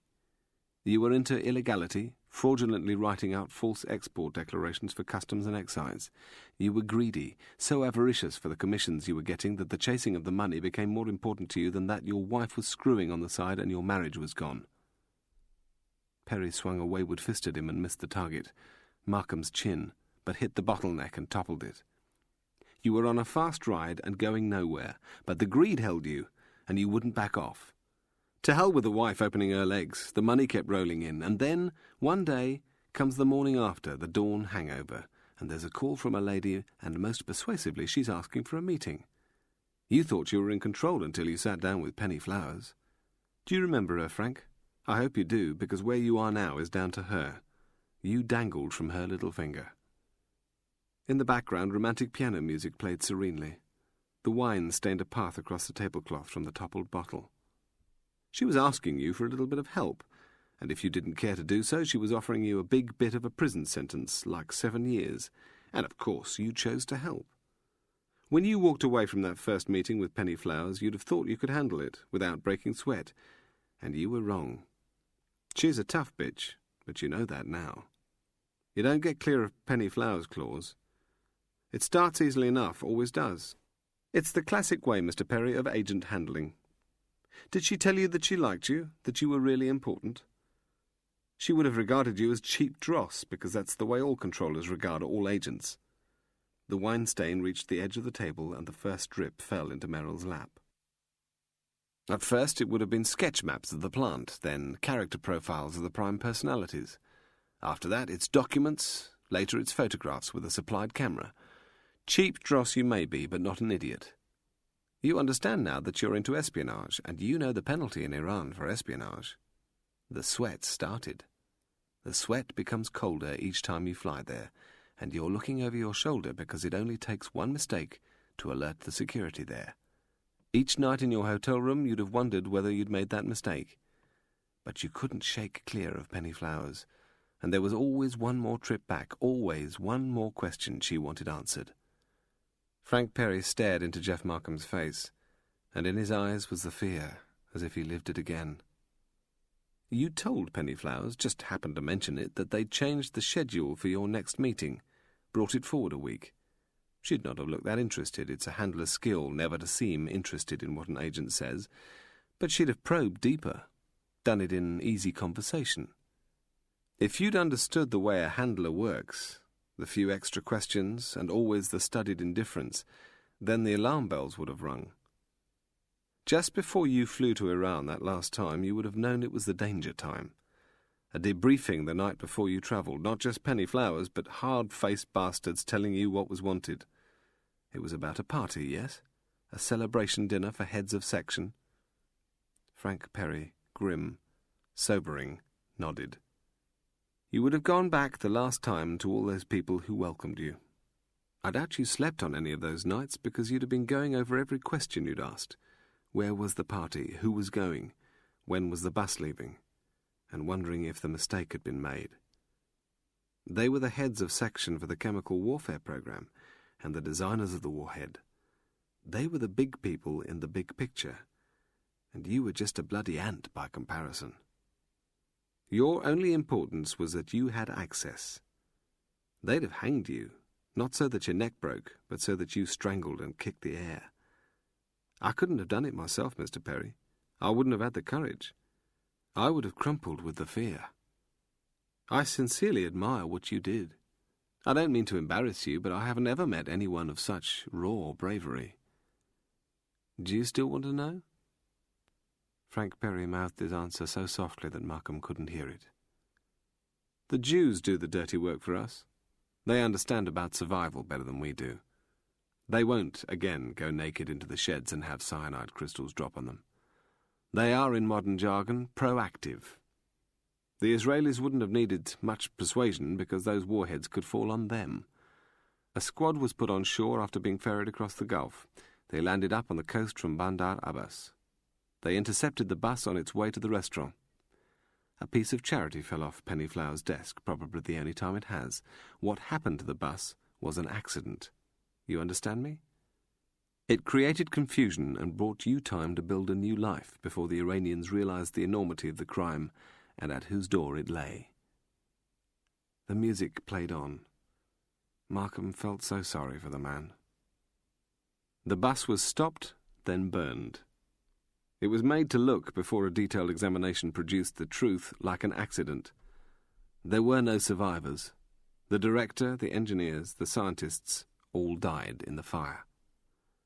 Frank Perry jerked the weight of his body up, his lips gibbering, but he could not speak.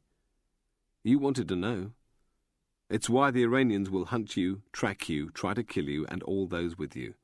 There'll be files on you that are stacked high enough to eat lunch off. They will never forget you. What you did was buy time. I'd like to say that the time was well used, that the program was seriously delayed. I can't. I don't know. I don't know whether the time you bought with your courage, Frank, was well used or was frittered. But I recognize your bravery because it humbles me. Merrill was crying quietly. Markham pulled back the table and let Perry stagger to his feet. The rain had started outside and the street glistened. He took Perry's arm gently and steadied him through the door and across the pavement. Davies held Merrill close to him. Her dress from the spilled wine was stained red like a wound. Markham thought it was what Perry was owed, and he was glad he'd done it. He climbed the stairs slowly. It had been a distressing evening for Simon Blackmore. 2 months earlier, a surveyor had checked Rose Cottage and described the damp as minimal. Late that evening, without an appointment, a man who described himself as a builder and decorator had prized his way into the cottage. He called himself Vince and explained that he always dropped by on new people moving into the village. He'd walked around and pointed out at least half a dozen places where the wallpaper peeled and the plasterwork was stained, tutting and frowning at the cost and his schedule. But the work needed doing must be done. He'd spoken of Mrs. Wilson's rheumatism and laid the blame for it on the damp.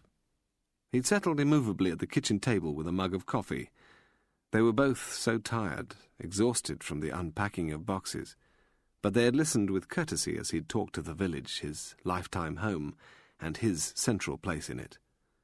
And he'd told them, as if it were a kindness to them, that they should keep away from the green at the far end of the village because there were armed police there, guarding a family that no one in their right mind wanted to know. "But they've got the message. There's no one'll speak to them. They'll be bloody frozen out of here." It had been an age before he'd finished his coffee, insisted that he would send in an estimate for necessary work, and left. Simon went upstairs and into the bedroom, where Louisa was undressing. They hadn't yet unpacked the shades for the ceiling bulbs. The garish, harsh light fell on his wife, and highlighted the old burn marks on her breasts and stomach before the nightdress covered them. The train hammered on the track, jerking and rolling. Andy Chalmers lay on his side on the bunk bed, on the clean white sheets and the blankets. He hadn't undressed. His dogs, alert, were curled against his body and gave him warmth. Behind him, distanced, were the birds and their eyries on the crag cliffs, and the bog heather uplands where the deer grazed, and the mountain lochans that held the small brown trout, and the glens that were the home to the plovers and wheat ears and curlews. Ahead lay an unfamiliar terrain. Andy Chalmers came south to track a man. Chapter 14. He was into Thames House early, had limped from a photo development kiosk to the building, shown his temporary accreditation at reception, and hobbled into the third-floor work area. His feet were blistered from a long day's walking. The deep bath and the salts in it hadn't lessened the pain. Dwayne Littlebaum had walked the previous day right round the Tower of London, the Jewel Tower, the White Tower, Traitor's Arch, the grass-scented square where the state's enemies had been beheaded, and all the places of death and imprisonment. Once he'd giggled, attracted attention, because he'd wondered why his Saudi friends hadn't bought the whole damn place, lock, stone and axe, and transferred it to Riyadh. He'd gone round on a tour led by a costumed guide, then gone round again on his own, and taken a whole roll of film. From the Tower of London he'd walked to St. Paul's Cathedral, then hiked through the Sunday empty streets towards the Palace and Parliament. When he was half dead, and on the third film for Esther, he had weakened and taken a taxi back to the Embassy's service flat and the bath. A probationer told him that his office in Saudi Arabia had called, that he should ring back. The young man fixed the secure link for him because Dwayne Littlebaum was adept at demonstrating technological incompetence when the situation necessitated. He listened to the distant, tinny, concerned voice. Mary Ellen burbled at him, asking about his domestic arrangements, and he wondered whether she was missing him. "It's been hellish hot here, Dwayne, 110 plus Fahrenheit, and the cooling system in here zapped again. It's awful. One of the visa section guys went out to the parking lot Saturday and cracked an egg on the paving to see if he could fry it. He couldn't. The egg dehydrated. Seriously. He saw Kathy Parker come in. She had a bounce in her walk. She stopped in front of Markham's door and scribbled through the writing on the paper stuck to the door. She wrote boldly, Day 5. What I thought you should know, Dwayne, we had a briefing at short notice from the agency people. There was a proper fracas about me being admitted in place of you. Was I cleared for a briefing from the Central Intelligence Goddamn Agency? Ambassador, heads of section, and me.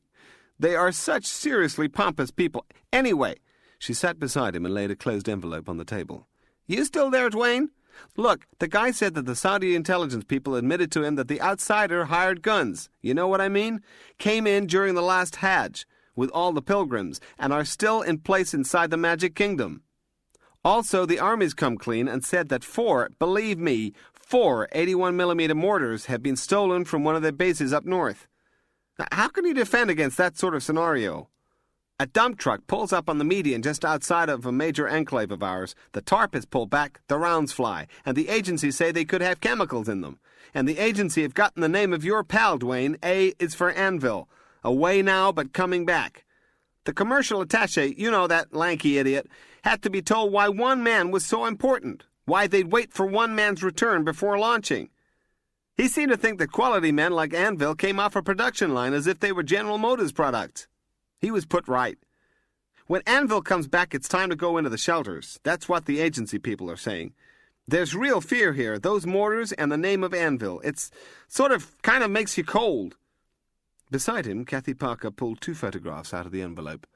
He saw a young man holding a Kalashnikov rifle at a roadblock of Revolutionary Guards, and the picture was lifted away. The second photograph showed an older man in combat fatigues, with his back to the water and the reed banks. She reached again into the envelope. I came away from that briefing, and I tell you, I was quite spooked. Well, that's it. I'll meet you Wednesday night off the flight. Oh, sorry, how's it going? Nowhere? I'll cook you supper Wednesday night. Would you have done better to stay here? Oh, there's someone at the door. Bye. He replaced the receiver. A slow smile was spreading across Kathy Parker's face. She took a blown-up picture from the envelope.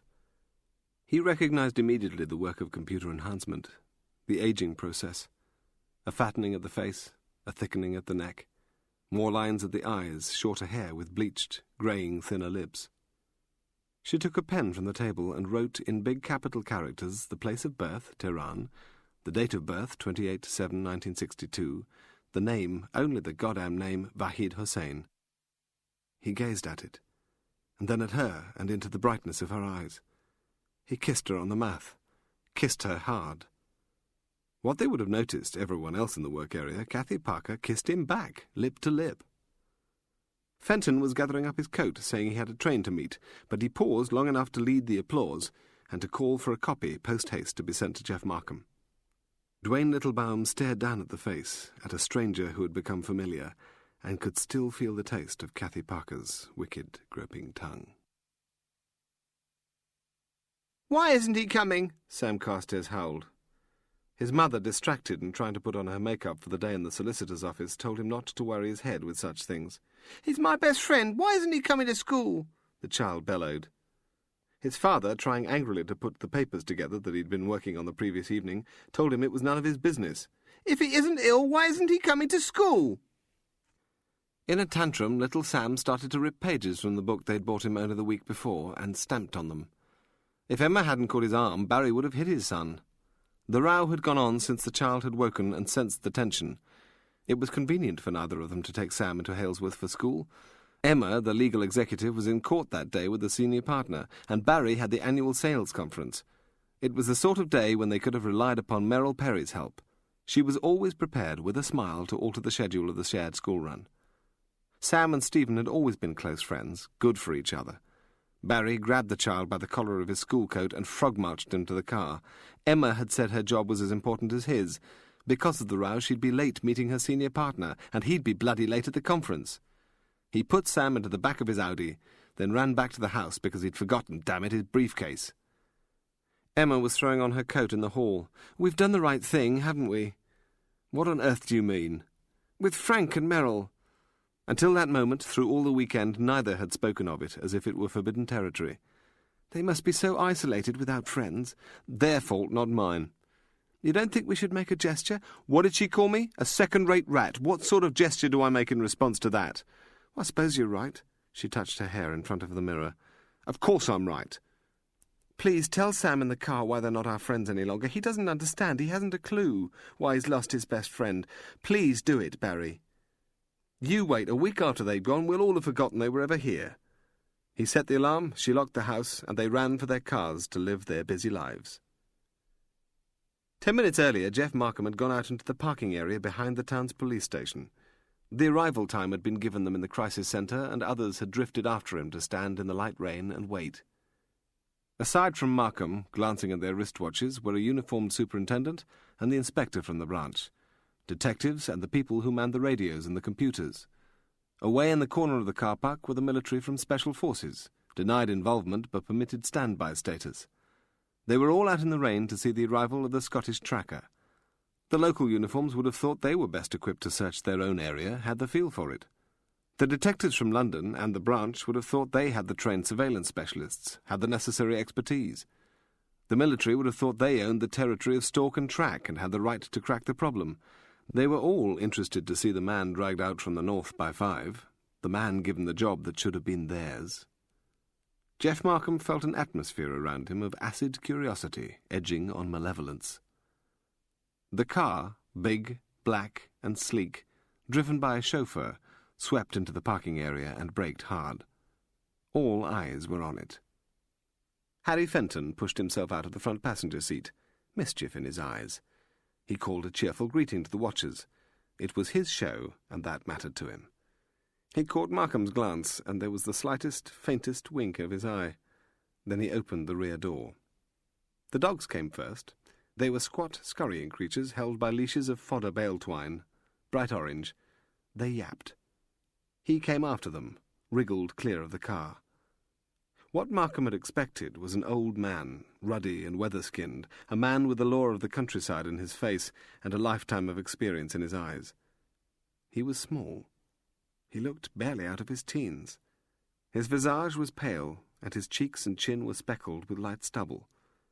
His build was slight, looked as if the wind could blow him away. More than that, he was filthy. The gathered audience gazed at him with astonishment. At 10 paces, Markham could smell the dank dirtiness of his clothes. He wore boots, khaki trousers, and a tweed coat, all liberally smeared with mud. Markham thought the coat was a bigger man's cast-off. Its buttons were gone, and it was held tight at the narrow waist by the same twine. The man stood beside Fenton and glowered at them. A titter of laughter rippled behind Markham. An old man, Markham thought, would have merely ruffled feathers, but this pallid, grimy, stinking youth disjointed noses. The dogs, heaving at their leashes, coughing, had seen a police Alsatian, God, and the little verminous bastards would probably try to roger it if they were free, but the young man grunted at them almost inaudibly, and they sat at his boots, their teeth bared. He didn't back off from the laughter, but stared back at them. They were, Jeff Markham thought, the most frightening eyes he'd ever seen. From the back seat of the car, the chauffeur was lifting out sheets of newspaper and shaking the mud off them. Fenton strode to Markham. He said in a loud voice, as if to be certain he was generally heard, "What a stink! Had the window open all the way down. I thought I was going to throw up. Like being shut in a cellar with a well-hung duck. I'd like you to meet Andy Chalmers, Jeff.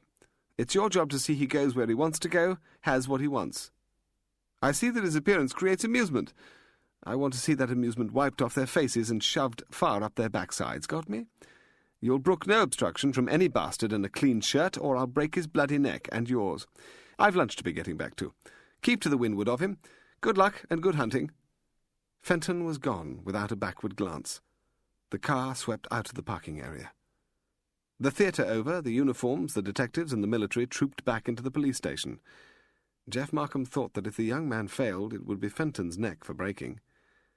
As the car disappeared down the road, he realized that no bag had been dumped with the tracker and his dogs. "Damn, your bag's still in the car." "Don't have a bag." "Clean clothes and so on." "Don't have a bag." Markham laughed out loud. Who needed clean socks? Who wanted fresh underwear? Who had to wash? "Do you like something to eat?" "No." Do you want anything? No. What would you like to do? Get there. There had once been ambition in Mr. Hackett's ministry, but that was long gone. He existed now in this coastal parish, believing his congregation and his community were beneath his talents, on a diet of godless weddings, hurried funerals, and a continuing anxiety about the maintenance of the fabric of his church. His welcoming smile, his proffered friendship, were shams. He was lonely. He was bitter. His wife lived away, and the fiction that explained her absence involved her need to care for an elderly, bedridden mother, but she had left him. He lived out his life in the village, kept trouble from his door and the bishop off his back, and waited for retirement, blessed release. The ambition of the Reverend Alastair Hackett, then an inner-city curate on a fast promotion track, had ended 27 years earlier in the North Welsh mountains, when he'd taken a party of deprived children with volunteer helpers from their Manchester tower blocks for a camping holiday. It was the sort of expedition blessed by bishops, the sort of trip that was good for advancement, and an 11-year-old boy had died in a fall. Such a long time ago. But there was no forgiveness in the file that passed from bishop to bishop each time he had applied for subsequent promotion. The file held the muted criticism, unspecified but hinted at, of the police evidence at the subsequent inquest. Why had the child been alone? Why had the child not been better supervised? His career had never recovered, and the bitterness lingered still. Its target was sometimes the bishops, who did not seem to understand the problems of watching over 18 hooligan youngsters, but most particularly the police. That bitterness verged on detestation. When he should have been explaining the circumstances of the accident to his bishop and comforting the bereaved parents, he had been incarcerated in a bare interview room in the police station at Conway, treated like a felon, quizzed relentlessly by men seeming determined to find inconsistencies in his account. The career gone, ambition fallen, he had moved from Manchester to mid-Devon, then taken this Suffolk parish. It was a blighted life, no fault of his own, and empty. They were in the village. If Jeff Markham spoke, he won a grudging response. If he didn't speak, there was silence. Did he want to go up the church tower, use it as an observation point? A grunt, a shaken head. Did he want to take a look at the house? Again, a similar response.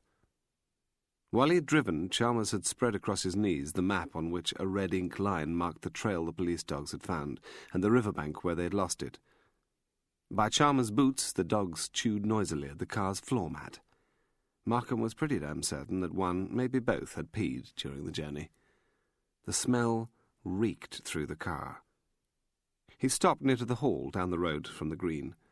Chalmers' brow was furrowed in concentration as he studied the detail of the map. A young woman with a guidebook was sitting on a bench, her back to them. An older woman was coming out of the shop with a wheeled shopping bag. He ignored the slow life of the village around him and busied himself with putting new batteries into the second radio, then checked the transmission between the two. Shit, the stress snatched at Markham. Hadn't rung Vicky, and he didn't know the terms of employment offered him. Hadn't spoken to Bill Davis, didn't know whether they were still on their feet or down on the floor, hadn't remembered the picture. Chalmers eased out of the car, took a little of the smell with him, but not enough. The mat was chewed and puddled, and he seemed not to notice. Markham took the picture out of his briefcase, locked the door after him. Sorry about that. Sorry I didn't give it to you earlier. You should have had it before. He didn't know why he should be frightened into abject apologies to this stinking kid. He passed over the picture. It was the first time he'd seen anything other than hostility in Chalmers' eyes. He'd once been to a boxing match when he was at college for a middleweight title. He remembered the sight of the men when they'd first come into the ring with the hype blaring over the loudspeakers, and it was supposed to be a grudge match. There had been no hate in their eyes, only respect, and the fight had started. Each had done his bloody damnedest to batter the other to the canvas. The bout had been brutal and merciless, and he'd hated it. He took back the picture, and they walked away, following the map's trail. Chalmers unpicked a piece of cotton thread from a strand of barbed wire topping a garden fence, and said that the man wore a camouflage tunic. Where the path narrowed, Chalmers stopped, hunched down and studied the ground beside the path's mud. Half under squashed nettles, a boot print was just visible. Chalmers said the man was size 11 and added casually that he was hurt, handicapped. They were beside the river. Chalmers unhooked the twine from the dogs' throats, but cooed softly to them. They stayed at his heel. Ahead were the marshes. The grey cloud was low on the reed beds. The rain spat on their faces.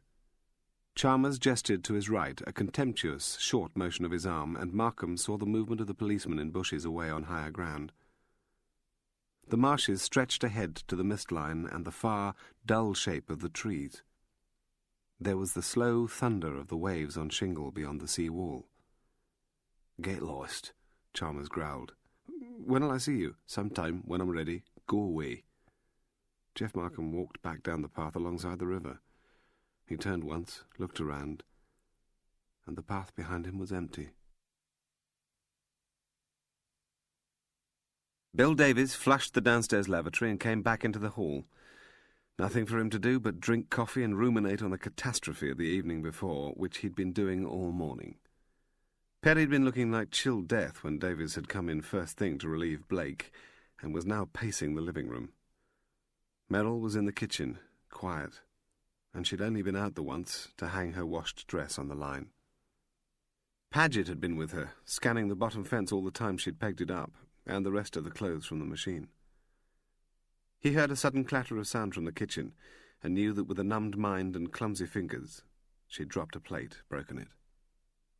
He glanced out through the window, through the new net curtains. There was a spit of rain misting the glass, but he saw the tall, wiry man's clerical collar. He moved aside the curtain for a better glance. Mr. Hackett's name hadn't been scratched off the list by the kitchen telephone. It was a reflex, not thought through. He spoke on his radio to the hut, said he'd be outside, to the front of the house. He went out into the light rain. He ran across the green, past the new tree and the new post, towards the clergyman. "Excuse me." The man stopped in mid-step, turned, the wind catching his greying hair. "Excuse me, are you Mr. Hackett?" "He is me," a piping voice and a thin smile of greeting. "Please, have you a moment?" "A moment for what?" "I'm with Frank and Merrill Perry." The caution clouded his face. "Which means you are a policeman, which means you are an armed policeman. Why would you want a moment of my time?" Why? Because Frank Perry was told last night of his responsibility in the death of a coachload of Iranian military scientists, because he had drunk 2 bottles of wine and had been sick twice, because he and Merrill were at home alone and needed a friend. "I just thought if you'd the time, it's rough for them. A visit from a friend would help." The clergyman took a step forward. "I have appointments. People are expecting me." Bill Davies caught his arm. "What they need, please, is for someone to show them some charity." "Be so kind as to take your hand off me. Another time, perhaps." Davies's hand was shaken off, and the clergyman quickened his stride. "You are a leader in this community, Mr. Hackett." "I doubt it, but I do have a filled appointments diary." "Your example is important. Please, go and ring the bell, go and smile and make some small talk. Better still, walk up this road with Merrill Perry, with Frank. We'll protect you. Show everybody here that they have your support." "Another day, perhaps, but I cannot promise." "They need you." "There are many who need me. I don't know your name, and I don't need to. But we did not ask for your guns to be brought into our community. We did not ask for our children and our women to be endangered. We are not a part of whatever quarrel Frank Perry is enmeshed in. We owe him nothing. He should go. What he owes us is his departure from here. I have a wider responsibility to the majority. I do not condone the ostracism of this family, but I cannot condemn it. But we are a God-fearing and law-abiding community, and I doubt that observance of God's teaching and the rules of society have brought Perry to his present situation. In your search for a friend to Perry, I suggest that you look elsewhere." "Thank you, Mr. Hackett, for your Christian kindness." "Good day." Bill Davies walked slowly back to the house.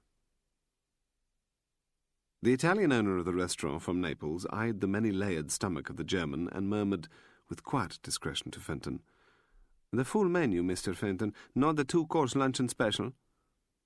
They were eased into their seats, and immediately the German ordered decisively, as if to feed himself for the rest of the week.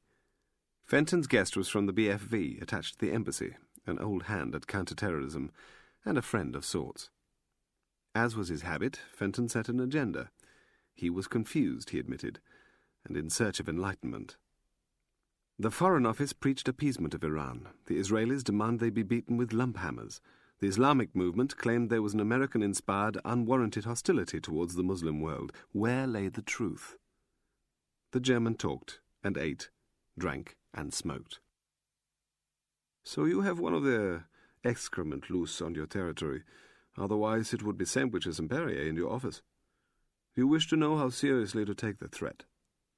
My government, as you well know because you have leaked your criticisms, has taken a conciliatory attitude towards Iran, has rescheduled debts, has given out visas, has pushed for stronger trade links, and has still provided a venue for Iranian assassins to meet their targets. It won us nothing. So we have considerable experience of their tactics. That is what I should talk about, our experience of their murder tactics." A heaped plate of antipasti was followed by a wide, filled bowl of pasta with fungi. The German left his cigarette burning. The smoke made Fenton's eyes smart. They aim to be near, to kill at close quarters. But the beginning is from the top in Tehran, from the peak of government, and the authorization for the allocation of hard currency funding and the provision of weapons through diplomatic pouches. A trusted man is appointed, and he will be backed by local sympathizers, but he takes the responsibility for success or failure. He will have no contact point with his embassy. There is the creed of deniability. He will not be helped by diplomats or intelligence officers. Our experience is that the trusted man is most hard to capture or kill. It is the sympathizers who reconnoiter and drive the cars who sit in our prison cells. It is a great triumph to take or eliminate the trusted man. If you can do that, you will have my sincerest congratulations."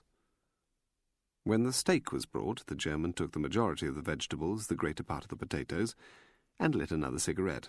"What is he like, the trusted man? I tell you very frankly, he is the same as the people in our Rote Armee faction, the same as the people in your Irish groups. Now, the less you know of him, the more impressive you will believe him to be.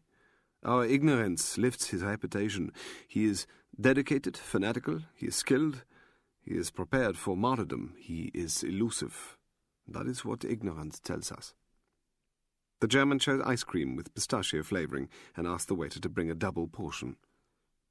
"But I have seen them, I have interrogated them.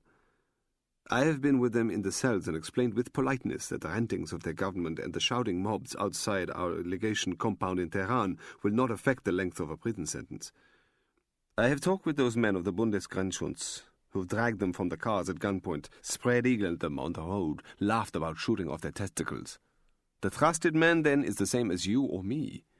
You know, at Fürstenfeldbruck, the airbase, at the time of the Olympic Games, we killed 5 of the Palestinians of Black September, and 3 surrendered. Did they then wish to die, go to the Garden of Paradise? Did they hell? They knelt and wept for mercy.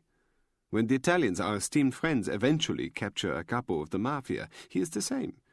He has been a killer on a grand scale, perhaps murdered 100 men and consigned their corpses to the Gulf of Palermo, or acid vats, or concrete construction pillars. But when he is arrested, when he faces the guns, he fouls his trousers. They are very human, invincible when free, pathetic when taken. You should not be intimidated by the trusted man." Espresso coffee was brought and small chocolates. The German cleared them and stubbed out a cigarette in the saucer. "Perhaps when they leave their country, when the mullah's words are still fresh, they believe they are a sword of Islam, a soldier of the faith. My experience, they forget. So soon they are like all the other killers. They are, I believe, addicted to excitement. Adrenaline is their narcotic. I said to you that they wish to be close, to see the fear in their victims' eyes, so they will try to use a knife to cut a throat or a handgun from a meter. They are disturbed people, and they will not gain the same excitement from a bomb or from a rocket attack. The bomb and the rocket are the last option, but will not provide the same excitement. If you take this trusted man, go into his cell, try to talk with him, then I believe you will be sincerely disappointed at what you find." When the wine was finished, they drank brandy. Fenton had the cigar box brought for him. He will be a lonely man. He will seek the admiration of the sympathizers, but will not share with them. He will have the paranoia of the isolated. He is nauseatingly sentimental. Above everything, he will seek praise. Always he will want that praise. I think also he wants the body of a servile woman, not an equal, because that would frighten him. What is most dangerous about him, he is terrorized by the thought of failure. He wants to go home, of course he does, but to praise and adulation. I think to a psychologist he is a rather tedious, pitiful figure. Let me know what you find. They left the table, eased into their coats. On the pavement the German caught Fenton's arm and whispered close in his ear through a fog of cigar fumes. "But hear me. Ali Felachian, who controls the trusted men, who sanctions their journeys, was invited by my superior to visit us. For some of us it was a shameful day in the history of our service to play host to a criminal, and our lips bled because we bit so hard on them to maintain our composure. He took our hospitality, and he threatened us. We were left with no area for misunderstanding the economic and diplomatic consequences of publicizing the activities of his killers on our territory. Should you destroy or capture this piece of excrement now bothering you, you should consider very carefully the implications of triumphalist statements. A wonderful meal. We should do it more often." Fenton took a taxi back to Thames House. Cox was poring over a leave chart, but pushed it away. Yes, Fenton told him, lunch had provided a most valuable opportunity to quiz a distinguished German anti-terrorist officer. He had gained a good insight into the mind of their enemy. But how much further forward were they? Fenton gazed at the ceiling and found no relief there. "What worries me, whichever way we jump, will be the wrong way." "I did hear you, Harry, unless my ears deceived me. Take responsibility." At the nearest point, the bird was 100 meters from his cover. At the furthest, it was 200 meters. It was a hunter, and quartered the stretch of water and reed bed between. The sight of it made him lose the ache in his hip. Through his care, the bird could fly, could hunt. Many times in the Hur al-Hawizi and off the Fore Peninsula he had watched these birds flying overhead. When they flew, hunted, had no sense of danger, he knew no enemy approached him. The pain in his hip was lessening, and he thought that by the next morning he would have regained his mobility and be strong enough to go back for his target. The bird flew in long, slow lines, still handicapped, but able enough, glided, the gold and brown of its neck bent to study the land below, and it dived. In a sudden moment the wide wings were tucked in and the bird fell. When it came up, flapping hard for height, he saw the flailing legs of the prey, held in a talon's grip. The bird, the wild creature, came back to him and sat down on the grass in front of his cover. He saw the last writhing movements of the frog as the curved beak hacked at it. The bird ripped at the frog's carcass until only scraps were left. In the life of Farida Yasmin, no one had ever told her she was important. With her guidebook to the village and the neighbourhood around it, she had sat on the bench, read it and reread it, then read it again, so that the words danced on the pages and no longer had meaning. No one had ever told her she was valued. From the bench she had walked to the beach and gazed out at the sea. She had been alone on the sand and shingle, and had seen the faraway boats that hugged the horizon line. The next day, or the day after, the next night, or the night after that, far further down the coast, the tanker would divert towards the shore, and a small boat would run from it, would collect him. She would be left behind, abandoned. She had walked through the village as far as the church, then turned and retraced her steps, and come back past the pub, the hall, and the shop where she had brought postcards that would never be sent and a salad-filled bread roll, and the green. She had stood on the far side of the green, the guidebook opened, and looked around her. She saw the cars come and go from the house. She saw the detective at the door, and the armed police, huge men in their bulging vests. She watched the pattern of their day. Earlier, the detective had run from the house and had spoken with a priest. She couldn't hear what was said, but the body language was of rejection. She noted the camera above the door of the house, and believed as the afternoon darkened that she saw the red wink light of a censer.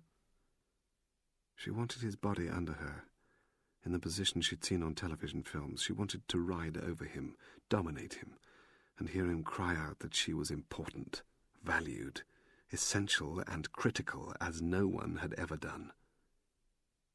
Before he went off the beach into the small boat and out to sea to board the tanker, she wanted the memory of it. What would happen to her then, afterwards? No one had ever told her that she was loved. Not her father, the bastard, and not her mother, the bitch.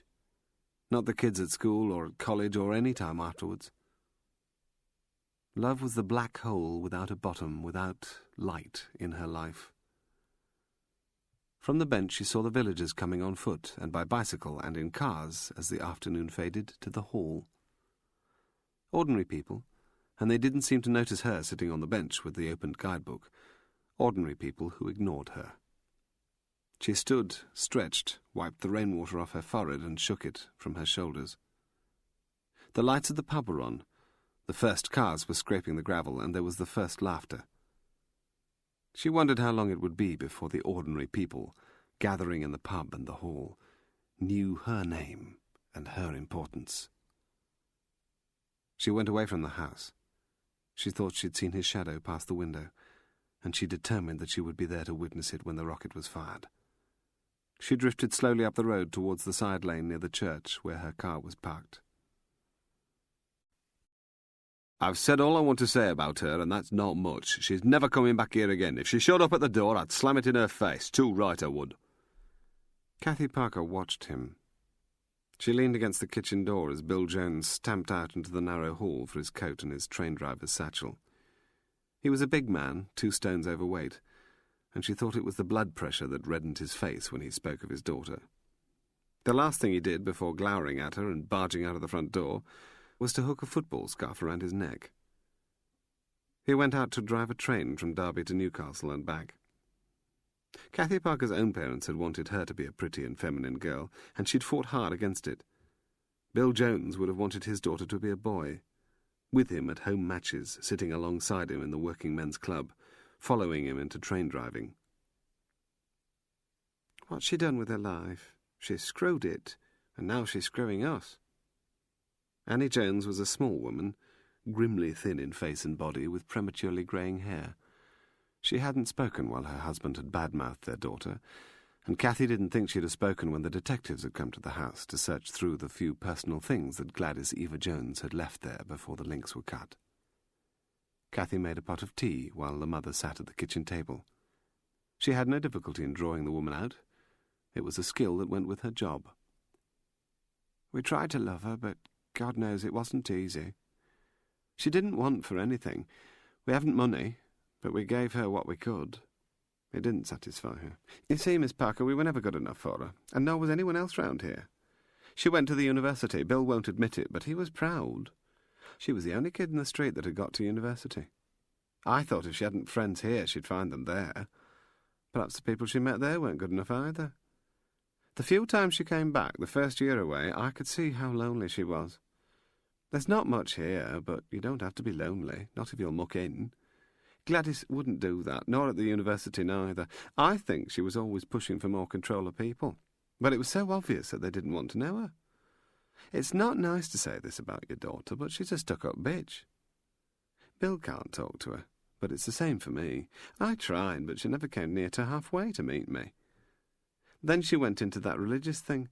She came back once after she'd joined them. Don't get me wrong, I've nothing against foreigners having their own religion, but it wasn't right for her. She came back in her robes, her face half covered, and some of the kids in the street gave her some lip. Well, she's not been back since. Do you know where she is now? Do you know what she's doing? She's in real trouble now, isn't she? Or you wouldn't be here and the detectives wouldn't have come. She wants to belong somewhere special, wants control, wants people to talk about her. Is she going to get hurt? Please, Miss Parker, try to see she doesn't get hurt. Cathy left her sitting at the kitchen table, staring out of the window above the sink at the songbirds wheeling around the hanging sack of nuts. Once on a course with the German GS-G9 anti-terrorist unit, she'd heard an instructor bark at the recruits about to practice a storm entry to a building. "Shoot the women first!" She drove away from the mean little street, headed for the motorway and London. The instructor had said that the women were always more dangerous than the men, more likely to reach for a weapon in the last critical seconds of their lives when there was no hope of survival. She was wondering whether Farida Yasmin was a help to the Iranian or a liability. Cathy thought of the girl, confused and willing, blundering forward with the man. Farida Yasmin craved a little spot where the sun shone on her, but Cathy didn't think she'd find it. A talent of Cathy's was to make instant assessments of the people she investigated. Farida Yasmin was unimportant, and she would write only the briefest of reports on her visit. The girl was a loser. But there was nothing she could do to prevent her from being hurt, and she felt quite sad. She knew about loneliness. If we don't make it, it'll be the fault of all these wretched boxes, but thank you for the thought. Louisa and I have always been interested in wildlife. Simon Blackmore went back to his wife in the kitchen. They'd been washing the plates, cups, mugs, saucers that had been wrapped in newspaper by the packers. The man at the door had said his name was Paul, that he was on the parish council, that he was the man to fix any little difficulties confronting them, was always pleased to smooth the way for new arrivals. He told them there was a meeting in the hall that evening of the Wildlife Group, with a talk on migration from a warden of the Royal Society for the Protection of Birds. Then he'd asked whether Louisa typed, and had explained how the group had lost its typist. The most selfish people I've ever known here, and I was born in the village. The worst sort of incomers, sort of people who don't give a damn for the safety of those they live among. Simon Blackmore had seen the way that the man had looked at his wife's wrists, at the slash scars across the veins. What you're being offered, Jeff, sweetheart, is 63% more than you're getting now. It's fantastic. On top of that, there's the in-house bonus scheme, the private medical thing, there's guaranteed 3-star minimum accommodation when you're working out of London, business-class flights to Europe. You'll be on at least double the pittance you're getting now at the end of the day. Your pay at the moment is actually insulting, but they don't deserve people like you. The sooner you're gone, the better. Get your letter in straight away. Write it tonight. I stopped off in the travel agents on the way from your place. They said Mauritius or the Seychelles are great. I'm talking honeymoon, sweetheart. As soon as you're back from that dump, tomorrow, day after tomorrow, let's get tramping round some property. Call me. Love you. Jeff Markham heard her blow kisses down the phone and cut the call. His mind was too distracted to make the calculation of a 63% increment on his existing salary. He was thinking of the young man out at the rim of the reed beds, and of the firm certainty of his gaze, watching the marshlands. And him, too. Frank Perry stood by the telephone in the kitchen. Gutless bastard. He stood by the telephone and read the lengthening list of scratched-out names. Bill Davis shrugged. I suppose I shouldn't have done that, cut him off your list. Sorry. I don't go to church. Can't bear listening to his dreary sermons. I just thought, given the circumstances, I thought it would help it if he showed support.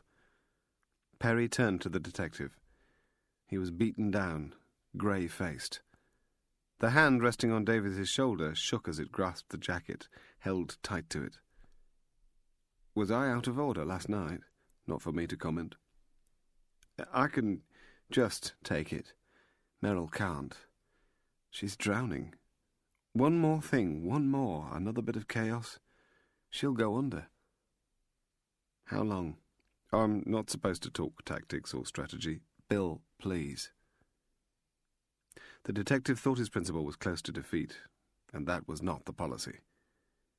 He'd done them all. He'd stood with the Glock on his hip beside cabinet big shots and foreign leaders and turned IRA informers, and he'd never felt any sense of involvement. He thought that whatever he said would go back to Merrill Perry. There's a fair bit going on, don't ask me what. We're beefed up, most of which you won't see. It was said at the beginning that our tango couldn't last, hostile ground, lack of resources, your location, more than a week. What day are we? We're at day 5. A tired, nervy smile played at Perry's mouth. What's the Al Haig story? Davies laughed out loud as if the tension were lifted. Monday, right? Getting to the end of bloody Monday. It's appropriate. United States Army General Al Haig was in Belgium on a NATO visit, the sort of trip where there are convoys of limousines about half a mile long, a security nightmare. The convoy's hammering along a main route. Of course, the search teams have worked over it, but they've missed a culvert. In the culvert was a bomb, handiwork of a leftist anti-American faction. The detonation was a fraction late, and, well, anyway, it malfunctioned. The car, armour-plated, didn't take the full force, kept on going, and the escorts. In the culvert had been enough explosive to bound Haig's car right off the road and make a crater fish could have lived in. Al Haig said, "I guess that if we can get through Monday, then we can survive the rest of the week." It's about hanging on in there. We've about got through Monday, Mr. Perry. I can hold her for 2 more days, if nothing else breaks her first. It was the end of the day, and the quiet was all around him.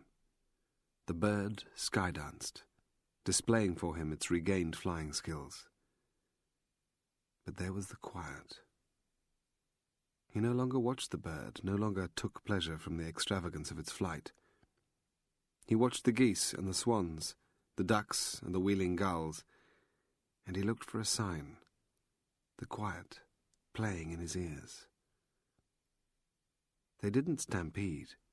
They didn't skim the water with flailed wings to take off in panic. They did not shriek as they would when disturbed. They were quiet, as if they were warned. Vahid Hussein could see the positions of the policemen on the far side of the marsh, on the higher ground. He had no fear of them. He knew where they were. They would have thought they were still unnoticed, but he saw each movement of their bodies as their legs, backs, hips, shoulders stiffened, and they shifted their bodies for relief. There had been an Iraqi sniper on the Jasmine Canal who used the SVD Dragunov 7.62 caliber rifle with an effective range of 1,300 meters. He was never seen, and he had shot 18 men in 3 weeks. A prisoner had said afterwards that a mortar's shrapnel had hit him as he went to his firing position on the banks of the canal in the early morning. It was luck that a random shell had killed him. The birds on the Jasmine Canal were always quiet in the hours before the sniper fired. He sensed the presence of a watcher. He felt a new atmosphere. He believed himself now, and he had only the evidence of the quiet, to be challenged. A slight frown of apprehension had settled on his forehead. At the fall of the day, as the wind quickened and trembled the reed heads, he made his plan to go into the water, away from the bank, towards the place he had seen yesterday, deep in the beds of old gold reeds, and near to the central water channel. He could not see the watcher, could only sense the new quiet that had settled around him.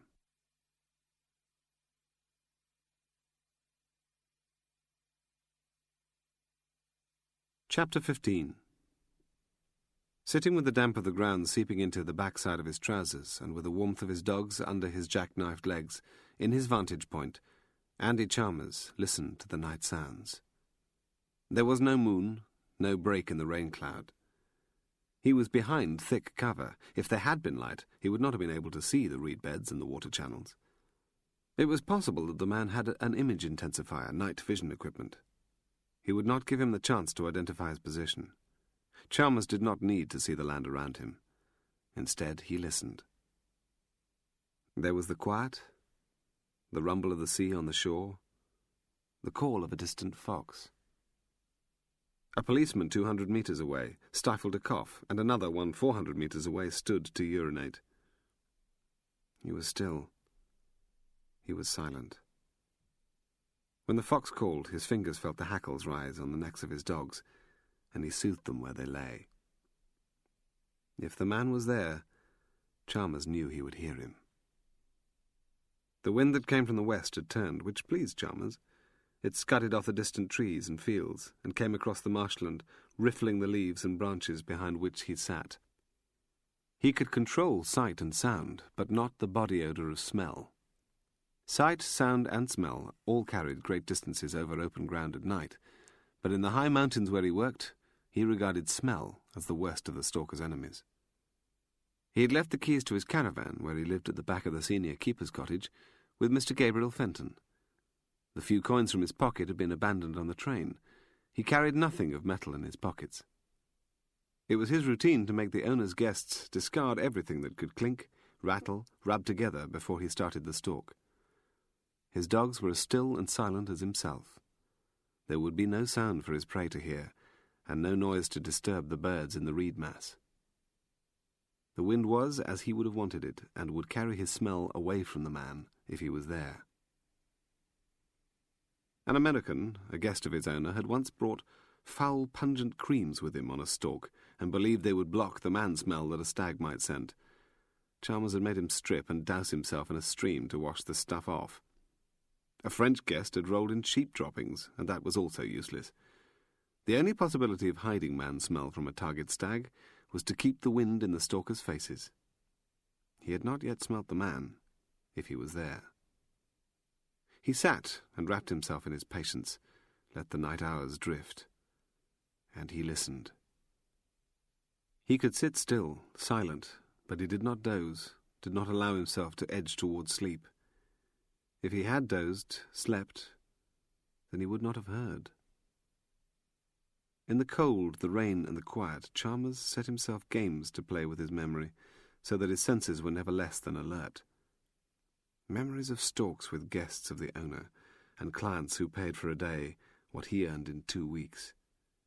The guest from Holland, who had failed at the start of the week in the disused quarry to put 6 bullets out of 6 with a telescopic sight into a 4-inch target at 100 metres.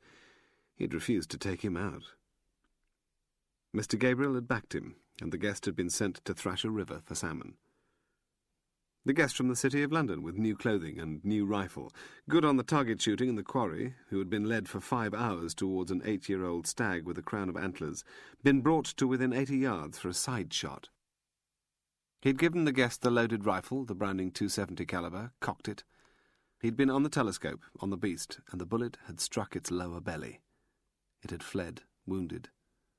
He'd told the guest he was a bloody butcher, and had been out half the night and all the next morning with his dogs to find the beast and limit its misery. Chalmers was encouraged by the quiet of the reed banks. There should have been movement, and spats over nesting territory, and the cries of the birds. The client from Germany who had demanded to shoot the stag with the greatest crown spread of antlers, but that beast was only 6 years old and in the prime of its breeding life. The client had hissed the sum he was paying, and what he needed as a trophy. Chalmers had told him that if he showed no respect for the beasts, he could go back down to the glen with his rifle unused. The man had crumpled then, whined about the money, and had been led forward to shoot an old beast at the end of its life. They had passed within 30 yards of the younger stag as they'd moved towards the target beast, and at the end the client had thanked him for the best stalk of his shooting days. Chalmers had walked away from him because he acknowledged neither gratitude nor praise. He thought the quiet was because the man was good, was among the birds in the reeds and on the water, and was still. The guest, panting and unfit, had been in dead ground and had pulled a packet of cigarettes from his pocket. Chalmers had snatched the cigarette from the guest's mouth.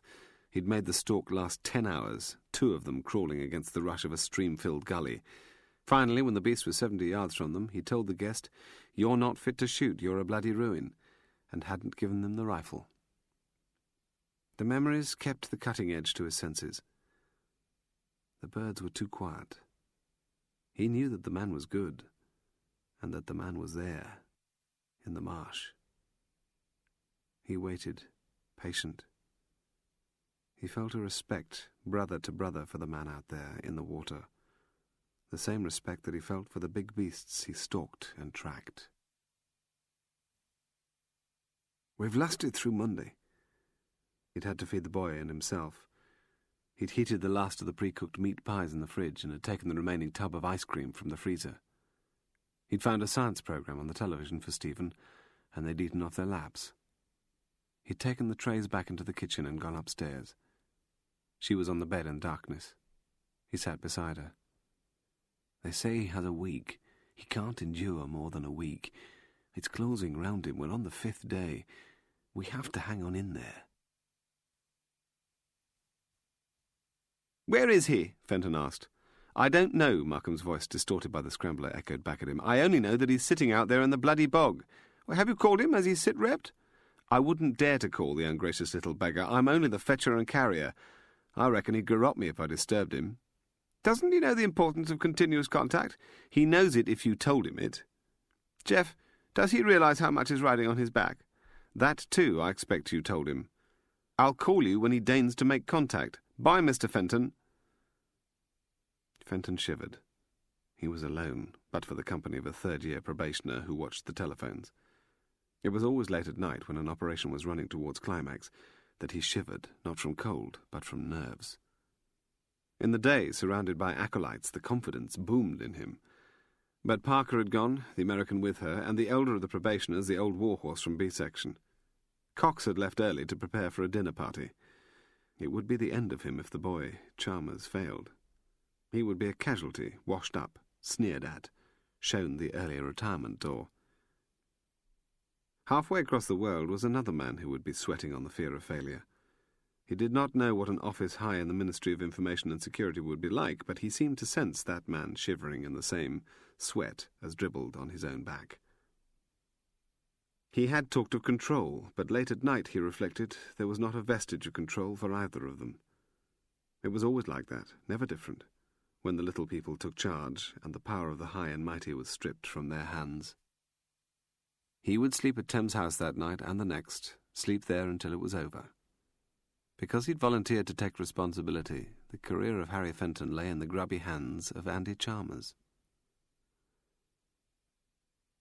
Home is where we are. Home isn't about people, isn't about things. Home is where you are, and Stephen and me. There isn't anything for us here. You said home was about friends, but there aren't any. They've gone. Anywhere we are together is home. I can't take it. Not any more. She lay with her back to him. Her voice was low-pitched and flat, calm. Perry thought she was beyond weeping. It was coming to the end of a complex day for the intelligence officer. The demand for information, clarification of a situation from Tehran, led to his walking along the corridor with the flowers on his arm and the grapes in his hand, one among many visitors. The brigadier in Tehran had insisted. The intelligence officer, nervous, wary, had left his embassy office in the middle of the day. He had not seen a tail, but always assumed one followed him. He had driven to the home in West London suburbs of a colleague from visa section, parked outside the front of the house, been greeted at the door and invited inside. Without stopping, he'd gone out of a back door, crossed the rear garden to the gate, tracked along an alley between garages and taken his colleague's car. He had driven to the offices and yard of the car hire company at the extreme of South London and asked about a BMW rented out to Yusuf Khan. A shadow of hesitation crossed the young woman's face, and he had eased his wallet from his pocket.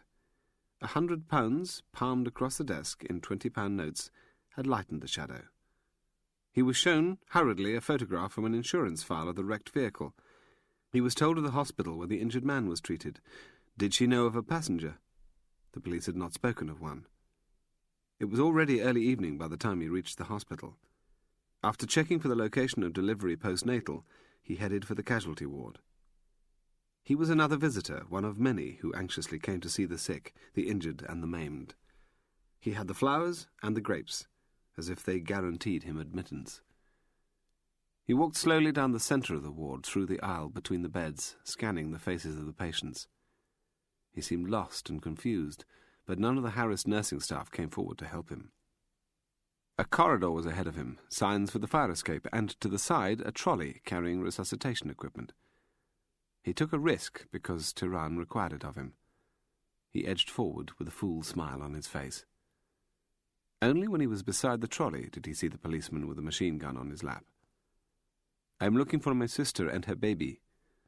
There was a door with a glass window in it. Beside it, a second policeman was reading a magazine that half hid the bulk of his firearm. He saw the bed and the bandaged head of Yusuf Khan. "Not here, no babies here, thank God. This not the place for babies." He gazed at the bandaged head, the linking tubes, the opened eyes. The head shook, the tubes wavered, the eyes blinked with recognition. "Absolutely, pal, this is not the place for babies."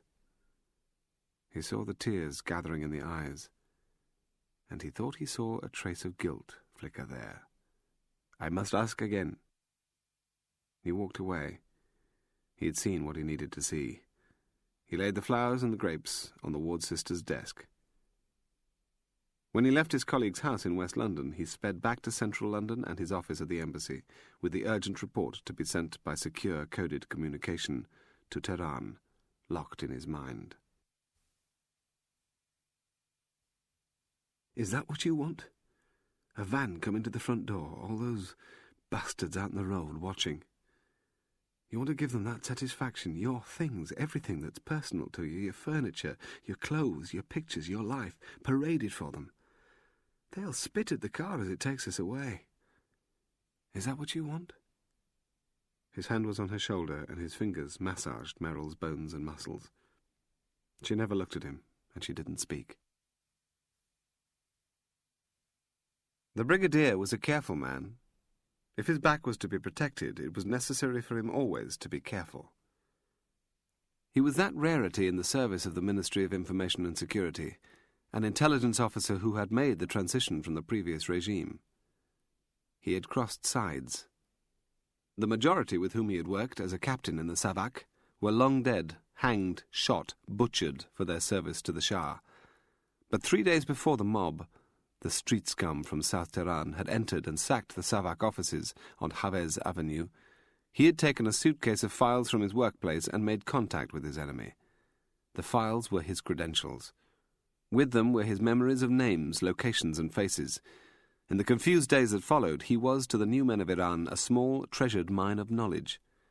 The names of former colleagues, the locations of safe houses, and the faces of informers, all had tripped off his tongue as he bought himself survival. The new regime, of course, was innocent in the matters of security and counter-revolution. The change-coat prospered as his colleagues died. When the captured Americans from the embassy protested that they were not employees of the agency, the change-coat could identify them. When the Mujahideen rose in revolt against the Imam, he could put faces to names. He had been promoted to major and then colonel in the Vezarat-e-Etalat va Amniyat-i-Kishvar, and now held the rank in the Vevak of brigadier.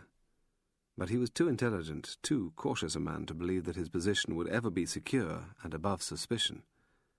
A few detested him, a few more despised him. The majority, those who knew his past, were wary of him. The protective screens with which he surrounded himself were the zealot's commitment to the new regime, coupled with a total ruthless efficiency. No word of criticism for the mullahs in government and influence ever crossed his lips.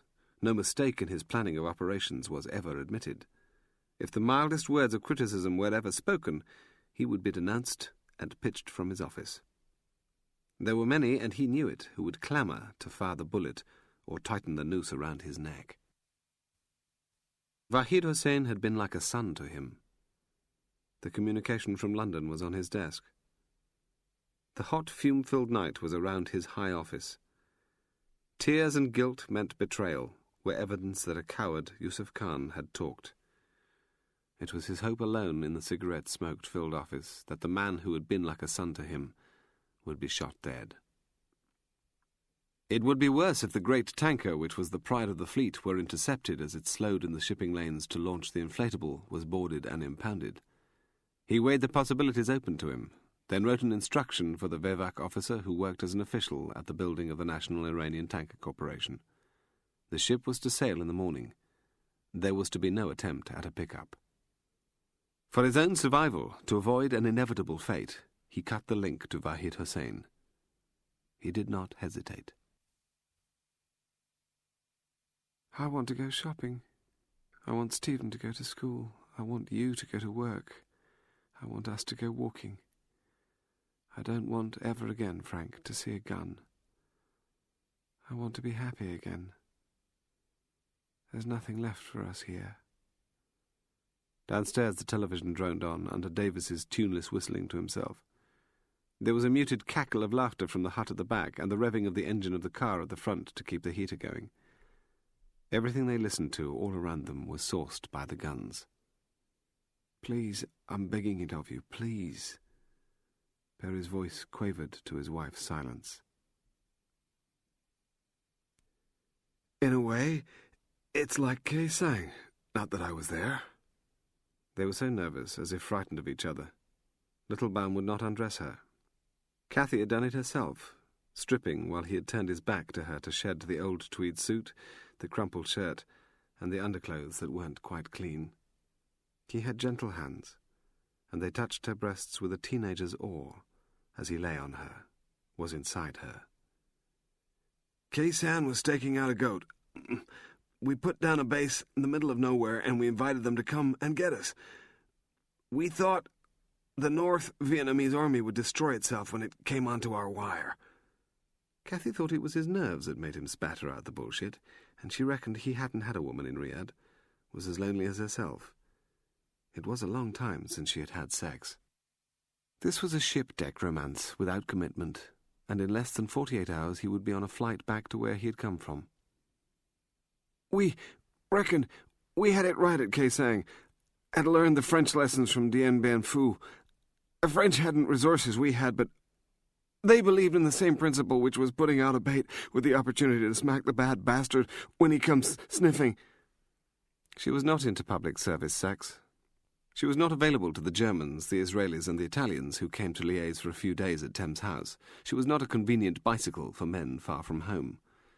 The American was as lonely and as diffident as herself, and hid it behind the gruff, all-knowing professionalism as she did. She had known they would end up there, on her bed, when she had suggested brusquely that she'd cook him supper. It was what she'd thought she needed after the long drive down from Derby, with the girl preying on her mind. In her car, outside the door as she'd fished in her bag for the keys, inside when she'd brought in the big whiskey, in her bedroom where she'd led him by the hand, he'd looked like a scared cat in a corner. He was above her, going so slowly, as if terrified of failing her, and talking. "You've got to have nerve when you get into this game, and you have to be prepared to take casualties. The young fellow, Markham, he doesn't have the nerve, doesn't accept that foot soldiers get hurt. You've got to go for broke. We weren't prepared to at Khe nor the French at Dien Bien Phu. We lost, they lost, but the principle was right." She didn't give a tinker's toss for Khe and Dien Bien Phu.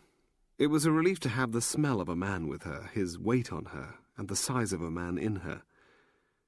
She moved as slowly as he did, and she dreaded the end of it. She didn't care that he talked. "You know, Kathy, I think the worm has turned." She squeezed him. She raked his back with her short nails that she had never bothered to paint, as other women did. She laughed out loud. "Are we off goats?" "You are a lovely, fine woman, and I apologize, I'm not doing much good for you. We are on to worms." "Tell me about worms." She heaved up against him, against his bones and the wide flab of his stomach. Too long since she'd known it, the pleasure seeping through her, and she thrust again, and she heard her own moan, and she was not lasting, and he was quickening, and it was to her, lonely each day and each night, a little piece of pleasure that had no future. "Worms can turn. The defense is in place. The guns are covering the goat. The predator has to come. It is not acceptable to the predator that he goes back to his lair without a kill. He can't bug out, Kathy. Can't go back to Tehran with an empty gut. And the odds against him are stacked higher. And the marksmen are waiting for him. It's turned. That's the feeling in my water. Turned. Advantage lost. What I say? Christ, Kathy!" He gasped and cried out. She held him. She knew that she would never hear from him, nor of him again. The flight would go. He looked down at her with devotion. She pushed him off. "I'm hungry. Come on, let's eat." She went naked, as if the shyness was shed, to the kitchen and heaved open the fridge. It would be instant bloody curry out of the microwave. She heard him call, tired, with a quaver in his voice, from the bedroom. "The worm might just have turned." "Please, I'm saying it again and again. Don't go. I can't walk away. Once was one time too many. I'm nothing if you've gone. Do you think I haven't thought about it? Going, packing and running. I have to stand and face it for what I did. It's nearly over. Nearly finished. Please stay. Please." Perry held her against him. He wondered if the detective or the men in the hut were listening. He clung in the darkness to Merrill. The cups and saucers for the coffee, the biscuit plates, and the glasses for the fruit juice had been stacked on trays and carried away into the kitchenette area. The chairs scraped the wooden floor as the audience settled. Gratifyingly, the hall was almost filled, but the wildlife group always attracted the village's best response. Peggy was busy rounding up the last of the lost crockery. Emma Carstairs was fussing with the blinds, checking they would keep out the nearest glow from the street lamp. Barry fiddled with a beam from the slide projector and called for Jerry Wroughton to move the screen fractionally. Mary was helping to manoeuvre Mrs. Wilson's wheelchair into a better position to see the screen. Mrs. Fairbrother sat aloof in the front row, Mr. Hackett behind her, and Dominic and his partner talked softly. There were more than 50 present, a good turnout on a bad night. The numbers of village regulars were augmented by a few who had driven from Dunwich, a carload from Blythburgh, and more from Southwold. Paul clapped his hands for attention, and the chatter died. First, well done for coming on a filthy night. Second, apologies that we won't be having minutes from the committee's last meeting and can't hand out the usual list of summer speakers. I reckon most of you know the problem we've had with getting things typed up. Any volunteers? No hands were raised, but there had been a growl of understanding at the mention of the problem. Third, my pleasure in welcoming Dr. Julian Marks from the RSPB, who is going to talk to us on the subject of migration. Dr. Marks. To generous applause, a long-haired man with a gangling body, his face tanned by weather, stepped forward. Dr. Marks said loudly, I'm taking it I can be heard. Everyone hear me at the back, yes? Excellent. I want to begin with a thank you, two actually. Thank you for inviting me, but more important, and a special thank you from the RSPB for your last donation, which was an extraordinary amount from a village of this size and reflects a very caring and decent community. Fundraising on that scale marks this village as a place of warmth, a place of overwhelming generosity. Now, migration. The lights faded. The beam of the projector caught the screen. Few in the hall's audience saw Simon and Louisa Blackmore slide soundlessly into the empty seats in the back row. None present would have known of her fear of crowded, bright-lit rooms. You know, living as you do alongside those wonderful empty marshlands, the most beautiful of the migratory birds, the marsh harrier, you're protected, and Stephen, and me. He was at the door. He was only trying to break down the fucking door with a gun to kill us in our home. It can't happen again, I promise. It's what they've told me. He can't move for men here, everywhere, protecting us. Merrill twisted on the bed to face him. Her arms were around his neck. She had his promise and clung to it. Gussie, in the summer months, dug gardens in the village when he had finished at the piggery, then went home for his tea, then to the pub. In the darker winter months, when he couldn't use the evenings to turn over the vegetable patches at the Carstairs and the Wroughton's, and at Perry's house, he went straight home from the pig farm for his tea, then to the pub. After the pub, his mother, his younger brothers and sisters already gone to bed, he sat in the chair, master of the house, and read the magazines he bought in Norwich, stories about combat and survival, and he dreamed. He sent away for mail order books and reckoned himself expert in counter-terrorism, low-intensity warfare, and the world of the military. He should have been listened to in the pub. His father was gone, living the last 4 years with some tart in Ipswich, and he was the breadwinner for the family. He had his tea when he wanted it. Home revolved around him and his earning power. He believed, as the wage earner, that he was the equal of any man he met in the pub. But he never found quite the popularity he thought he deserved. His life, with the other workers in the pig fields, with the people in the cul-de-sac where he lived, or in the pub where he propped up the bar each evening, was a constant search for that elusive popularity. Stories never heard through to the end, jokes never quite laughed at, his opinion rarely asked. He was big, well-muscled, could throw around the straw bales on which the pigs slept with ease, and because of his size, he had never known fear. He hadn't told her that the option was withdrawn, no longer existed. Perry said it again in her ear as he held her. It cannot happen again. Because if anything else happened, it won't. It can't. Anything. Gussie was the loudest. Gussie was the one drinking fastest, talking the biggest talk. More pints of strong beer were passed across the bar by Martindale. 2 hours they'd been going, and the talk was in the drink. His wife, the timid Dorothy Martindale, had called him back from the bar into the doorway. Why did he allow the swearing, cursing drink talk? Because, without these people, they'd be at the wall, tramping to the bankruptcy hearing, that was why. She'd gone back upstairs to the flat over the bar. The till rang again. They were the only customers he'd have in that night. Everyone else was in the hall. Vince said, "Well, I'm reckoning if the bastard's still here when the summer comes, season starts, we can kiss goodbye to the visitors." Gussie capped him. "No bloody visitors, no money. Need the visitors." Donna said, "Something's got to be done. Some bugger's got to have the balls to do something." It was all the custom he had, and all he was likely to have if the visitors stayed away because armed police were combing the village. Who'd let the kids run around? Who'd sit on the green with a picnic or go walking on the beach? Most important, who'd sit on the bench outside the pub with a warm pint and crisps for the kids? Who'd be there if the village, when the season came, was a gun camp? He'd be finished if there were no visitors, and the others with him. Gussie shouted, "They've got to know they're not wanted. Got to know it straight, and they're going to." Vince wanted a plate of chips. Martindale left the bar and went upstairs to ask his wife to make a plate of chips. He could charge £1 for a plate of chips. He apologised to her, but they needed each pound going into the till. He told her when they'd started in the pub that it would be a money trail, and now he was grateful for the money earned by a plate of chips. He went back down to the bar and Gussie wasn't there. He thought Gussie had gone to piss, and his glass, half full, was on the bar counter.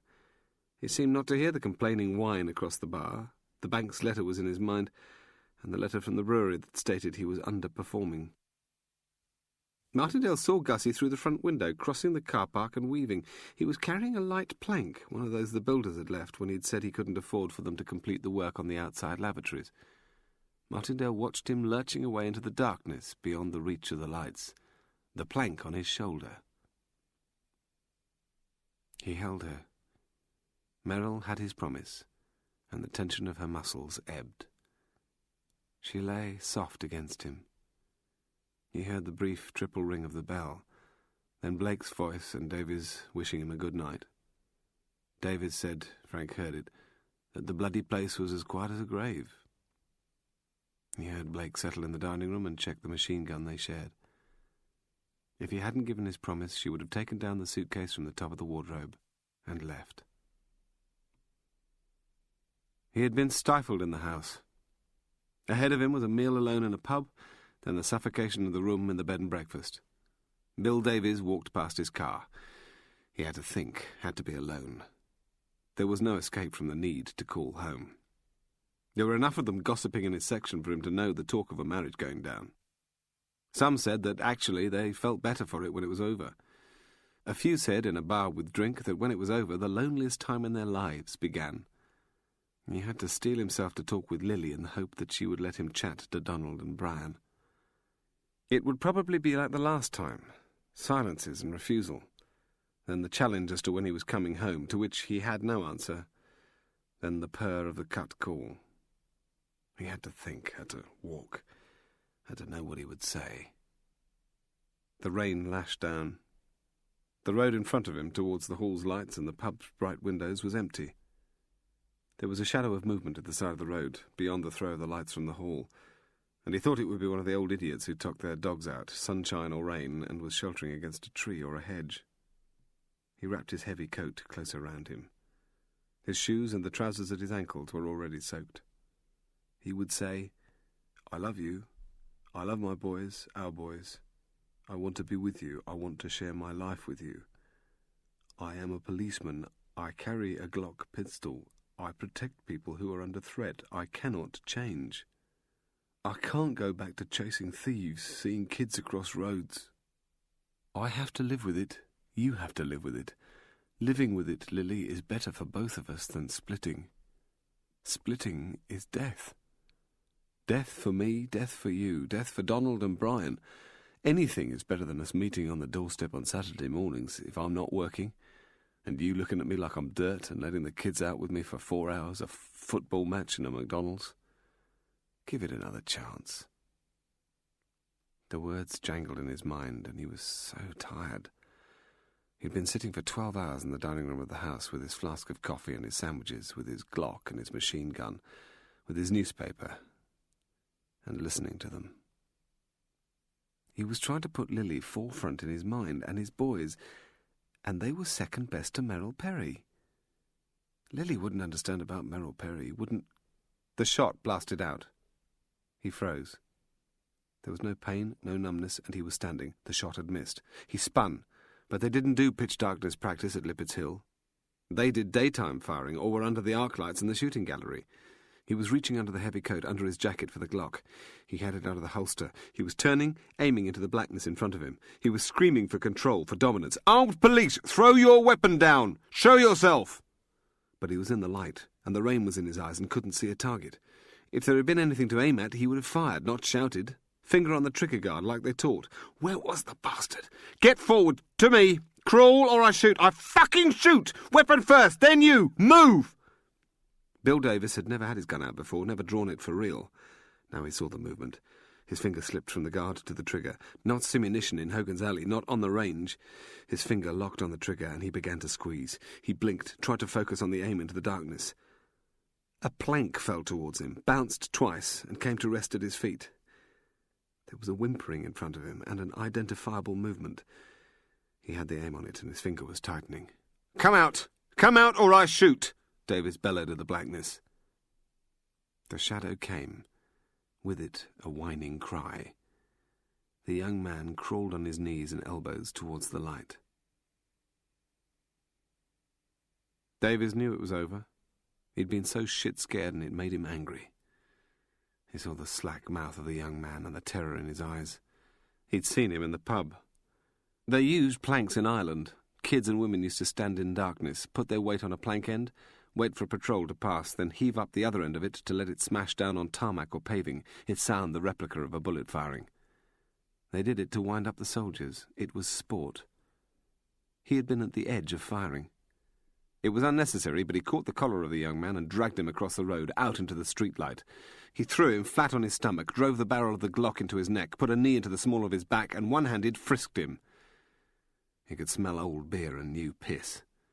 He'd been at the edge of killing a drunk who'd played a game. He stood high over him and used his foot to turn him over. He saw the big stain where the young man had wet himself and the scratches on his face from being dragged over the road's surface. The man made little noises of terror, and Davies realized he still covered him with the gun. He shouldn't have, but he kicked the young man hard in the wall of the stomach. "Go on. Get back to your mammy. Tell your mammy why you pissed your trousers. You ever try it again, you're dead." The young man scrambled to his knees, then to his feet, then lurched away, sobbing.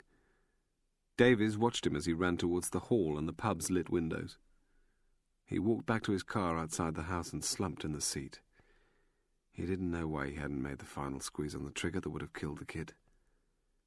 And his whole body shook. He knew he would make no phone call that night. Wildlife is a jewel we are fortunate to see. The brightest of the jewels making the incredible journey to and from West Africa each year, coming back to us, to our place each spring, is the marsh harrier. We are privileged people. Thank you. The applause burst around Dr. Julian Marks. The lights came on. They had all heard the shouting in the road, had all turned in the half-light under the projector's beam, looked at the door and seen Paul slip busily out. Barry Carstairs, attention elsewhere, led the applause. He was about to offer their thanks to the speaker when the swing doors burst back open. The silence fell. Paul shouted, "It's Gussie! The police nearly shot him. It was a detective at the Perrys. He had his gun on him, and then he kicked him to shit. I thought he was going to shoot him. Christ, we all know Gussie. He's hardly the brain of Britain, but he was damn near killed." There was a stampede to the door. The crowd surged past Simon and Louisa Blackmore and out into the night. Many were in time to see Gussie staggering across the brightly lit forecourt of the pub. Jerry Wroughton said, the rain running on his face, "This nonsense has gone far enough." Forgetting her reservations of the previous morning, Emma Carstairs said, "It's time somebody did something." Martindale saw him first and dropped the glass he was drying. Vince turned on his stool. Gussie stood in the doorway, gasping for breath. His hair was plastered down on his forehead and his eyes showed stark terror, his face laced with bloody scratches. They could all see the dark patch at the crotch of his jeans and the rips at the knees. None of them laughed. Gussie stammered, "He was going to kill me. The man at the Perrys. The cop. He had his gun on me. I was only joking him, but he was going to shoot me. I thought I was dead and he kicked me. I wasn't doing anything. It was a bloody joke." Vince stood his full height. The drink gave him the stature and the courage.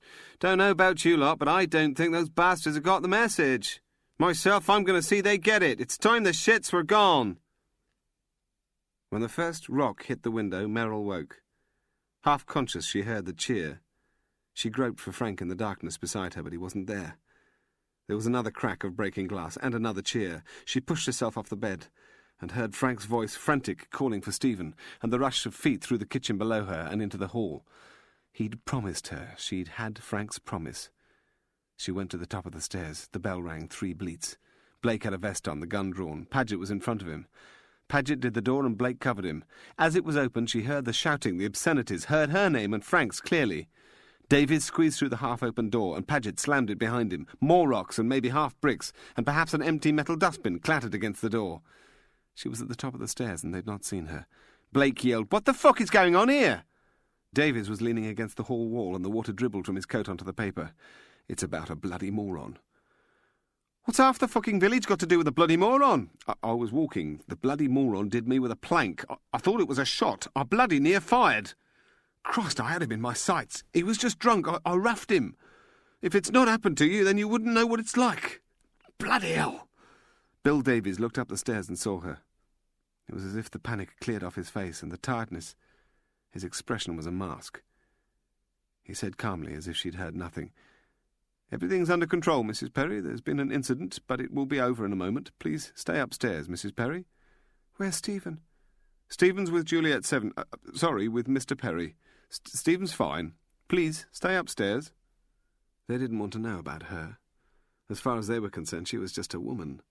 She heard the murmur of the voices of Davies, Blake and Paget, and she caught the name of Juliet 7 and the words "safe area" and mention of Sector 2 and Sector 4. Her man, her home, and her garden. There was a window at the front of the landing at the top of the stairs, beside the airing cupboard door. She peeped past the curtain. A little tableau was laid out below. For a moment there was quiet, as if they regrouped, reconsidered, as if the fainter hearts ruled. They were all there. On the green, the village kids were at the front, and behind them were Vince and Gussie and Paul, and others she recognised who worked on the farms, or who had no work, or took the small fishing boats with visitors and sea anglers. Further back, half-hugging the shadows, were Barry and Emma Carstairs, Jerry and Mary Wroughton, and Mrs. Fairbrother. Deeper into the shadows, but she could still see them, were Dominic and his partner and the vicar. She knew them all.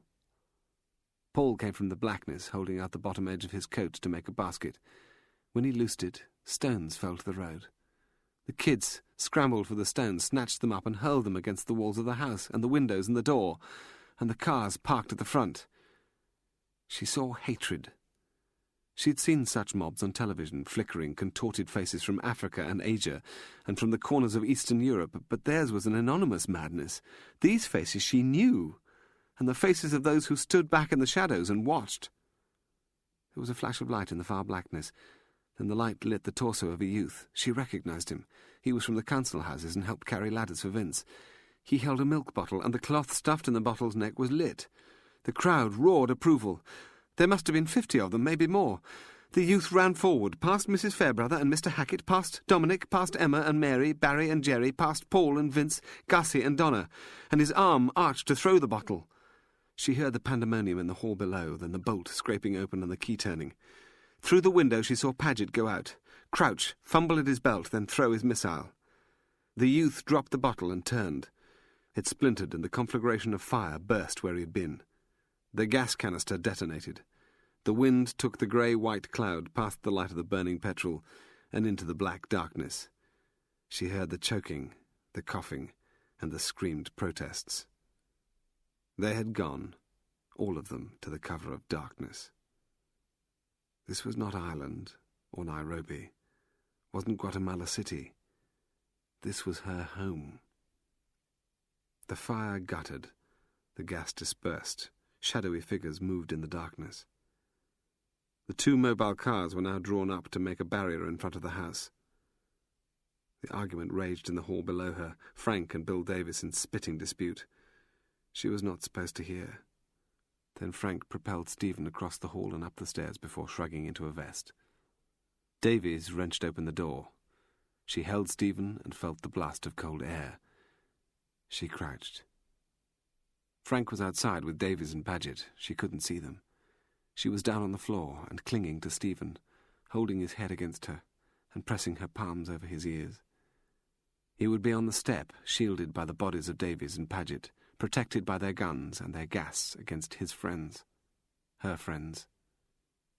He had to shout, to be heard across their low front fence and the grass, heard into the deep shadow. Frank had to shout. "It's all right, you fuckers, you can go home. You can go home and be satisfied that you've won as much as you're going to win. I promised Merrill. Do you all remember Merrill? You should remember Merrill. She did enough for you lot. I promised her that nothing more would happen. I was wrong. I'd forgotten you, all of you. I can't see you now, any of you, in the dark, but please stay and listen. Don't creep away on your stomachs. Don't pretend it didn't happen. You will remember tonight what you did for the rest of your lives. If you're still there, if you're listening, then you should know that you have won a little victory. You've broken my promise to Merrill. She'll be going in the morning, and taking Stephen with her. She'll be trying to find somewhere to stay. She'll have to ring round people she hardly knows, or check into a hotel she'd never been to.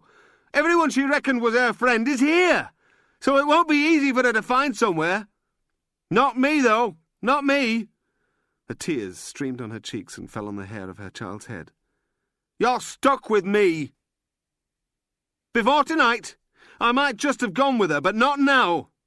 Your victory is that you've driven out a wonderful, caring woman and her child. You don't win with me. I'm a proper bastard, your worst fucking nightmare, an obstinate sod. What I did, why there's the threat, I provided the information that killed a bus full of men. I was prepared to betray a bus full of men. So what happens to you is low down on any relevant scale to me. I don't care what happens to you. And I'm staying. Got that? Can you hear me? When you next go to church, put money in charity boxes. When you next volunteer for good works and good causes, think of what you did tonight to Merrill. But the cruelty doesn't work with me." She couldn't hold back the tears. "You see, you don't frighten me. I'm not frightened of yobs with stones. What I was, for what I did, if I'd been caught there, I'd have been hanged until dead. That's not a trap under the gallows and quick, but a rope from an industrial crane, and it's being hoisted up, and it's kicking and strangling and slow. There's not a few drunks watching, not a few cowards. There's 20,000 people, you understand? Being hanged from a crane frightens me, not you." She lay on the floor beside the door of the airing cupboard, clutched her boy and squeezed her hands over his ears. "I bought some time. I'm told I delayed a program for the development of weapons of mass destruction. The warheads would have carried chemicals or microbiological agents, might have been nerve gases and might have been something like anthrax. You, of course, wouldn't have known the people targeted by those warheads. They would have been Saudis or Kuwaitis or the Gulf people. They might have been Israeli Jews. When you're so selfish, when you live complacently in an island of your own making, you wouldn't think of the millions of other souls who exist around you. Are you happy?" She heard the hoarseness of his voice. "There is a man who's been sent to kill me. He's somewhere out there in the darkness. I know very little of him, but I know about his society, his culture. He is a Muslim, a child of the Islamic faith. He wouldn't understand you. From his faith and his culture, he would believe that my community has closed ranks around me, not isolated me. I could find more love for him, the man sent to kill me, than for you, my so-called friends." She heard his last shout into the night. Are you there? Are you listening? The door slammed behind him. The key was turned. The bolt rammed home. Chapter 16. He felt puny, insignificant, and unimportant. Jeff Markham walked beside the stream that wound ahead of him, between the sea and the South Marsh. Behind him, it skirted the village before drifting inconsequentially into North Marsh. The wind was up and had blown away the rain. He was unimportant because he had not been telephoned the night before. He'd been killing time at a piano recital 12 miles away in another town. He had sat in ignorance at the back of a half-empty, draughty Baptist hall. His mobile telephone, of course, had been on, but the call had not come. A trifle of life would have been injected into the performance if his telephone had bleeped, but it had not. Davies had told him, an hour earlier that morning, of the night's events. He'd seen the scorched grass where the milk bottle had ignited and seen the smoked slivers. Near to the new tree was a small patch of burned ground where the gas canister had detonated. Only an unimportant junior liaison officer would not have been telephoned. Davies had told him what was going to happen that day.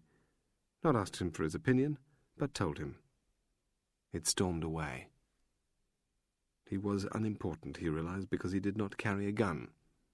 The guns were what counted now. He was drawn towards South Marsh. The guns ringed the marshland, just as they were around and inside the house. It hurt him to feel the minimality of his importance. And no communication either from the little stinking bastard with the dogs. Markham didn't know where he was, what he did, what he'd seen, and couldn't call him for fear of compromising his position. There were 2 letters in his pocket. They were not typed up or remotely ready for sending, but they were drafted in his handwriting.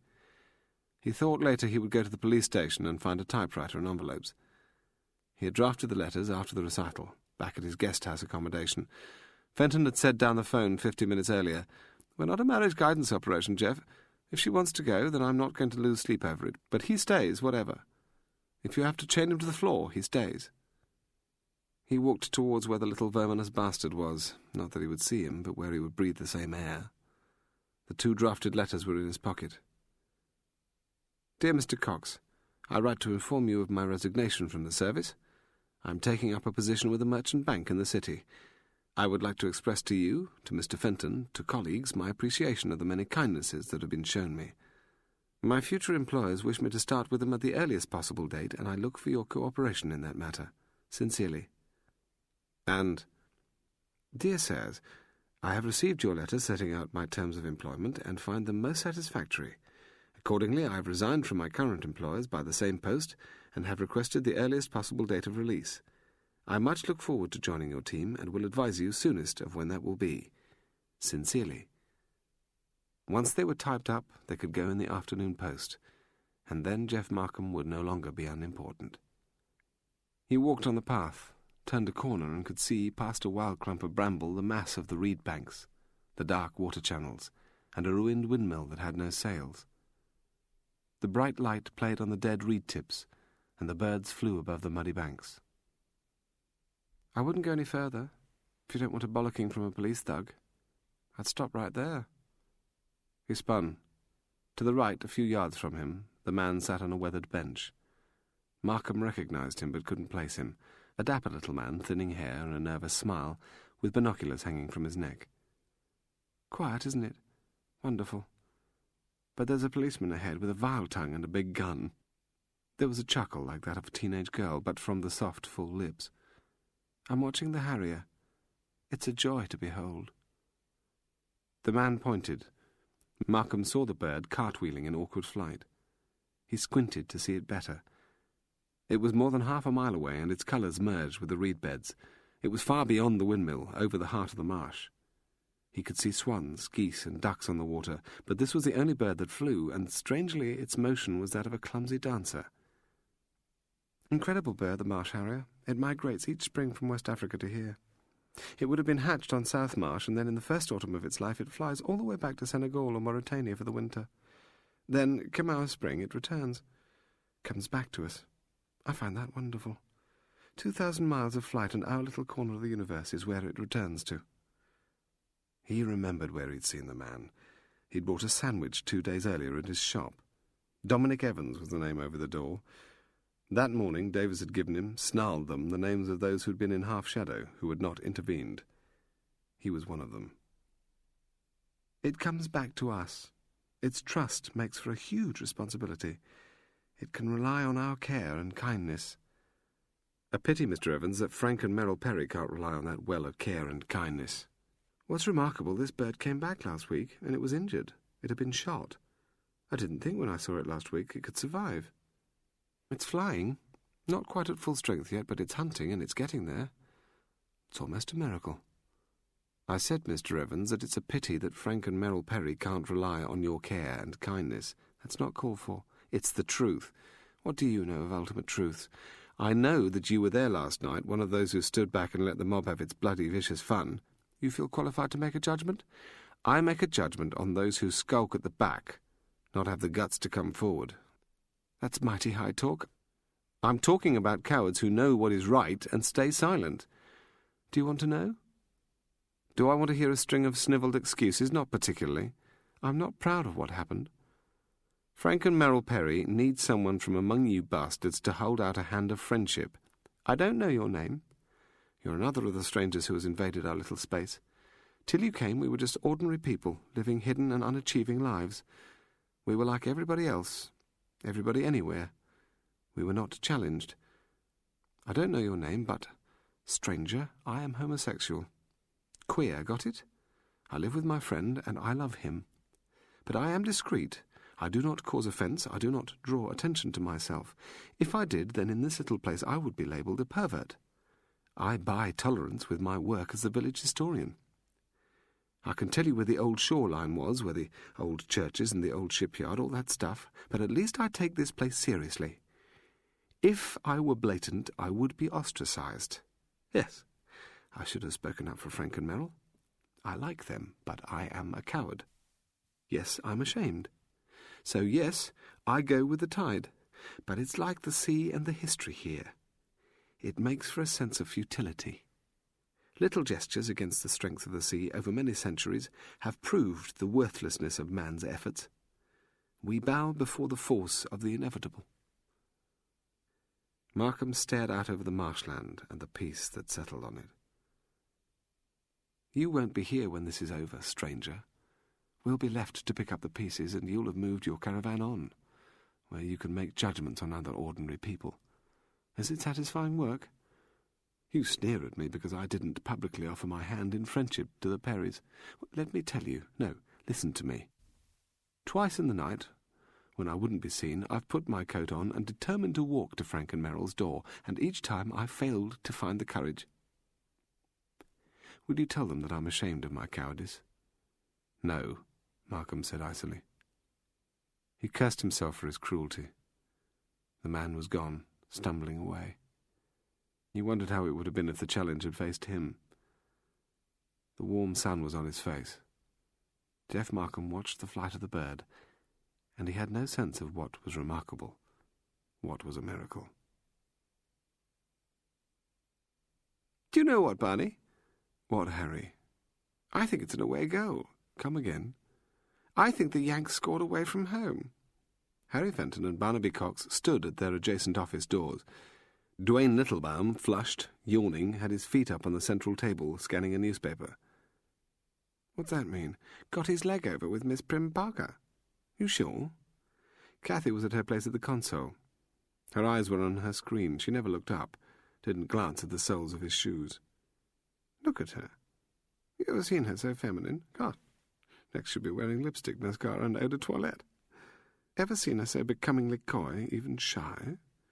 You noticed Jeff Markham's door, the number of the day on it? Just before you came in, she scratched out one day and wrote Day 6, and underneath she's put, The worm has turned. And I haven't decrypted that cipher, but she and the Yank sniggered like kids. As an experienced, senior, dedicated intelligence officer, I'd say the evidence points to last night's naughtiness. Not many been there before. Last chap, so he said, who tried to get his arm up her skirt, that Adonis from D Branch, said she damn near broke it off at the elbow. Brennard claims he was there, admits she was so stressed out that she didn't know who he was. Well done, the Yank. He's been useful, but I wouldn't want Mr. Littlebaum or his people to believe we are overly dependent on them. If you're with me, I wouldn't wish them to believe we're in their pocket, or not competent in our own theatre." A wolfish grin played at the sides of Harry Fenton's mouth. "Our show done quietly, yes?" "You are, Harry, managing this matter." The grin vanished. "Time will tell. I live in hope." Davies brought him a mug of coffee. Perry had lifted his plans out of the chest's bottom drawer in the sitting-room and carried them into the dining-room. He had asked Davies if he minded the intrusion, and the detective had shaken his head. It was only a small job, a problem with the air filtration on the production line of an assembly plant in Ipswich.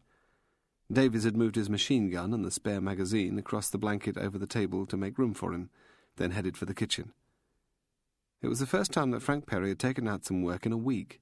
Only a small job, which wouldn't pay more than £1,000, but it was his little gesture of defiance. He had noticed that Davies didn't ask before going to the kitchen to make coffee, and he thought the detective was at home now, comfortable in their house. Perry thanked him for bringing the coffee. Merrill was upstairs, packing. She had slept alone. Poring over the workshop plans, tracing the course of the filtration pipes, Perry reckoned out where the new motor should be placed, and what power it must have to create the necessary airflow down the pipes to the unit. There were 2 more consultancy jobs in the drawer, one larger than this and one smaller, and after that there was nothing. He was tapping out calculations and jotting the numbers while she packed. The ceiling beams and floor planks of the old house creaked under her weight above him. She was in Stephen's room. He didn't know how much she intended to take, everything or the bare minimum. If she took everything, cleared the child's room of clothes and toys, then she was going forever. She had called Stephen in from the hut, and he'd come reluctantly. His days were now split between the television and the hut. He'd noticed that, just as he'd noticed that Davies was now more comfortable in the house. He had not asked how much she intended to take, because he had not dared to hear the answer. The footfall moved above him. She would be in the gloom of their bedroom. She had left the child on his own to pack his toys. Perry heard the thud as she pulled down the biggest of the cases from the top of the wardrobe, and then another. He stared down doggedly at the plans for the new filtration unit. "Are you all right, sir? Why shouldn't I be?" "Where's she going?" "I haven't the faintest idea." "Well, she has to go somewhere. Her mother and father died in a coach crash, and she's never spoken of any relatives. She has no friends where she came from. We only have each other. We thought it was different.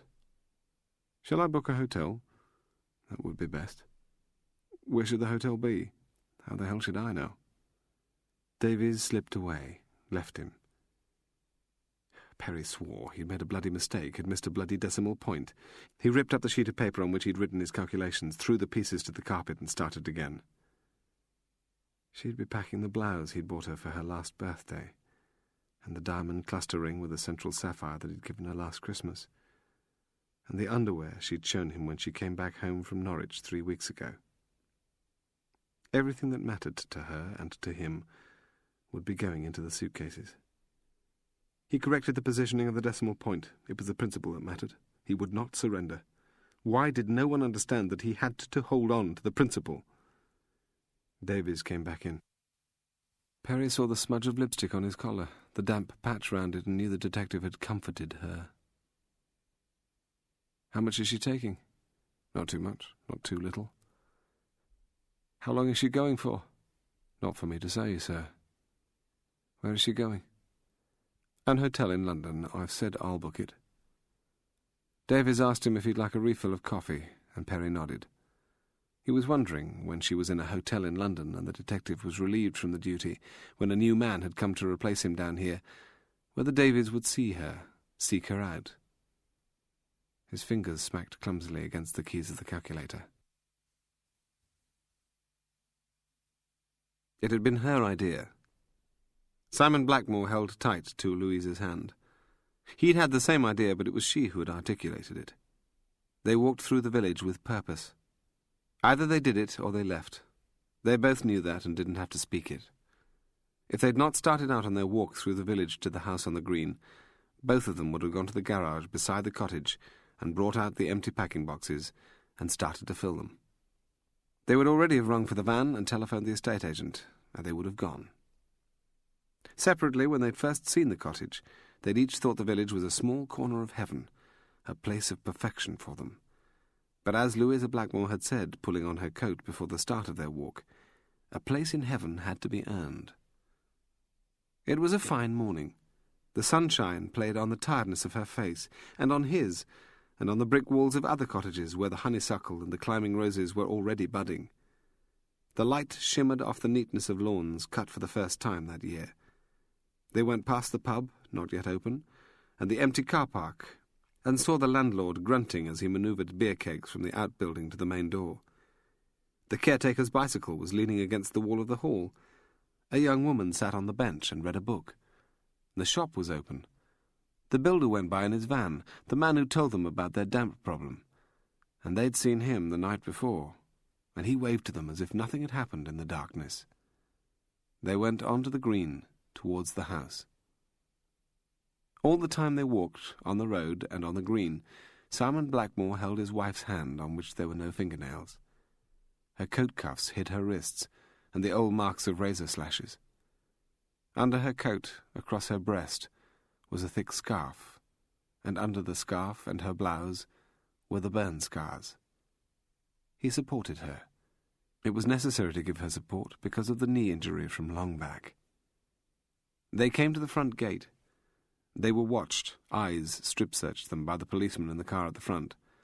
They were within the vision of the camera on the wall above the front door. Simon Blackmore squeezed hard on his wife's hand and rang the bell. They waited. The camera's image would be watched. The policeman in the car would be reporting. He was middle-aged and frail, she limped, and her face showed harmless exhaustion.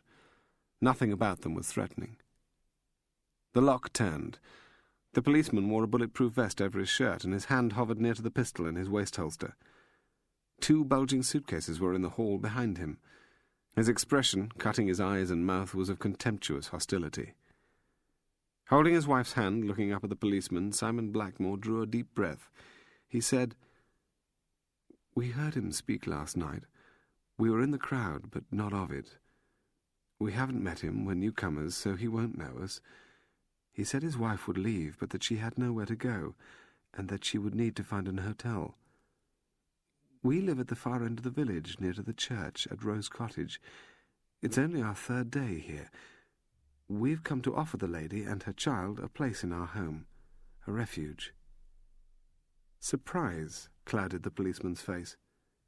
He told them to wait there, on the step. He came back a couple of minutes later, after a hushed conversation inside, and said they'd be visited. He told them that the Perrys were grateful. They walked home. "Do you think she'll come, Simon?" "I don't know, but for both our sakes I hope so." The bird flew above him. It glided with him as if escorting him. Vahid Hussein moved very slowly through the reed banks. Sometimes the bird would wheel and fly back past him, and sometimes it would hover over him. The wing beat seemed stronger each time it flew. In the depths of the marsh he went so carefully to be certain that he did not disturb the nesting birds. When he waded, the mud clogged up to his knees, and he had to use his strength to drag himself forward through the reed stems. When he swam, the weight of the rocket launcher and the missiles on his back pushing him down, he did so with great caution. He was never in the open water. He never broke the reed stems. He sensed that a man watched for him. When he rested, exhausted from the mud and the weight of the launcher and the bag on his back, he was relieved to realize that the bruised hip now caused him less difficulty. In the cold of the water there was no pain, and the restriction on his movement was less marked. He was sufficiently fit to go forward, to move against the target. Only when he was near to the shoreline, when it circled over him, did he talk softly to the bird. He was in dense reeds, and he moved them aside singly, and he passed close to Geese. "I wish you well, friend, and I regret that I did not find you at Jasmine Canal or at the Four Marshes, or at the Har al-Hawizi. There were good birds there, but they were not your equal. I would have been grateful there, friend, for the comfort of your company, as I am grateful here. I will remember you." Vahid Hussein did not believe it stupid or sentimental or childlike to talk to the bird. Will you remember me? I think so. You will not forget the man, the soldier who cleaned your wound and fed you. I believe that when you come back next year, from wherever you go in the cold winter, you will look for me." In his exhaustion, Vahid Hussein did not recognize the danger to him of rambling and incoherent thought. He was weakened and hurt, and he did not know it. He dragged himself across the mud of the shoreline through the last of the reed stems. He was still and gasped for breath. "Goodbye, friend. Look for me. Search. Do not forget me."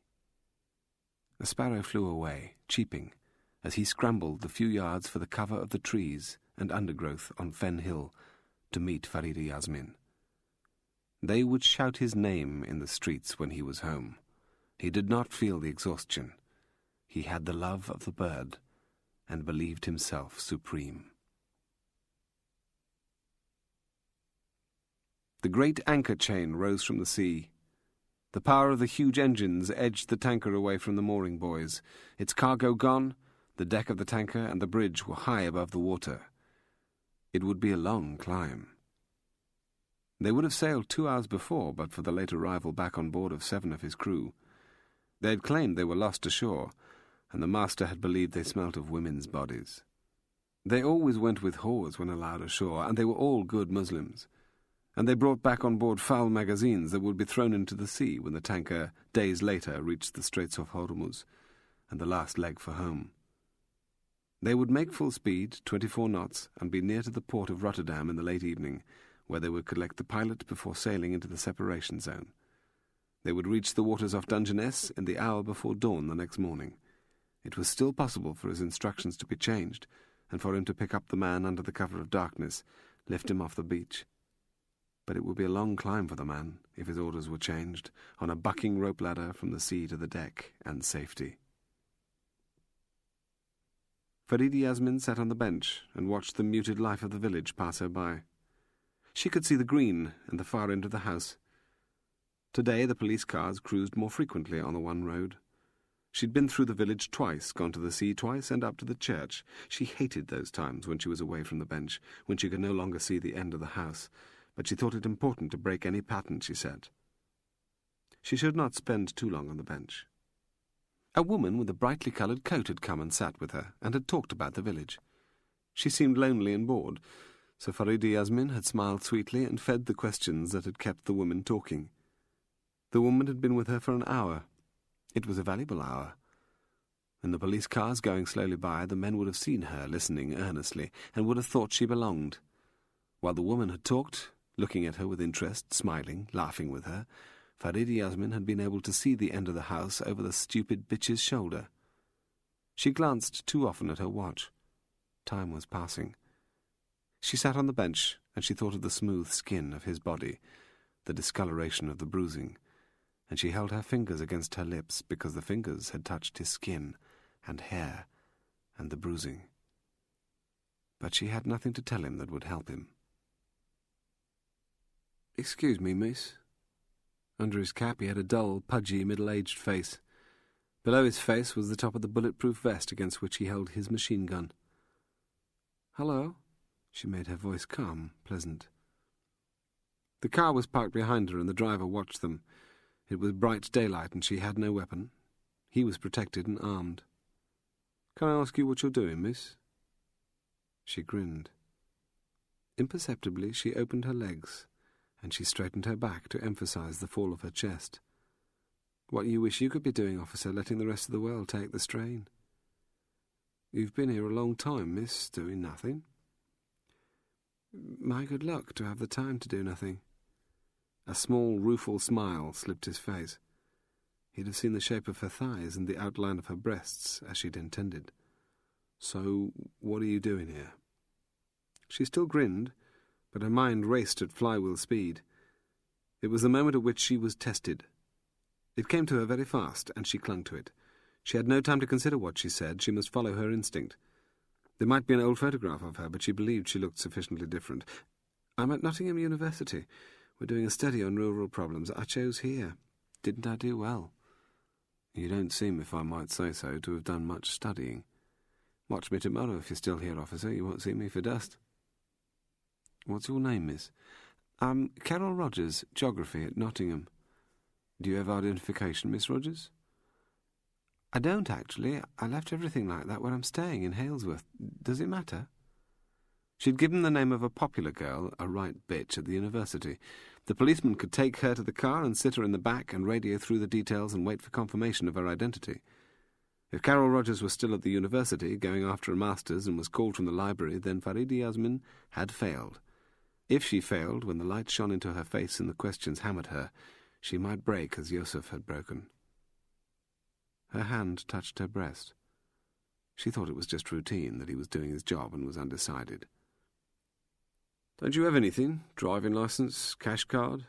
The voice boomed from the car. "Come on, Dougie, for Christ's sake!" He turned away and walked back to the car. When they drove past, he looked at her hard. She bit her lip. She wouldn't tell him that she'd been questioned. She thought of her future when he'd gone. Anxiety about the future had gnawed increasingly at her through the day. She would be hunted and looking over her shoulder, always waiting for a policeman to ask her for identification. But she could not leave the village, not while she had nothing to tell him that would help him. And then the pride flushed in her because she had come through the first test of her skill. Davies ended the call and he finished scribbling notes on his pad. They were waiting on him, the principal had his arm around his wife's shoulder. Davies said, 2 officers in uniform went round to see them. Maybe they hit the door a bit hard, but it took Blackmore 5 minutes to get her to come out of the kitchen and talk to them. They got it out of her eventually, who she was and what happened to her. It's not a pretty story. Control ran it through the computer. They're what they say they are. I don't know whether it's the right place for you or the wrong place. We couldn't have you visit there, Frank, nor you, Merrill, come back here. You'd be a mile apart, but it might as well be 100. It's your decision, both of you. You'd stay there, Merrill, until the conclusion. I think we're close to that, hours from it, but I don't know, and I don't know what's afterwards. I can't tell you how long is afterwards. Perry said, Listen, afterwards I'll go in my own time. Of course I'll go. But it's not them, the people out there, who decide when. Davies said quietly, They check out. He was British consul in Santiago, capital city of Chile. First posting abroad for Simon Blackmore, he would have been running a library at the embassy, bringing out the odd slice of Shakespeare, chucking British culture around and finding a girlfriend. It was late in 1972. The girlfriend was Luisa Jimenez, and she wasn't suitable for a young fellow from the British Council, not at all. Left-wing political, the ambassador wouldn't have liked that, one little bit. In 1973 there was a military coup that deposed and killed the neo-communist president, Salvador Allende, and a roundup of sympathisers. She went into the net. She'd have been screened first in that concentration camp they set up in the football stadium, then faced the heavy stuff. The interrogators, probably we trained them, we usually did, gave her a hard time. A hard time is an understatement. Blackmore would have badgered his ambassador for action, and that would have been a waste of his time, and then he went direct to Amnesty International. By his efforts, she was adopted as a prisoner of conscience. There are very few who get to that status, and sometimes it can make a small difference. The military were bombarded with letters. It meant hassle for them. For her, it reduced the chance of the old one-liner, died of medical complications. Without Simon Blackmore's efforts, she would have disappeared into an unmarked grave. She was quietly released 4 years later when the government was whipping up interest in a trade fair. Before she received prisoner of conscience status, the interrogators had tortured her. No fingernails, did you notice? Did you see her walk away, limping? They broke the ligaments in her right knee and surgery wasn't on offer. There are slashes at her wrists, attempted suicide when she thought she was going to break. Oh, what we didn't see, she's got burns on her breasts, which they used as an ashtray. The Blackmores have experienced persecution and isolation, which is why they're offering a hand of friendship, and they can't be frightened any more. Their understanding of living and suffering is different from what you found here, but Merrill, I can't tell you what to do, go to them or go to a hotel. They might be right for you, they might be wrong. It's your decision. He came to the hiding place. Andy Chalmers hadn't slept in the night, nor in the day. He could control tiredness, had contempt for it and for hunger, but he had biscuits in his pocket for the dogs. In the night he'd listened to the silence, and in the day he'd watched the flight of the bird. To stay awake and keep alert, he'd chosen to concentrate his thoughts on the big birds of his home under the mountain slopes. The bird he watched was half the size of the eagles, pretty and interesting, but without majesty. If he'd been home that day, he would have gone to the eyrie on a crag face of Ben Morasint, scrambled on the scree, then climbed and taken cut hazel branches from down beside the loch with him to repair the eyrie from the storm damage of the winter. At first, watching the bird in the early daylight, Andy Chalmers was confused. The bird hunted. It dived on a young duck and carried it to the heart of the reed beds. He understood that. He could see that the bird had no grace in its flight, but was able to hunt. It was recovering from injury, could have been a strike against a pylon's cables or a shotgun wound. After it fed, the bird circled one area at the heart of the reed beds. It was too immature, without the width thickness in the wingspan, to have a mate nesting below, and at first he had been confused. He watched that place. He waited for some reaction from the other birds, for the ducks to rise screaming, or swans and geese to clatter for open water, but he saw only the circling bird, until the afternoon. Then a single curlew had flown, startled from the place he watched. It had taken him minutes to realize that the bird was no longer over that same place, and could not have stampeded the curlew. In his mind, he made a central point for the arcs the bird flew, and that point changed, moved gradually away. If he had not been so tired, Andy Chalmers would have understood sooner. The central point for the arcs of flight neared the far shoreline of the marsh, where the trees and scrub merged with the reeds. He didn't know why the curlew had crashed out of the reeds, only that its flight had been a moment of luck and had alerted him. There was a pattern here that he was struggling to understand. At the limit of his vision, he'd seen a sparrow break cover from the scrub. The bird no longer circled, wheeled, but climbed. It was a distant speck when Andy Chalmers moved from his cover and went down into the mass of reeds. He took the dogs with him, would not be separated from them. It was only when he reached the focus of the Harrier's arcs that he realized it was a hiding place, and as such it was well chosen. Many years before, enough years for it to be before his birth, the marsh waters had rotted a tree's roots. The tree had fallen, the branches had decayed. An empty oil drum had been driven by the winds and tides against the remaining branches and had wedged. It was a refuge, a safe place. Where the trunk peeped above the water was the stripped carcass of a duck, and in the drum was the faint smell of a man. The bird had shown him the place. He could have passed within 2 yards of the tree's trunk and the almost submerged drum, and would not have seen the hiding place. He had the line. The bird had given him the line to the shore. Wading through the mud and carrying his dogs, swimming and having them paddle after him, he found not a trace of the man he tracked. He'd followed the men who'd come onto the mountain to raid the eyrie nests, and those men took precautions, faced prison, and had cause to be careful, but this man was better than any of them. He had the point on the shoreline from which the sparrow had flown. He had the marker. At the edge of the reeds he lay still in the water and listened. There was a tangle of bramble a few paces away. He could smell him, but couldn't see him.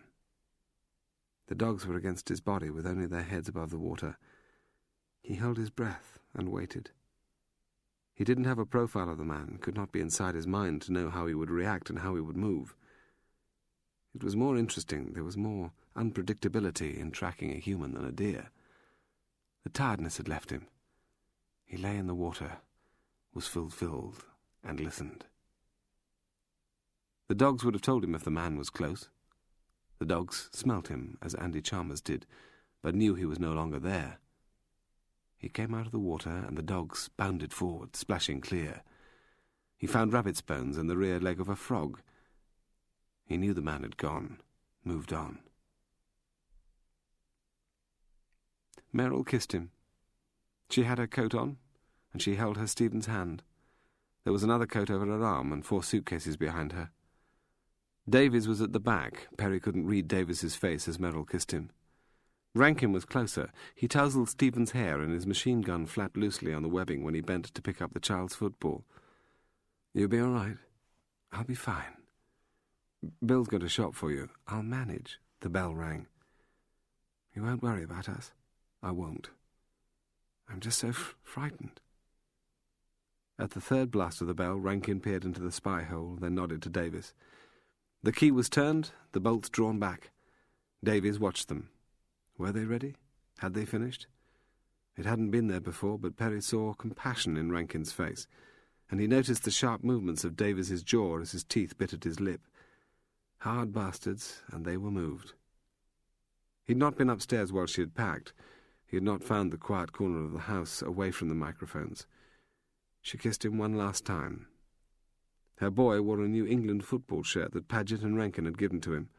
God alone knew how they'd obtained it. They must have had a shop in the town opened up at dawn. Perry felt helpless, as if the eyes, the microphones, and the watchers ruled him. He wanted it over, her gone, before he wept.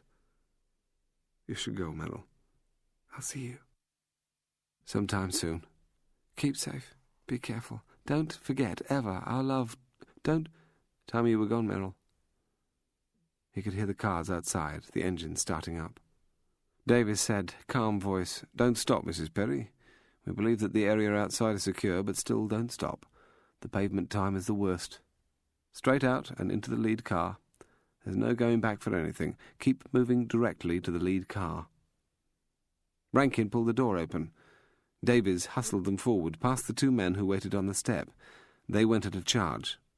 Perry saw his Merrill go, and Stephen with the football, pushed forward by Davies towards the door of the lead car. The two men came up behind them with the suitcases and pitched them into the rear car.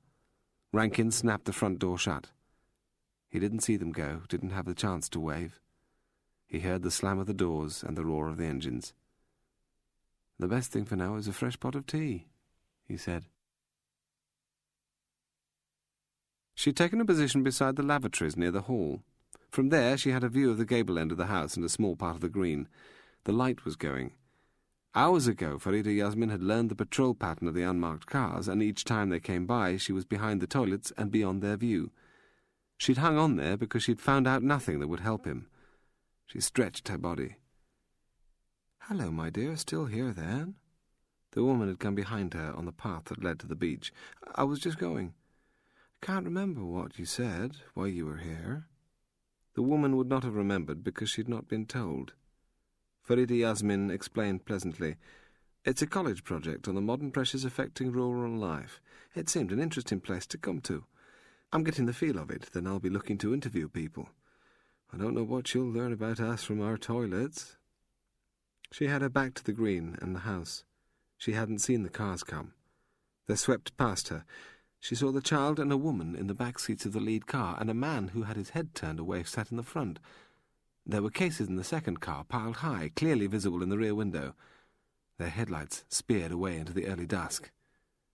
The woman coughed deep in her throat, drew up the spittle, spat it out through her gaudy lips. She murmured, "They've gone. Damn good riddance." Farida Yasmin shook. The shock swept through her. She watched the taillights disappear round the corner at speed. Now she had learned something, but it was nothing that would help him. She began to walk briskly from the toilets past the front of the hall. The woman called after her, "Come in and see me when you start your interviews." She had been cheated. The bird hovered in the last of the afternoon's watery sunshine, then dived. Beating its wings, it strutted close to him. He saw the wound. There was a tiny scrap of greaseproof paper, the sort used to wrap the meat his mother brought home from the butcher in Lochinver, and he found soaked, muddied mince, buried in grass where the bird had walked and pecked. As if it had been tamed, the bird came close to him. The head keeper had a peregrine falcon in a cage behind the house and near to his caravan. It had no fear of him because it had been fed by him since the day he'd found the abandoned fledgling, wounded by ravens. Andy Chalmers had come out of the marsh, stinking of it. The bird trusted him. Other than the head keeper, he knew of no man who would nurse an injured bird and win its trust. The head keeper was one of the very few men that the taciturn and sullen Andy Chalmers had respect for. The dogs picked up the scent. They meandered either side of the path and crisscrossed over it. Without water to go into, it was hard even for a skilled man not to leave a scent for dogs. He let them lead through the wood. He felt a sense of burgeoning regret. The dogs burst from the wood and tracked at the side of the grazing field. A car's lights illuminated the top of the hedgerows, receding. He went around the perimeter of the field. He saw the tire marks. He could smell the man and the marsh. The tire marks were at the gate of a field, on the verge of the lane. He wanted to go home. He had no hatred of a man who nursed and fed a bird. He wanted to be back with his mountains. He called on the radio for Markham to come and collect him, and gave no explanation. In the far distance, silhouetted against the darkening sky, was the shape of the church and the shimmer of the village lights. It was not his place and not his quarrel. He had no business there.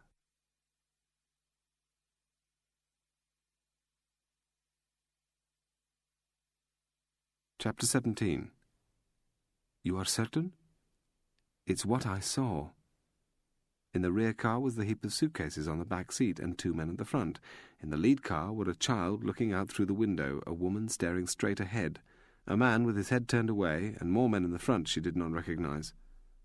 She had not seen the child before, but the woman had been there, weeks earlier, when she had come to photograph the house.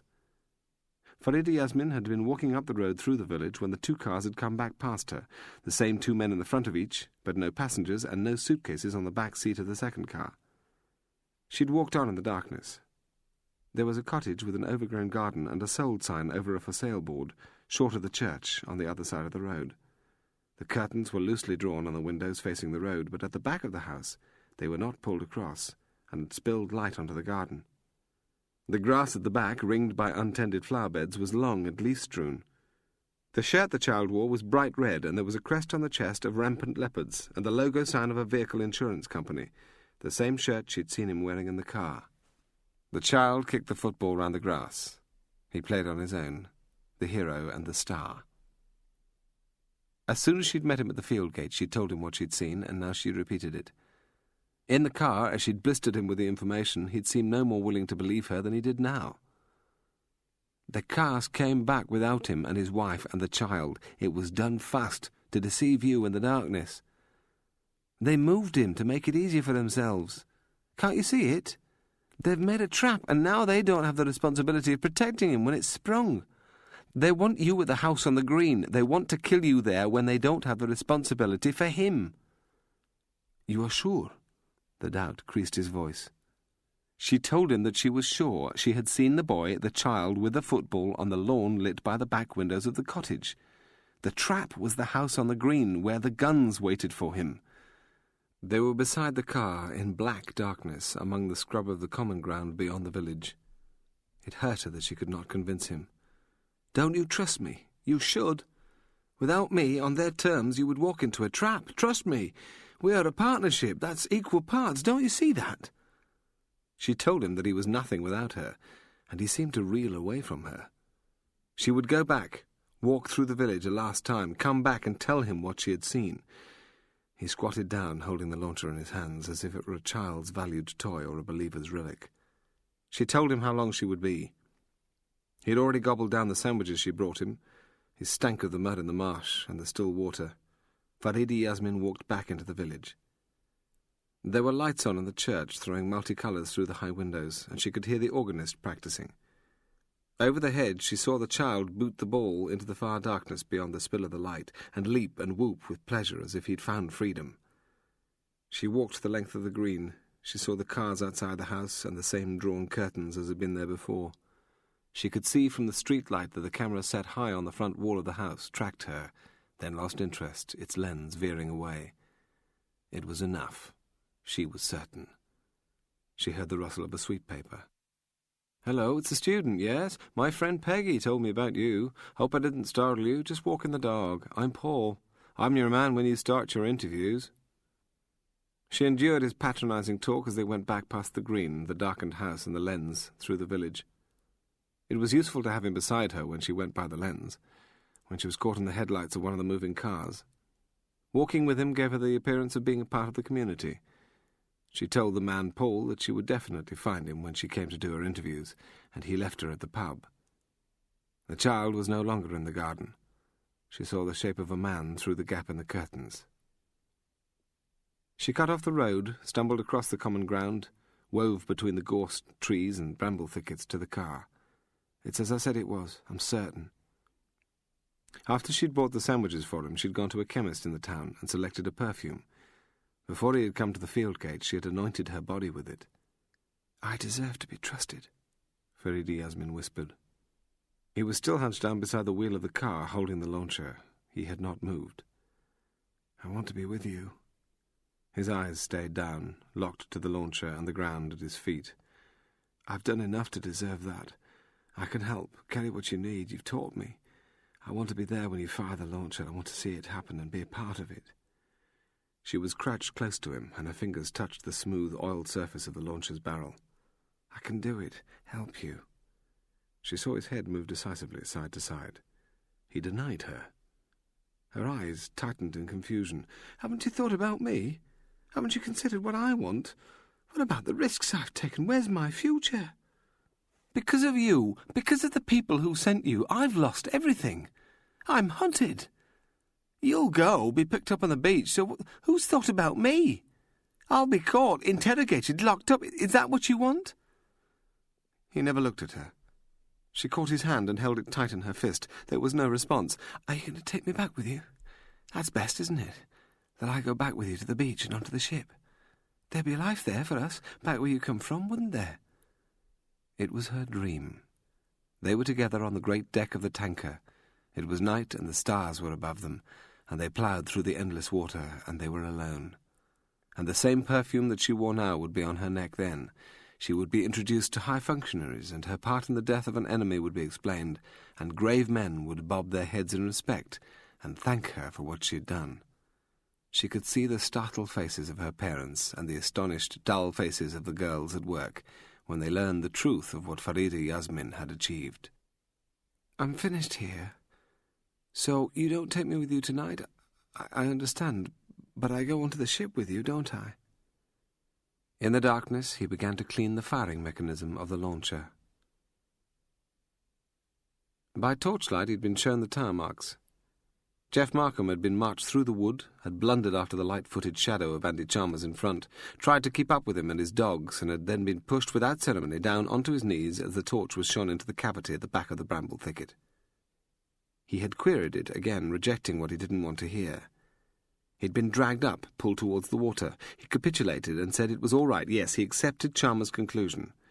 If he'd queried again, he would have been pulled in his city clothes into the water, and he'd have been propelled towards a tree trunk and a submerged oil drum. There was a crunch sound under his feet. The torch beam pointed out the stripped rabbit bones he stood on.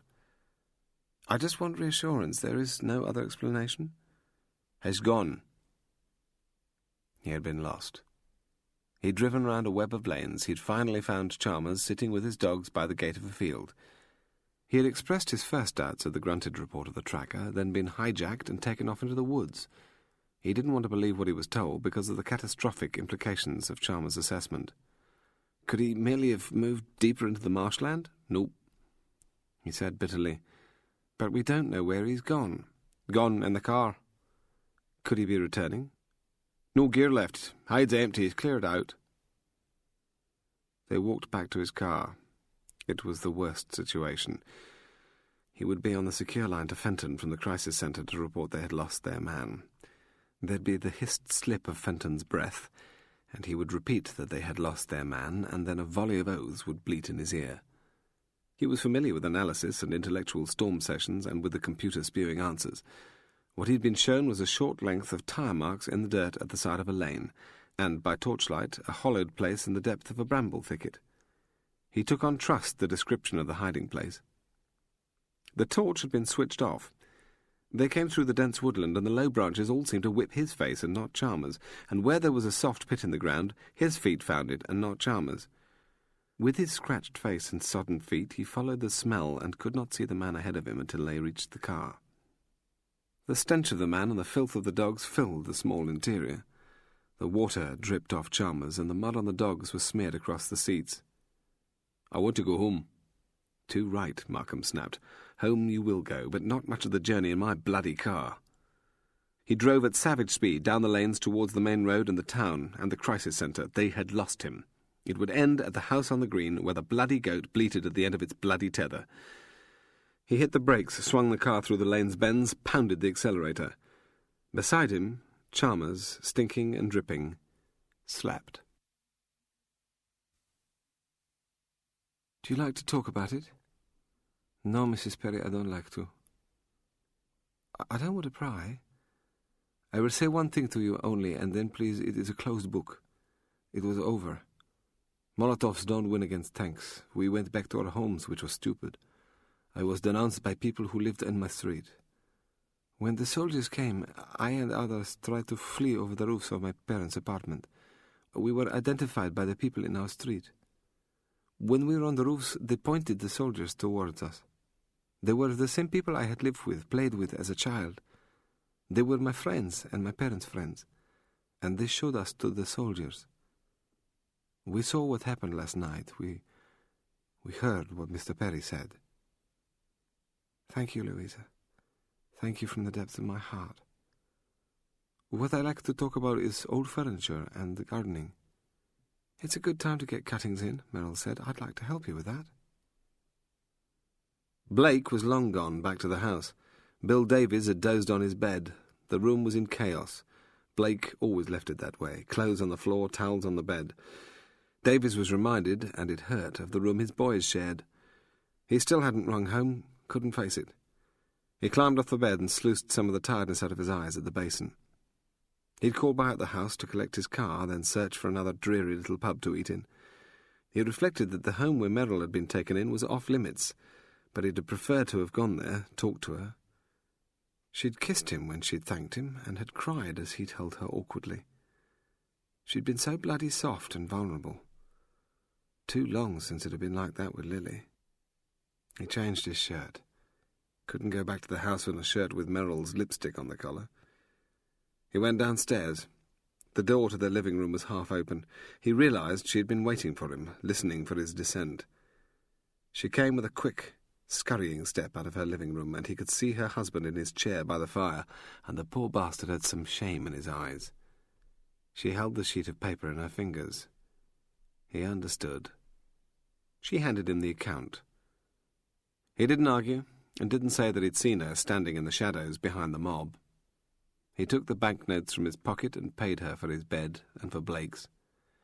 He went back up the stairs and packed their bags.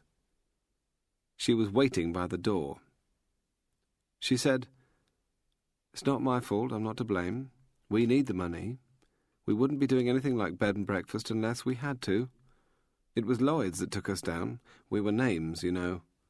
What my husband had set aside for retirement went to Lloyd's. We can't exist without the money. I've nothing against those people, the Perrys, but we have to live. It'll be remembered long after you've gone that we put a roof over your head.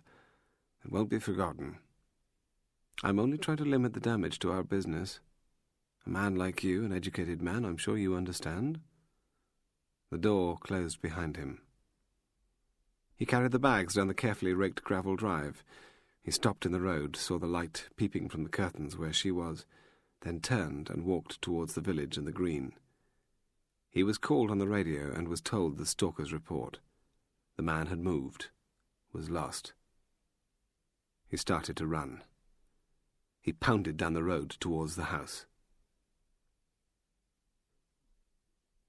There was a slight sense of damp in the air as Merrill unpacked in the small bedroom. She took from the suitcase only what she would need for that night, and what Stephen needed. Simon Blackmore came up quietly behind her. She was tortured. What they did to her was unspeakable.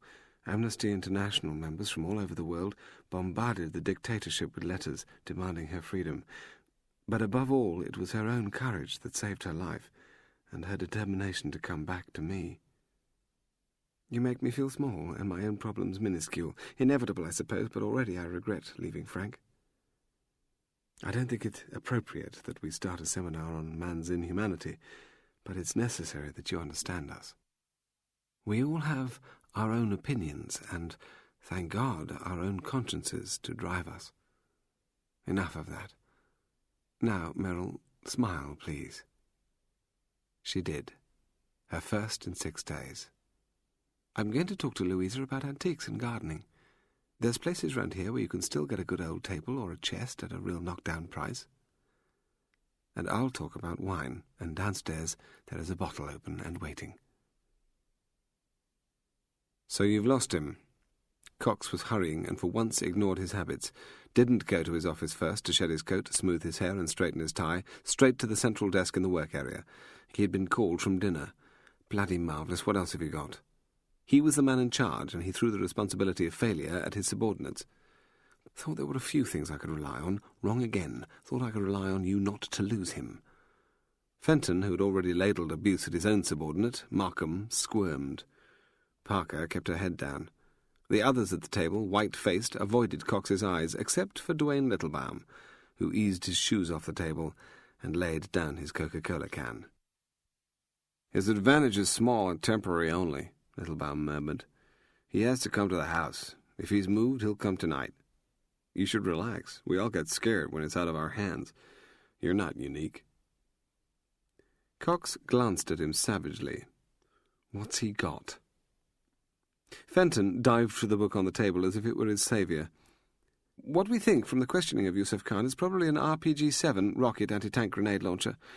If the indications from that bedside conversation are correct, then he has a weapon with a maximum effective range of 300 metres, particularly useful at night." The old warhorse from B Branch snatched the book from Fenton. "It has an internally lit optical sight for night shooting, or might have the passive starlight scope. Against tanks, even a deflection shot, it'll put a 5-centimetre hole through around 25 centimetres of armour plate.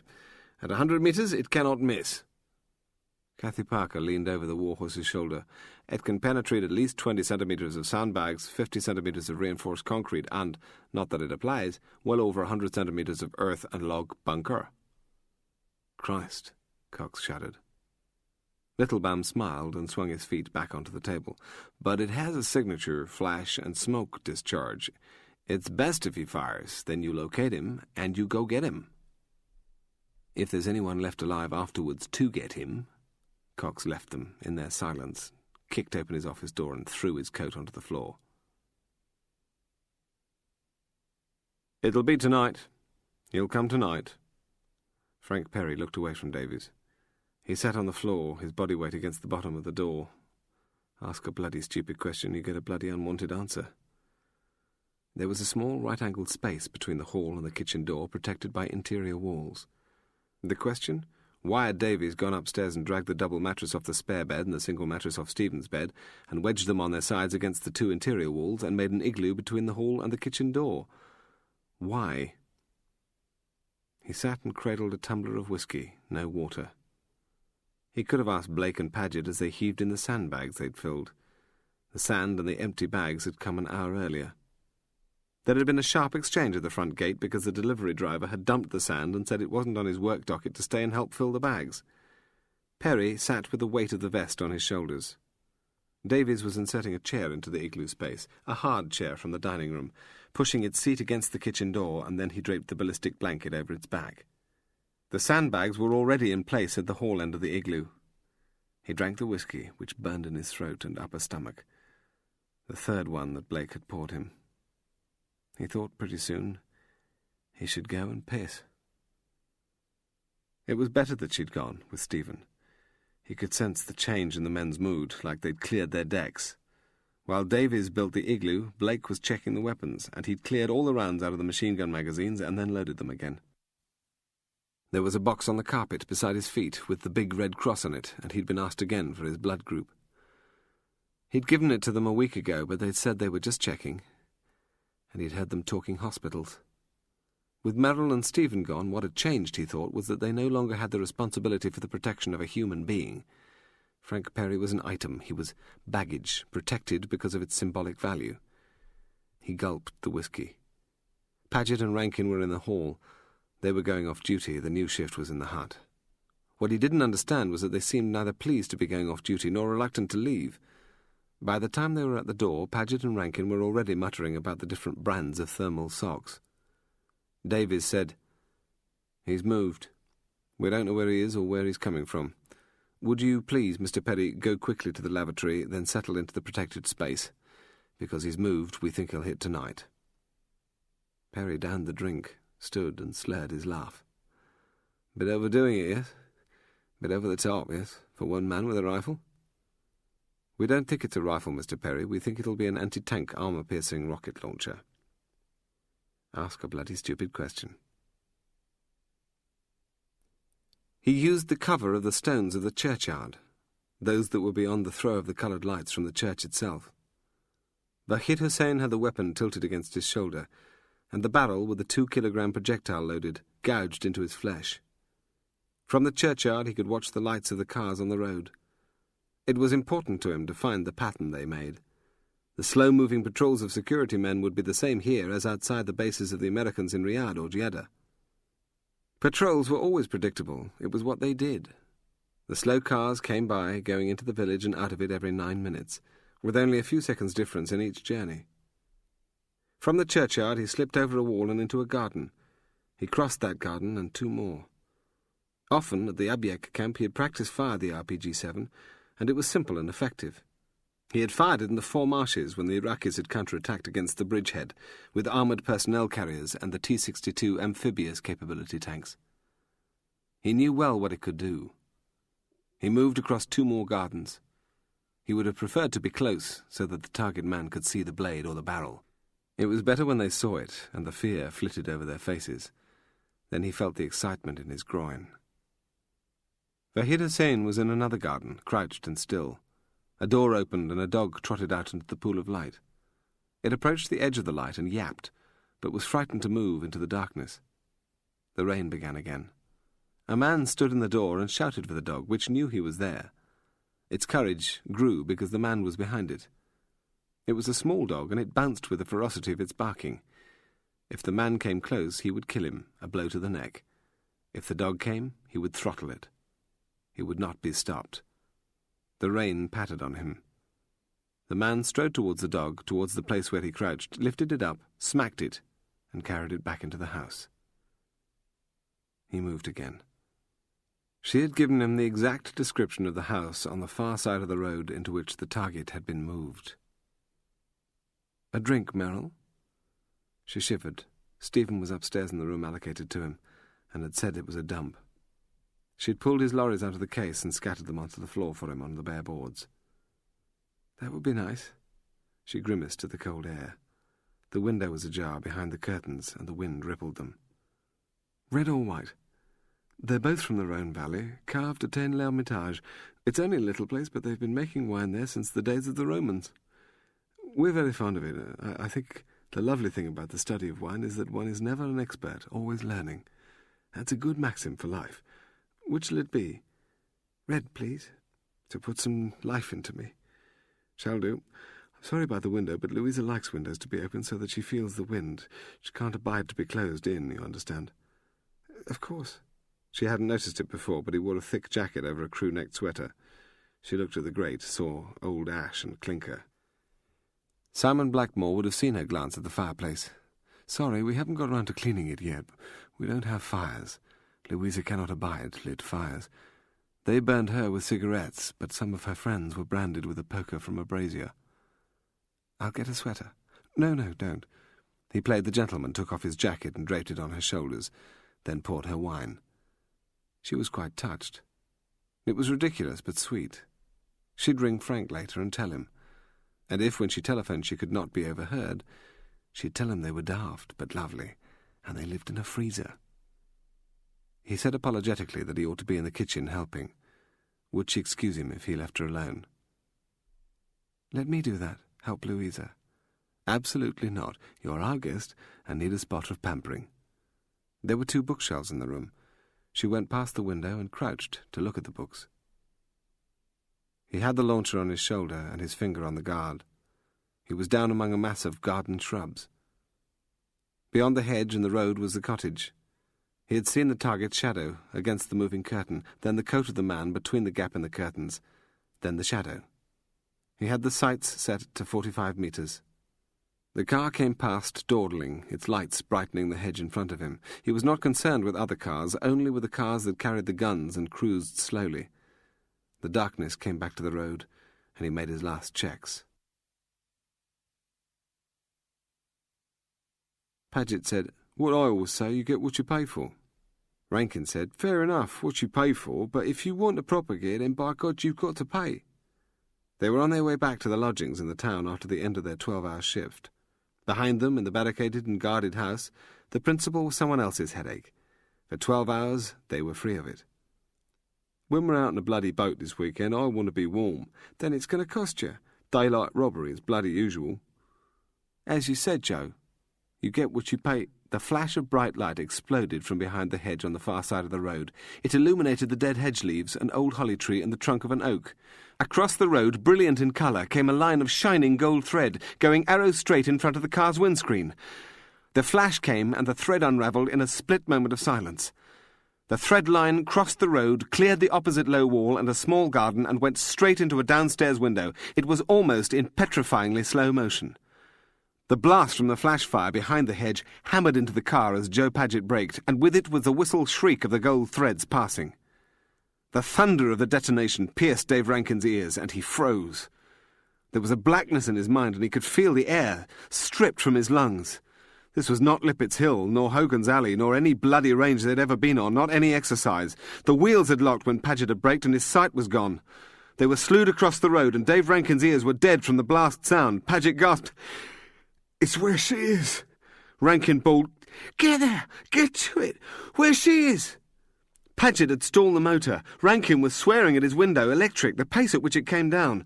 The engine was coughing back to life. Rankin had the Glock off his belt. Paget had the car swerving back onto the centre of the road. "Fucking get there, Joe!"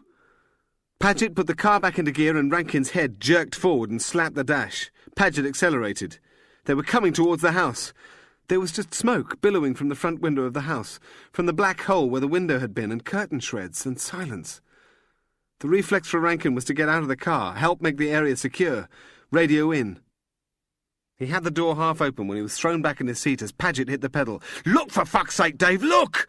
Paget's free hand off the wheel reached out and caught Rankin's coat front, loosed it and pointed. It was a moment before Rankin comprehended. Then he saw him.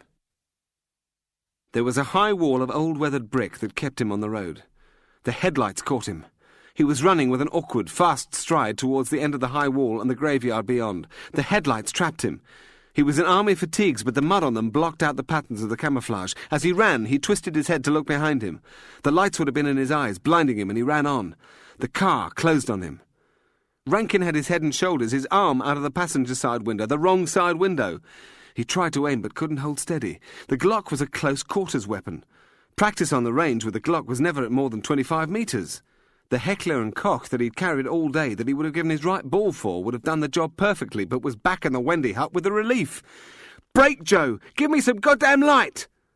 The braking bloody near cut him in two. His back thudded against the door frame. Rankin went out through the window, fastest way, and tumbled on the tarmac. The breath was squeezed out of his body. He dragged himself up, winded and so bloody confused. Paget spun the wheel. The headlights hit the man as he straddled the graveyard's boundary wall. Rankin was down low, kneeling, and saw him. The lights threw huge shadows off the stones. He was at 15 paces and going fast, but the headlights held him. They didn't practice it at the range, but he knew what to do. Rankin's fists were locked together on the butt of the Glock, and he punched his arms out and made the isosceles. He tried to control his breathing, to hold the aim steady. His finger was on the trigger. 30 metres, going on 35. He took the big, deep breath to steady himself. 40 metres, going towards the shadows thrown off by the stones. He aimed at the back of the running man, into the middle of the spine, and squeezed hard on the trigger. The running man was between a cross and the shadowy form of an angel stone. He fired again. The crack belted his ears. He saw the back of the running man as it dropped. Double tap. Rankin shouted, "I got him! I fucking got him, Joe!" The engine was left running. "Bloody good, Dave! I had him! I dropped him!" Paget went over the wall and right, towards the church porch. Rankin covered him, heard the shout, scrambled over and circled to the left. It was what they had endlessly practiced, both of them, at Lippett's Hill, until it was routine and boring. 2 guns, never presenting a target and closing for a kill. One going forward, the other covering. The other going forward and one covering. They closed on the gap space between the cross and the angel. There was a dark place a little beyond where the shadows of the 2 stones merged, and beyond it was clear-lit ground. They stalked the space, sprinting between the stones, freezing and aiming, calling the moves to each other. "You ready, Dave? Ready, Joe?"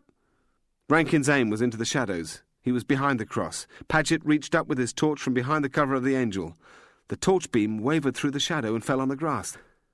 There was no body on the grass, no corpse and no wounded man.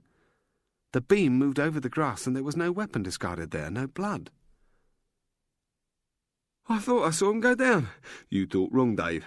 After 15 bloody years. 16 years, actually, Dave. You waited 16 years and then you fucked up. Dave Rankin knelt on the grass where there was no body, no blood, no weapon, and he shook. As a pair, they were laid-back, private, superior bastards. They always did well on the range and never had to be sent for a coffee and a smoke to calm themselves before trying again to get the necessary score to pass the reappraisal. They were the best. They were the ones the instructors pointed out to the recruit marksman. 16 years of practice and 16 years of training. No body, no blood, no weapon. He knelt on the damp grass and the energy seemed to drain out of him. He hung his head until Paget pulled him roughly to his feet. In this life, Dave, you get what you pay for. They didn't pay much. I would have sworn I'd hit him. There's no blood, Dave. They got us. The noise of the explosion had careered around the village. It pierced the doors and windows of the houses, the cottages, bungalows and villas where the televisions blared the argument of the evening's dramas. It split into kitchens and dissolved desultory meal conversations. It hammered into the talk in the bar and silenced them there. It startled a man with a dog on the road, a woman who was in the back of her garden filling a coal bucket, a man who worked at a lathe on the bench in his garage, and a couple making love in the flat above a shop. The blast sounded in the houses, gardens and lanes of the village, and in the barricaded house. It murmured its way into the safe area between the mattresses, past the filled sandbags, and Blake swore softly. Davies dropped his hand onto Frank Perry's shoulder, and there was silence. Then the radio started screaming for them. Nobody in the village moved quickly to leave the protection of their homes. There had been the noise, then the silence, then the howling of the sirens. Only after the sirens had come and the quiet had descended again did the villagers gather their coats, wrap themselves in warmth, and come out of their homes to go to look and to gawp. The rain had come on heavily. Eventually they came from their corners of the village, their shuffled steps muted, huddled under umbrellas. The first of them reached the house, lit by arc lamps as the ambulance pulled away. They gathered to watch. He came back. She had heard the explosion and had rejoiced. He couldn't have done it without her. Now she would persuade him. Bahir Hussain came as a shadow out of the darkness to the car, to her. She tried to take him in her arms, to hold him and kiss him, but he flinched away. He gripped the launcher to his chest and rocked. And he slid down against the wheel arch of the car. There should have been triumph, but his eyes were far away. "What's the matter? You got him, didn't you? What happened there?" He never replied to her. Farida Yasmin stormed away from him. She blundered across the common ground towards the lights of the village. The rain sheeted down onto her. She backed off the road as a police car came past her with its siren wailing, splashing the puddled rainwater onto her thighs and waist. She'd heard the clamour of the explosion and clenched her fists and believed she was a part of it. She saw the crowd ahead of her, in front of the cottage home she had identified for him. She joined the back of the crowd. She came behind them and watched as they stared ahead, heard their whispered voices. She was not noticed. The rain fell on her hair and her face. The crowd was held back by policemen, but she could still see the blackened walls of the room through the gaping window. The arc lights showed her the firemen picking through the room. She listened. "They say it's a gas explosion." "Well, that's daft. There's no sort in gas." She was behind them. They were not aware of her. "Was it the new people?" "It was the Perry woman, not the new people." "Was it Merrill Perry?" "Just her." "Where's he? Where's Perry?" "Never came. It was just Merrill who came." "Well, that's rough. I mean, it wasn't anything to do with her, was it?" "Frank was in his house with his guards. It was Merrill. The stupid bastard's got the wrong place, the wrong person." She slipped away. She left as she'd come, unseen. She walked back, the rain clattering on her. She felt small, weak. Emergency traffic passed her and ignored her as she cowered at the side of the road. She was little and unimportant.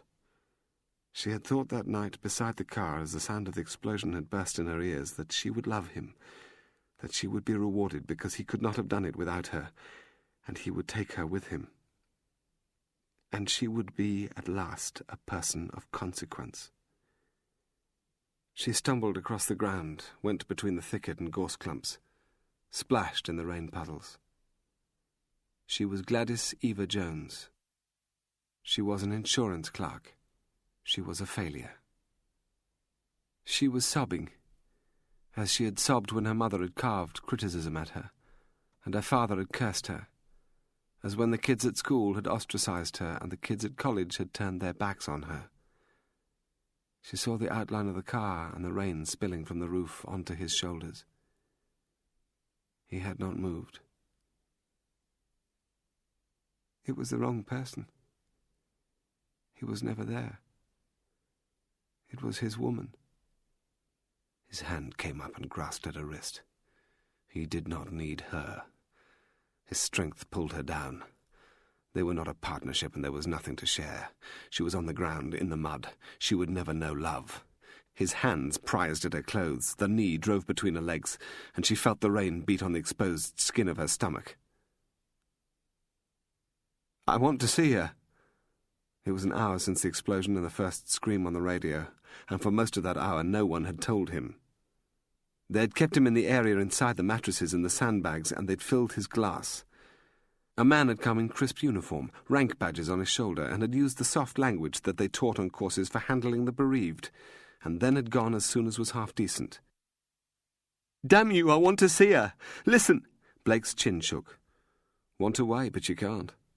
Perry shouted, "I've the right!"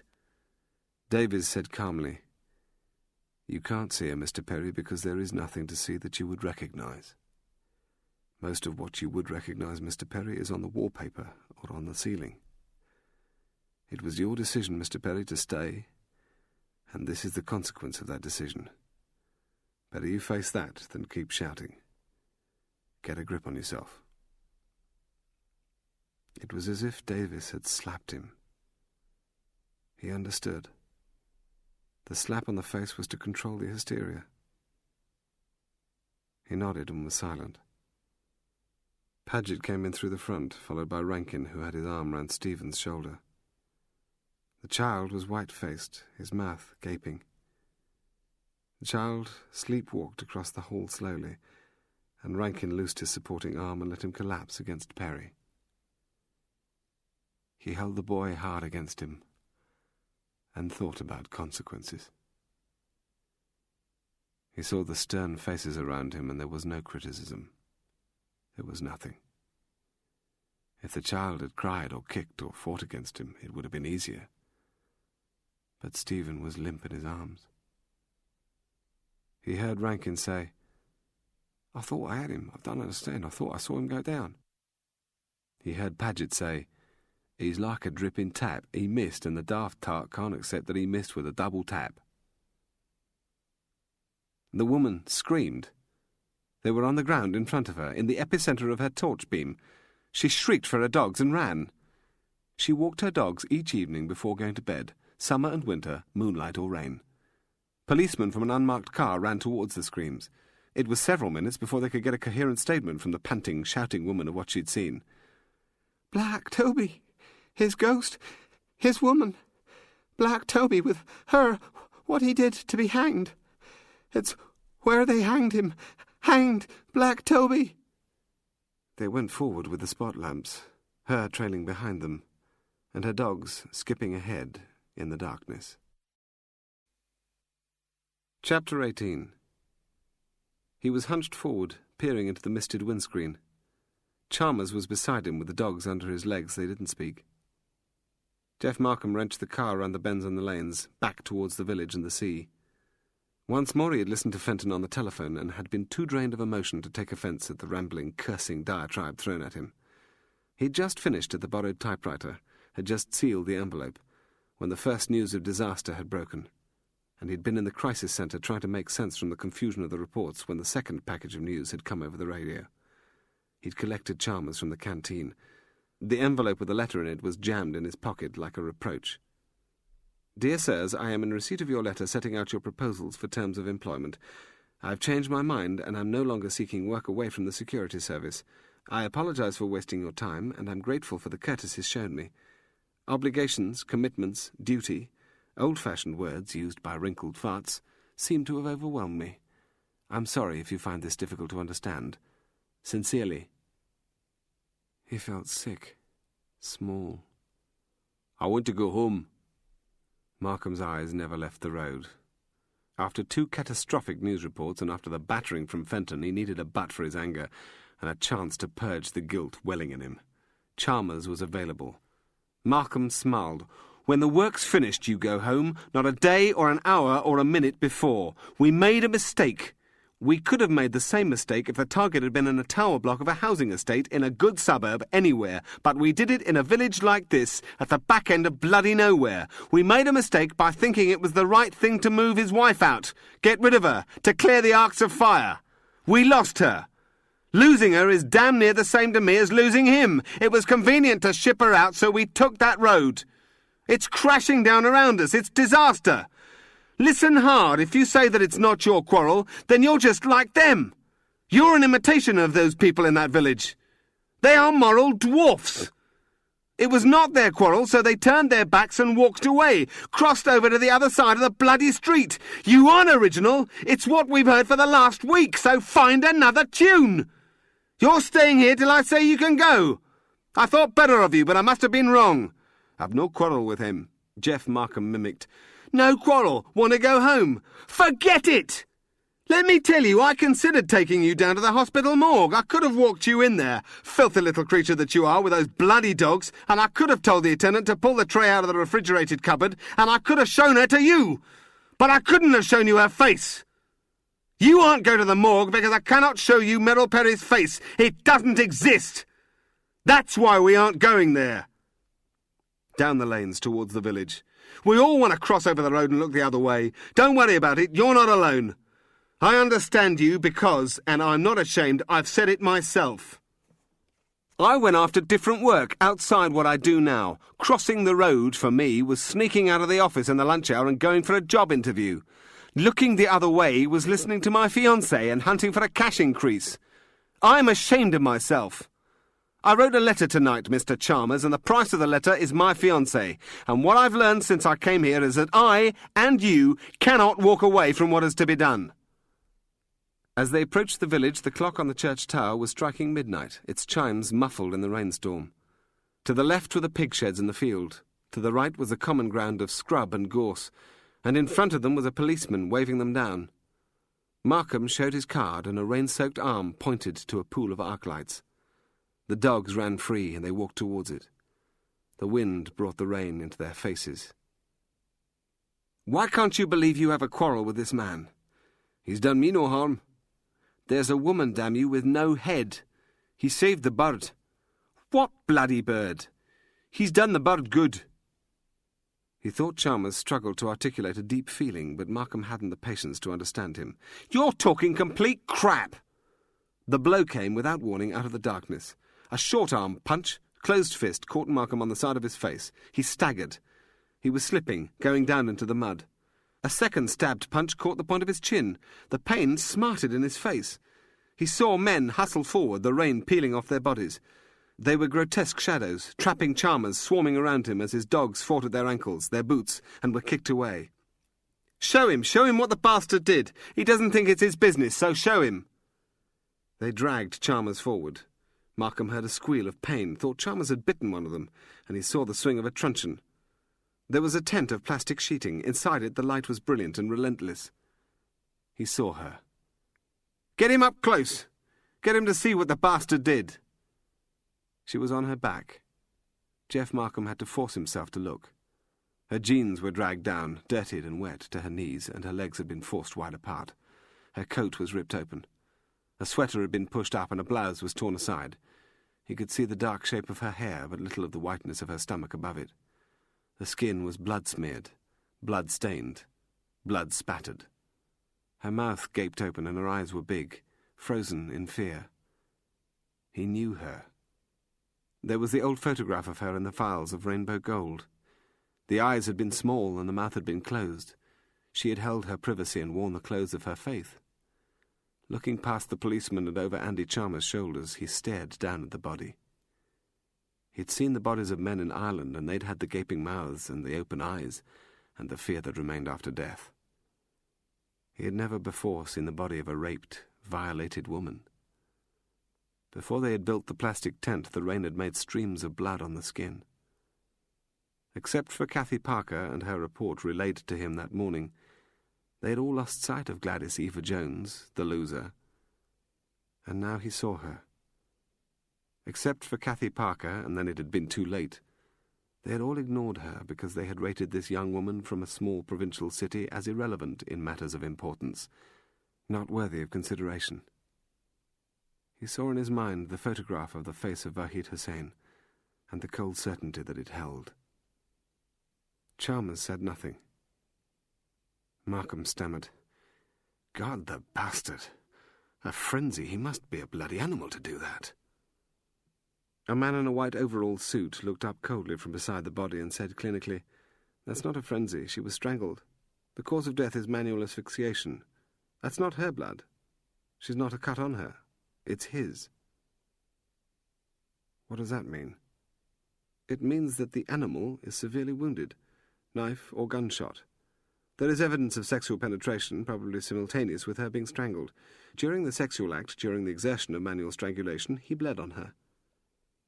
Markham turned away. He said to no one, to the mass of grim-faced men behind him, "So there's a blood trail. So the dogs will have him." A voice from the darkness said, "There's no blood trail and there's no scent. If you hadn't noticed, it's raining. In pissing rain, there's no chance." Markham gestured for them to lose their hold on Chalmers and walked away. Chalmers was behind him. He groped back towards the car and the road. For the rest of his life he would never lose the sight of Gladys Eva Jones. He stumbled and slithered in the darkness. The letter in his pocket would be soaked and the envelope sodden. "Will you please, Mr. Chalmers, please go out and find him?" "Are you going or are you staying?" "Staying." Frank Perry lay on the floor between the mattresses and behind the sandbags. Stephen slept against him. His head was in the crook of his stepfather's arm. "So be it. Are you criticising me?" "I just do my job. Criticising isn't a part of it. I have some calls to make." Davies had towered over him. "What happened to the people who took Merrill in?" "Mr. and Mrs. Blackmore are unhurt. They won't leave what remains of their house, and they're staying put." Grimly he turned away and disappeared among the shadows of men whose names Frank Perry hadn't been told. Perry closed his eyes, but knew he would not sleep. He could hear Davies on the telephone. It would be easier if any of them had criticised him. The Brigadier took the call, which woke him from the light sleep on the camp bed in his office. The voice was very faint. The Brigadier shouted his questions, but the answers were vague, and there was break-up on the line. In his frustration he shouted louder, and his voice rippled from the office room down the deserted corridors and into empty, darkened rooms. He heard the muffled voice of the man whom he had trusted like a son, and barked out questions. Had he succeeded? Was he clear? Could he make the rendezvous point on the Channel Beach? How many hours would it be before dawn? What was his location? Had he succeeded? The call was terminated. The pad of paper on which he would have written the answers to his questions was blank. He played back the tape and heard the insisting shout of his questions and the indistinct answers. In the background, competing with the answers he could not understand, was the splash of water. The cold of the night was around him. He thought of a beach in the black night where the sea's waves rippled on the shingle-stone shore, where Vahid Hussein was hurt and waiting. In his mind was the death that would follow his failure. He weighed the options of survival, his own survival. The hush of the night was around him, and moths flew distracted at the ceiling light above him. He rang the night duty officer at the offices of the National Iranian Tanker Corporation across the city, and he spoke the coded message. Twice in the minutes that followed, the Brigadier called the number of the mobile digital telephone, and there was no response. He was alone, surrounded by darkness. Frank Perry heard the approach of the lorry, and then its engine was cut. He heard the voices and the clatter of iron bars being thrown down as if dropped from the lorry's flatbed. He was thankful, a small mercy, that the child slept and did not criticize him. The people of the village slept, with guilt and with self-justification, with doubts and with resentment, or stared at their dark ceilings. There were few who had not walked up the road and along the lanes and gone to look at the cottage home when it was floodlit by the generators.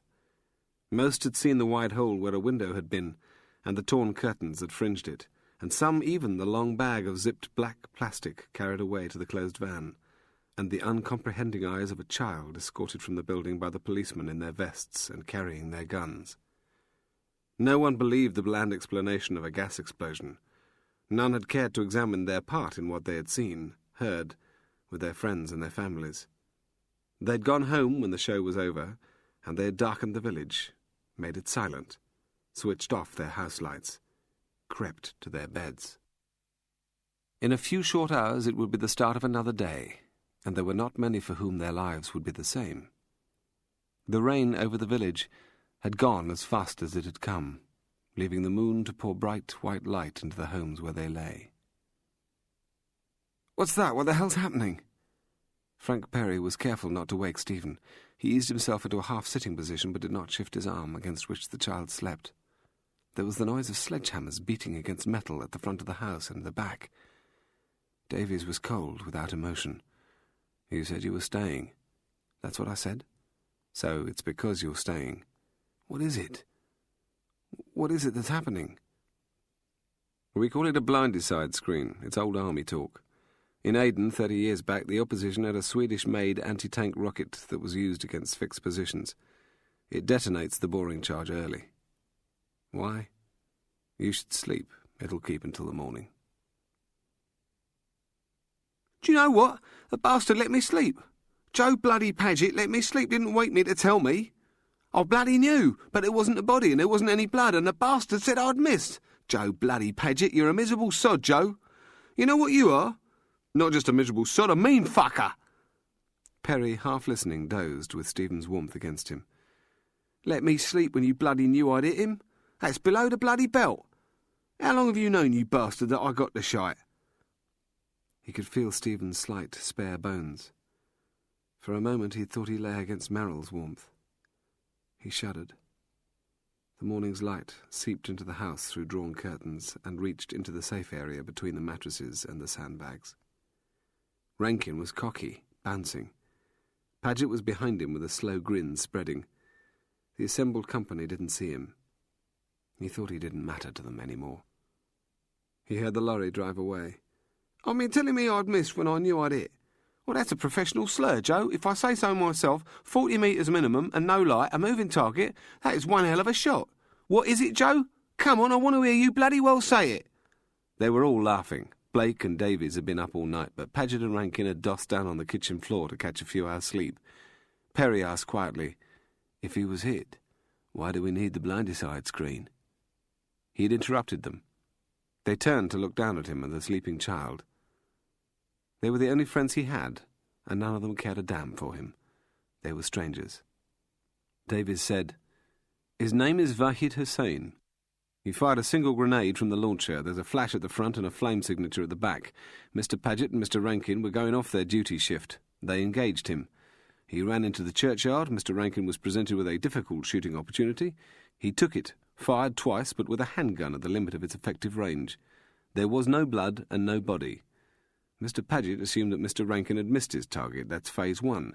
Later, a woman walking her dogs on the common starts bawling about Black Toby.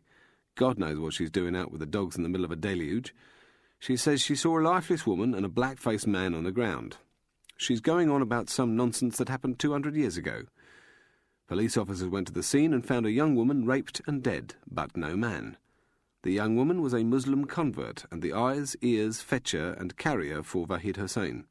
She was covered in blood, but it wasn't hers. The man who raped her while he strangled her bled on her from his gunshot wound.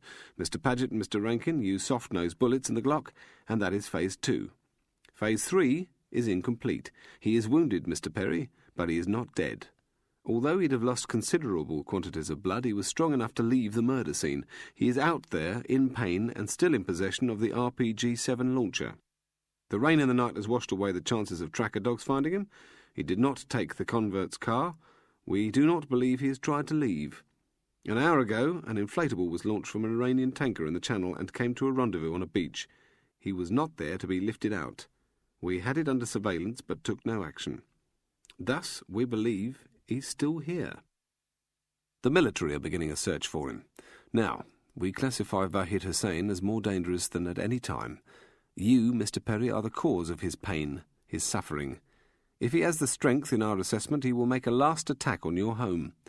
That, Mr. Perry, is the reason for putting up the screen around the house that will prematurely detonate, we hope, an armour-piercing grenade. And is that why you were laughing? The wind swept the cloud away, leaving the sun balanced precariously on the sea's horizon. Jeff Markham thought the young man tolerated his presence on the bench overlooking South Marsh. They had dossed down in the car. He had woken at the first smear of light, but Chalmers had slept on, curled in the back seat with his dogs, a baby's peace on his face. Only when he'd woken had the sourness replaced the peace. Once it had been light enough to see the village, the expanse of the green, and the high iron poles in front of the house, with the close wire mesh netting hanging from them, he had eased out of the car. Chalmers hadn't spoken, hadn't given any explanation, but had called for his dogs and emptied out the last of the biscuits from his pocket for them. He hadn't said where he was going or what he intended, but he had walked away with the dogs scampering at his feet. Jeff Markham, not knowing what else he could do, had heaved himself out of the seat, locked the car, had stretched, coughed, scratched, then went after him. His shoes sloshed with water, his socks were wringing wet, and his shirt and coat had not dried out in the night. The letter was damp in his pocket. The wind was sharp off the sea, raw on his face. A coastal cargo ship nestled on the sea's horizon line. The birds were up over the beach and over the marsh. He was cold, damp, and his stomach growled for food. Where did the arrogance come from, the belief that his small efforts had changed the movement of events? He wanted to be in bed, warmed, close to Vicky, and ordinary without responsibility, free from the consequences of his actions. If he posted the letter, he would have none of the things he thought he wanted. He slogged on. It would be the supreme moment of conceit if he posted the letter. It would be the statement of his belief that he changed events. He found Chalmers sitting very still on the bench, and the dogs were beside him. Chalmers, never looking at the sea, wouldn't have seen the coastal cargo ship. He was watching the South Marsh. What disturbed Markham most about him was that the young man seemed merely to tolerate him and feel no need for his company. The bench was where Jeff Markham had met Dominic Evans, the shopkeeper. It was set high enough for him to overlook the sea, the beach, the sea wall, and the marshland where the reed tips whipped in the wind. The sun throwing low light shafts made it pretty. His mother would have liked it there, and his father would have taken a photograph. 8 of them materialized in single file along the path behind the bench where Markham and Chalmers sat in silence. Buried under the weight of their equipment, they marched past the bench and briskly down towards the trees that shielded the shoreline of the marsh from his view. It would have been settled after the death of Merrill Perry. The Secretary of State would have bowed to irresistible pressures and taken the control out of poor old Fenton's hands. The military would have stepped eagerly into the void. He knew the men, or at least the unit, from Ireland. He knew the kit they carried and the weapons. He'd seen the troopers from the regiment slip away at dusk from Beskbrook Mill and the fortress at Crossmaglen. Seen them run towards the threshing blades of the helicopters on the pads and the barracks at Dungannon and Newton Hamilton. They were the quiet men who seldom spoke, who waited and nursed their mugs of tea and rolled their smokes and moved when the darkness came or the helicopters started up the rotors. Markham watched the column snake down the path towards the South Marsh and the black water where the wildfowl bobbed in the low sun's light. 2 carried the Parker Hale sniper rifles, one had the snub 66mm anti-armour launcher, another cradled a general-purpose machine gun and was swathed with belt ammunition across his torso, one had the radio, the stun grenades, and the gas grenades. 3 went easily with their Armalite rifles held loosely. They didn't look at him, nor at Chalmers and his dogs. Jeff thought it was the moment that his relevance, and Cox's and Fenton's, ended. Their faces and hands were blacked up. Sprigs of foliage were woven into their clothes. It was as if he thought in bitterness the job was taken from boys and given to men. He looked obliquely at Chalmers beside him, and the very calm of his face abetted the bitterness. Control had gone to the guns of the killing team. Everything he had done was set at nothing, snatched from him by the men with guns who went down into the marshland and the reed beds. The last one had slipped from his sight. "That's it, we're wasting our bloody time," he said savagely. Chalmers remained impassive, silent.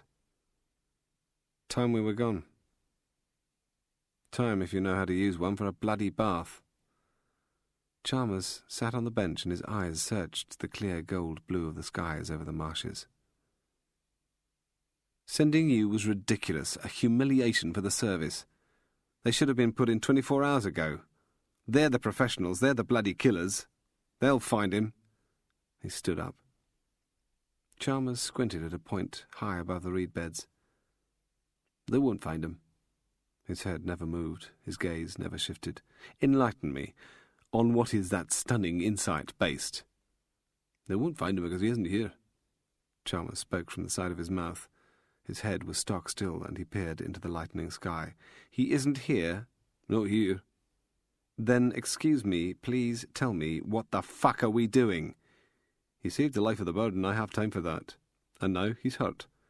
I have respect for the beasts where I work. I have a duty to them when they're hurt. He fed the bird and treated the bird's injury. The bird is searching for him and cannot find him. If the bird cannot find him, then he's not here." Markham sagged back down onto the bench. He looked out over the reed banks and the water. The wind came into his face and his eyes smarted. He peered into the clearing sky. Far below where he looked were the birds of the marsh and the regiment's troopers. He searched for it, but it was a long time before he saw the speck of dark against the blue. He held it, and perhaps it turned, and he lost it. It was very high where the winds would be fierce. Chalmers' eyes were never off it. Jeff Markham blinked and his eyes watered as they strained again to locate the speck. Beside him, Chalmers sat rock still and relaxed, leaning back as if to be more comfortable. His dogs scrapped at his feet. When Markham found the bird again, he could have yelled in triumph. He was trained in the analysis of covert computerized data. He was offered work at what they'd call the coalface of fiscal interpretation, and he could have shouted in excitement because his wet, sore eyes identified a speck moving at 1,000 feet up, about 1,000 yards away. He saw the bird, and it had moved, gone north, and it still searched. He could have hugged Chalmers because the keenness of this stinking youth's eyesight had given him hope at last. "I'm sorry, what I said was out of order. I apologize. Did you think of telling them, the military, that he wasn't here?" "No." He wanted only to be alone. A woman police officer, a cheerful, pleasant girl with a blonde ponytail of hair and a crisp, clean uniform, knelt awkwardly because of her belt, which carried handcuffs, gas canisters and a stick, on the hall carpet to help Stephen with a colouring book and crayons. To be alone and to think of her. Blake, dressed but with his shoes kicked off, slept on the settee in the living room. While his eyes were closed and his breathing regular, his hand rested on the butt of his gun in the holster of his chest harness, his radio burping staccato messages from his jacket pocket. To remember her. Davies, in shirt-sleeves because he had 2 bars of the electric fire on, was at the familiar slot of the dining-room table with the newspaper spread out, reading the market and the financial comment. He coordinated the radio link to the crisis centre and the locations of the mobile patrols. And to mourn. He was not allowed by Davies to go upstairs to their bedroom. Not protected there, Mr. Perry, I'm sure you understand. He was not allowed by Paget to go out through the kitchen door into his sunlit garden. Rather you didn't, Mr. Perry, wouldn't be sensible. They denied him the space that he yearned for. Perry sat on the floor between the mattresses and behind the sandbags. Chalmers moved. It was a full half-hour since Jeff Markham had given up on the search for the speck. The sky was clearer, brightening blue, with pale cirrus corrugated lines of cloud, and it hurt more to look for the bird. He was thinking of the future of his career, whether he would be positioned back with Rainbow Gold, whether he would be assigned to a university town where there were faculties of nuclear physics and microbiology, growing botulisms of which Iranian students were enrolled, or whether he would be dumped into the new team working on illegal immigration, or the old Irish unit, or narcotics, when Chalmers moved. Chalmers was already twisted round, his eye line no longer on the skies above the marsh. The regiment men would be down in the reed banks in the water now, and there was nothing to show their presence. Chalmers stood, his back turned to them, and moved. There was no discussion, no conversation, no explanation. Chalmers whistled softly for the dogs to come to his heel. Then he started to track back up the path towards the village. He walked with his head craning upwards, as if the sight of the bird, the speck, was too precious to be lost, and Markham was left to trail behind. The path brought them back to the village between the hall and the pub. Chalmers strode surely, briskly, never looked down to see where his feet trod, and puddles splashed onto his trouser legs. Cars scuttled past them, and a van with a builder's ladder lashed to the roof, but that was the only motion of life in the village. It was a bright, sunny morning with cheerful light and a bracing wind, but no one walked and took pleasure in it. He thought the fear and the shame were all around, in the houses, the road, and on the lanes, as if a plague had come and the inevitability of disaster was upon them. A fierce rapping, knuckle and glass, and a protest shout startled him. He saw a woman at a window, her face contorted in fury. The woman pointed at her cut front lawn. One of the dogs had crapped on it. The second lifted a stumpy rear leg against the Venus statue that was a bird bath.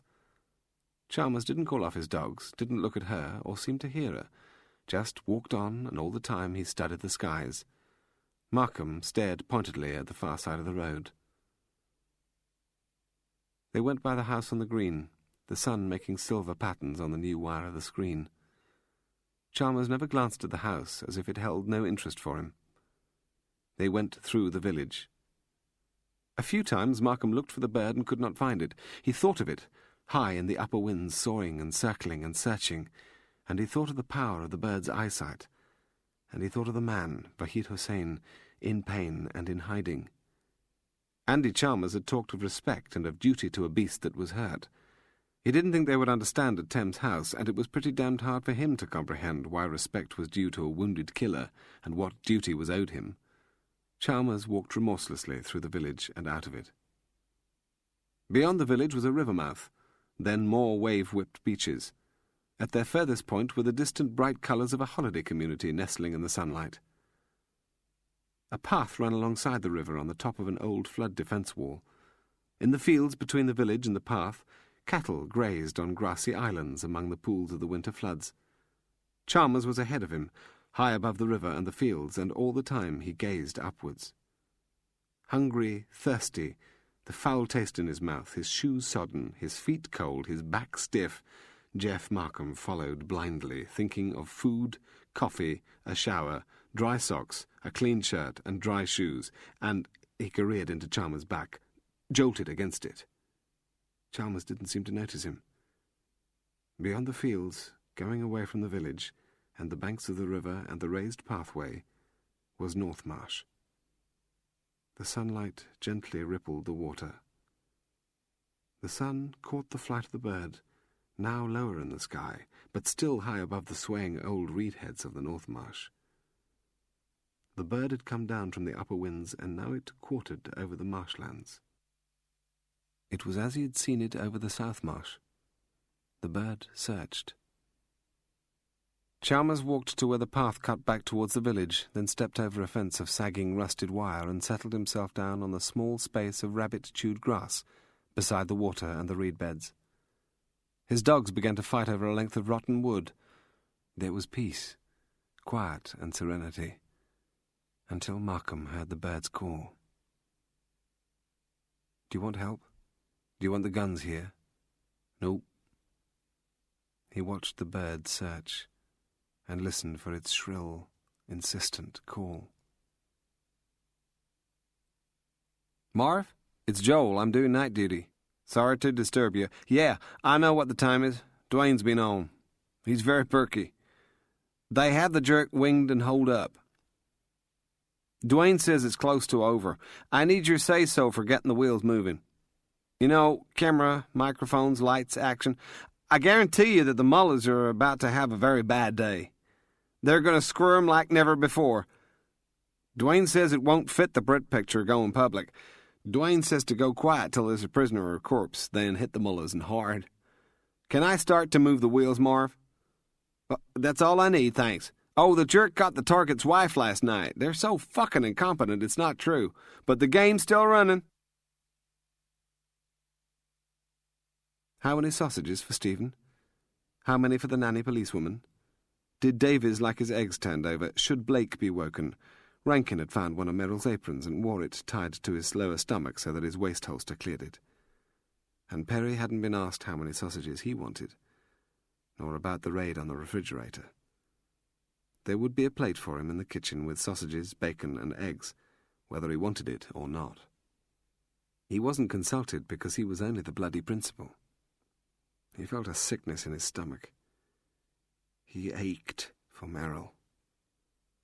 Paget came past him, carrying 2 loaded plates, heading for the dining room, the French windows, and the outside hut, where the new team were on duty.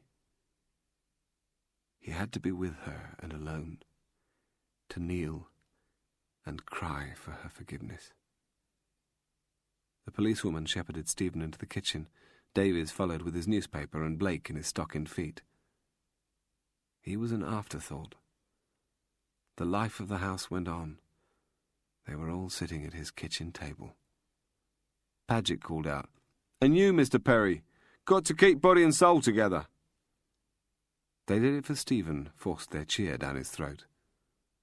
"Just going to the toilet. Start without me." The window in the lavatory had an anti-thief lock, and the key was in the small wall cupboard. He bolted the door behind him. They were his only friends, and the mark of their regard for him was that they tried to clear the mind of her boy from what he had seen, heard, the night before. They tried hard, had to, because what he had seen would have been so hideous, brain-scarring. He heard the banter and the laughter round the table as he unlocked the window. He crawled out through it, took the one fast step across the narrow concrete path, climbed Jerry and Mary Rawton's fence, and dropped into their garden. He had to be alone. Chapter 19. He'd hoped on the way out from London that there wouldn't be anything sentimental. Littlebaum climbed out of her car and hoisted his bag from the rear seat. Gruffly he wished her well. She told him it was only a drop-down zone, asked him to check that he'd his ticket, and said that she couldn't stop. Kathy Parker didn't offer her cheek to him or her hand. He watched her drive away, and she didn't wave or look back.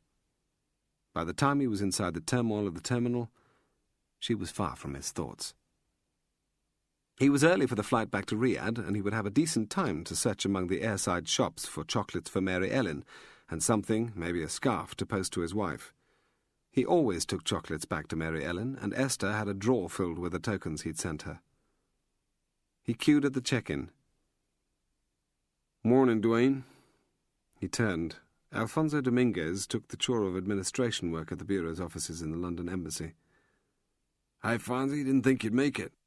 Apologies for not being able to drive you down here, but the good news, I've got you an upgrade. It's the least you deserve. Have you been in contact the last hour?" "Nope, wasn't able to. Thanks for swinging the upgrade." The embassy man shouldered forward to lift the bag onto the scales, and was smarming the girl at the ticket desk. He liked to think he had a reputation as a fixer, and eased the formalities. His arm was round Littlebaum's shoulder as they walked together across the concourse, and his voice had the hushed whisper of confidentiality. "I hear you done really well, Dwayne. That's why I bust my gut to get you the upgrade. You're not up to speed on the news. I just got it. State Department's lining up, trumpets and drums, the briefings. Everything will come out of Washington. It's going to be our show. This deck's been cleared. I reckon you'll have a personal call from the director tonight. That's what Marv was saying. Could even be a call from the secretary. It's our shout, and we're going to milk it." "Do the Brits know?" Littlebaum grinned. "They'll be told when they need to be." "I did well. Better, actually, than I thought." "You're too modest, Dwayne." He enjoyed the admiration. "Good of you to say that, Fonzie. I said at the start it would take a week, and this is the 7th day, and it's pretty much all wrapped up." As soon as the State Department gets the word he's in chains or a body bag, it'll be the big blast. Coast to coast, round the world, live TV. Littlebaum said gently, I've been working for this for so long. What I finally achieved, Fonzie, what nobody else has achieved at the same degree, is the fracturing of the code of deniability. Tehran's deniability is crucial in their operations, and it's broken. It's been the screen they've hidden behind, and we're taking the screen down. And going public. And hold on to your seat, Fonzie. Hold on tight, because the repercussions can be ferocious.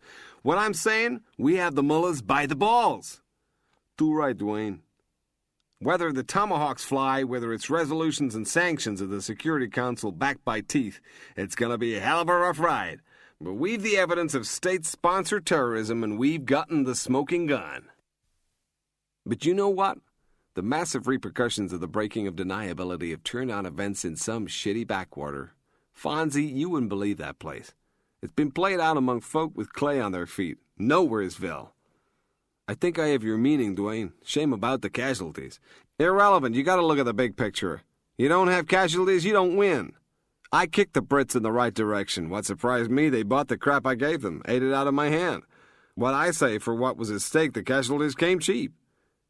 You'll be top of the pile, Dwayne. I think I will be. Do we have time for a drink? The slick in the water lapping against him was an ochre mix from the mud he disturbed and the blood he dripped. Vahid Hussain had gone to the limit of his strength to reach his hiding place. A filthy handkerchief from his pocket had been used as a field dressing to staunch the wound when he'd left her. After the woman had screamed and her dogs had snarled, when the beam of her torch had found him, then bounced away as she'd fled, he had pushed himself up from her body. He had not realized he had bled on her until the torch showed him the blood. He had gone away into the night and pressed the handkerchief into the wound, but it had pumped blood onto his vest, his shirt, his sweater, and his camouflage tunic. He had known that he must absorb it, not permit it to fall on the ground he crossed, because there would be a trail for dogs to follow. In the darkness he had gone through the pig fields, skirted between their half-moon huts, smelt the disgusting odour of the creatures. Guiding him was the call of the seabirds and the soft motion of water ahead. It was as he reached the water, went down into it, that the numbness of the wound gave way to the pain in his chest, and with the pain came the exhaustion. There had once been a track leading through the heart of the marsh, an old pathway, long since flooded. Under the pathway, in the dense reeds, a culvert drain had been built of brick. Lying on his side, Vahid Hussain kept the wound above the level of the water. The pain came in rivers now. If the marshes had been at the Fore Peninsula or on the Jasmine Canal, if he had been with colleagues, with friends, the pain would have been lessened by morphine injections. There were no colleagues. He was far from the Fore and the Jasmine. There was no morphine. The pain sucked the strength from his body. If he lost consciousness, he would sink lower in the drain's water and drown. He reached into his pocket for the muddied, soaked photograph, held it in his hand, and gazed at the small, distorted face of his target. The sun shone on the water at the entrance of the drain, dappling among the reed stems. If he drifted to sleep, if he sank into unconsciousness, he would drown. If he drowned, he would never look into the face. But sleep, unconsciousness, would kill the pain. The bullet had been from a handgun. One low-velocity bullet, fired at the extreme of range, was still misshapen and splintered somewhere inside the cavity of his chest. The entry wound was low under his armpit, and he had not found an exit wound. The bullet had struck the bones of his rib cage and been diverted deeper into the chest space. He coughed. He couldn't help himself. It came from far down in his lungs. He writhed in the confines of the drain. He needed space, air, and couldn't find it. He held his sleeve against his mouth to muffle the sounds of his cough and crawled towards the segment of bright light at the mouth of the drain. He saw the blood on his sleeve, and it eddied from the coarse, soaked material into the flow of the water. Vahid Hussain did not know how he would survive through the sunlit hours. He prayed for the darkness and prayed to his God for strength. With darkness, with strength, he would go for the last time to the house.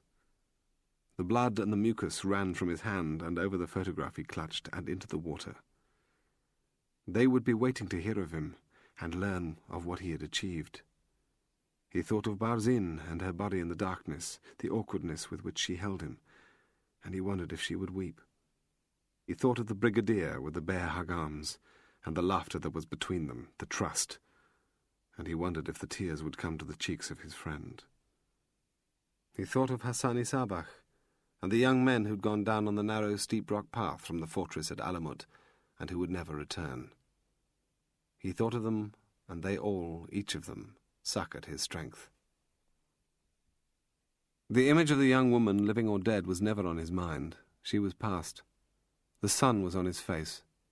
Protected from sight by the waving reed banks, he eased his head and the shoulder above the wound, out into the light.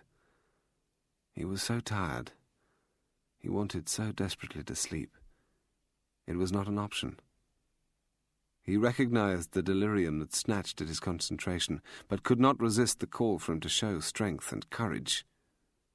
They were all around him, the people he knew in his heart and in his mind. He heard their words, and they cried to him from close by. He reached above the drain, his fingers groping in soft mud against the reed stems for the launcher. The voices, near to him and shrill, told him he must hold the launcher through the sunlight hours and never sleep. Hold it until night came. It was blurred, small. The bird cried out above him and flew its search over him. The pain was back. The dream was over. He saw the bird searching for him and heard its cry in the silence. It was the same silence he'd felt before when he had believed a man watched for him. He struggled to get back into the recess of the mouth of the drain, but he didn't have the strength, and his fear was the same as hers had been when she was under him and choked and scratched at his face. The bird hunted him. Chalmers saw the bird dive. The man, Markham, slept beside him, lying on his back with the sun bathing him, sheltered from the wind, and the dogs were close to him. Andy Chalmers had heard the bird call, and it had not been answered. He saw it tuck its wings against its body and plummet, a stone in free fall, bright light shimmering on its wings. He watched it, for the briefest moment, pull out from its dive and spread its wings to cushion the impact of the fall. He heard its cry. For a few seconds it hovered over the reeds, then dropped. As a marker, he took an old, withered tree that rose above the flood marsh, dead branches with a crow perched on it. The bird came up, sky-danced over the reeds, then dropped again. A faraway tree draped in ivy, which was alone among the willow saplings on the distant extreme of the marsh, was his second point. His mind made the line between the perched crow and the ivy tree. The bird stayed down, and he knew its search was over. Chalmers leaned across the sleeping man, ruffled the hair of his dogs' necks, murmured his order to them, and slipped into the water. He moved away from the shoreline where Markham slept, and the dogs watched, without sound. He had the line to guide him. He half swam, half walked, and although the water was icy against his body, he was not aware of it. He kept the line in his mind. He felt no anger, no passion, no hatred. The shore was behind him, hidden from him by the reed banks. He went quietly, slowly along the line his mind had made.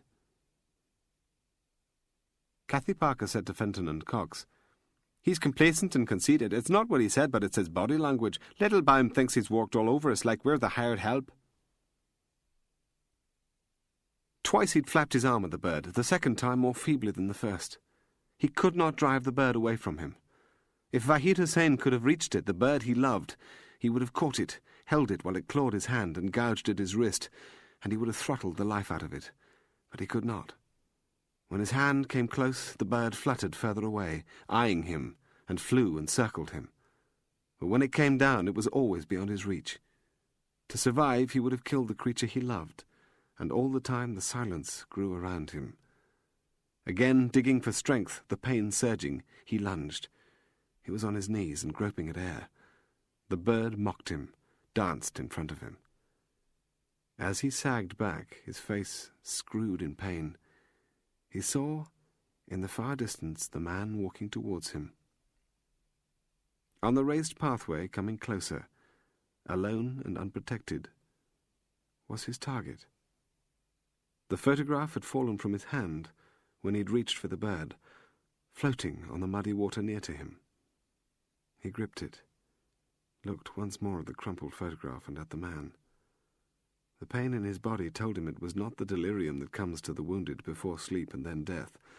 The man walked towards him. Vahid Hussein thanked his God and grasped the launcher in his hands as firmly as he could. Is that you, Fenton? Penny Flowers here. Did you know our esteemed American allies were already counting their chickens? They're planning to go public as soon as there's a corpse or a prisoner. They reckon, a little bird tells me, that it's going to be their day, which is in direct contradiction of what I understand to be our policy on this. Thought you should know. He walked in the beauty of the landscape and did not believe he deserved to. Merrill was dead. The woman he'd slept with, loved with, bickered with, lived with, was lying on a tray in the mortuary's racks because of him. When they'd walked on that path together after going to the beach, she was always on his right side so she could see better the water birds in the marshland. His right arm dangled at his side, and his hand was open, as if she were about to take it and hold it, as she did when they were alone and together.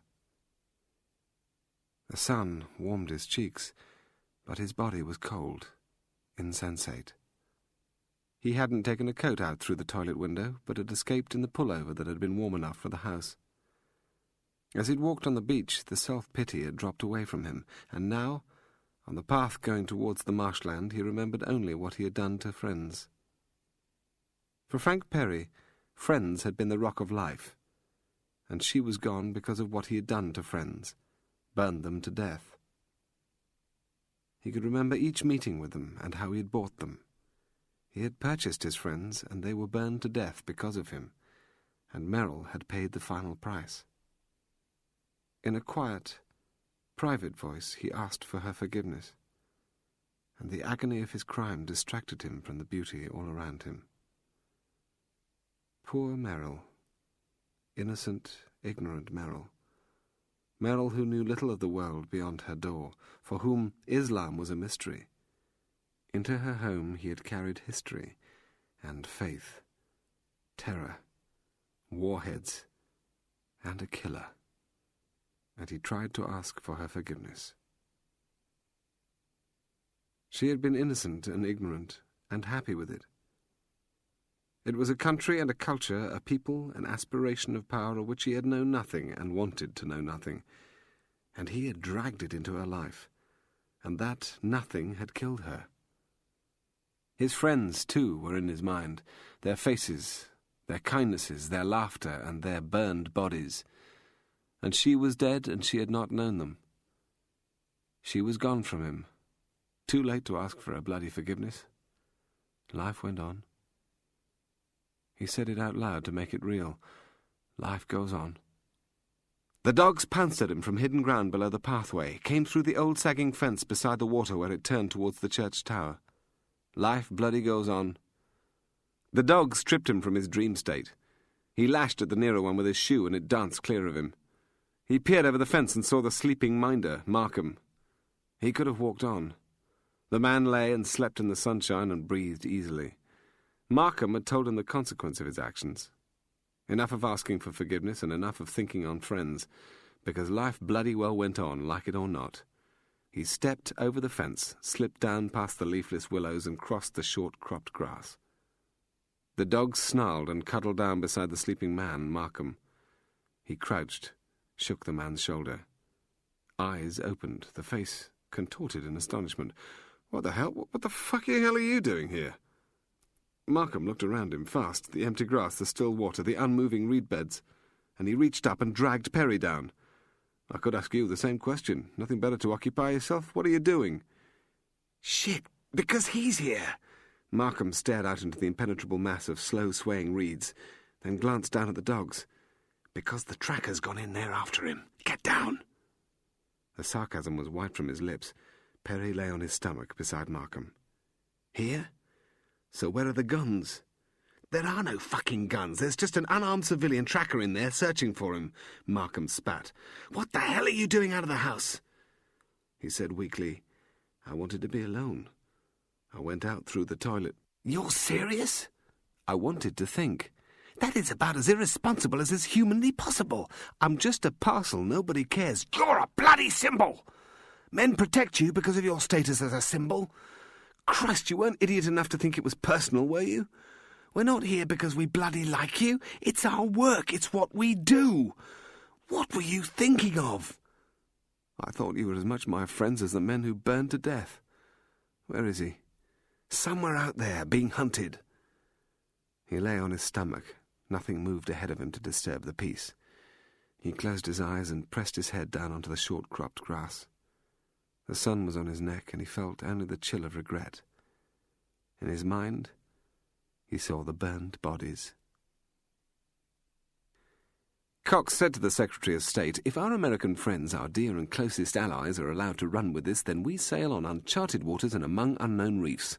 We will be sucked into their vortex. Do we want that? Are we prepared to be tugged along by the nose at their beck and call and in the interests of their propaganda coup?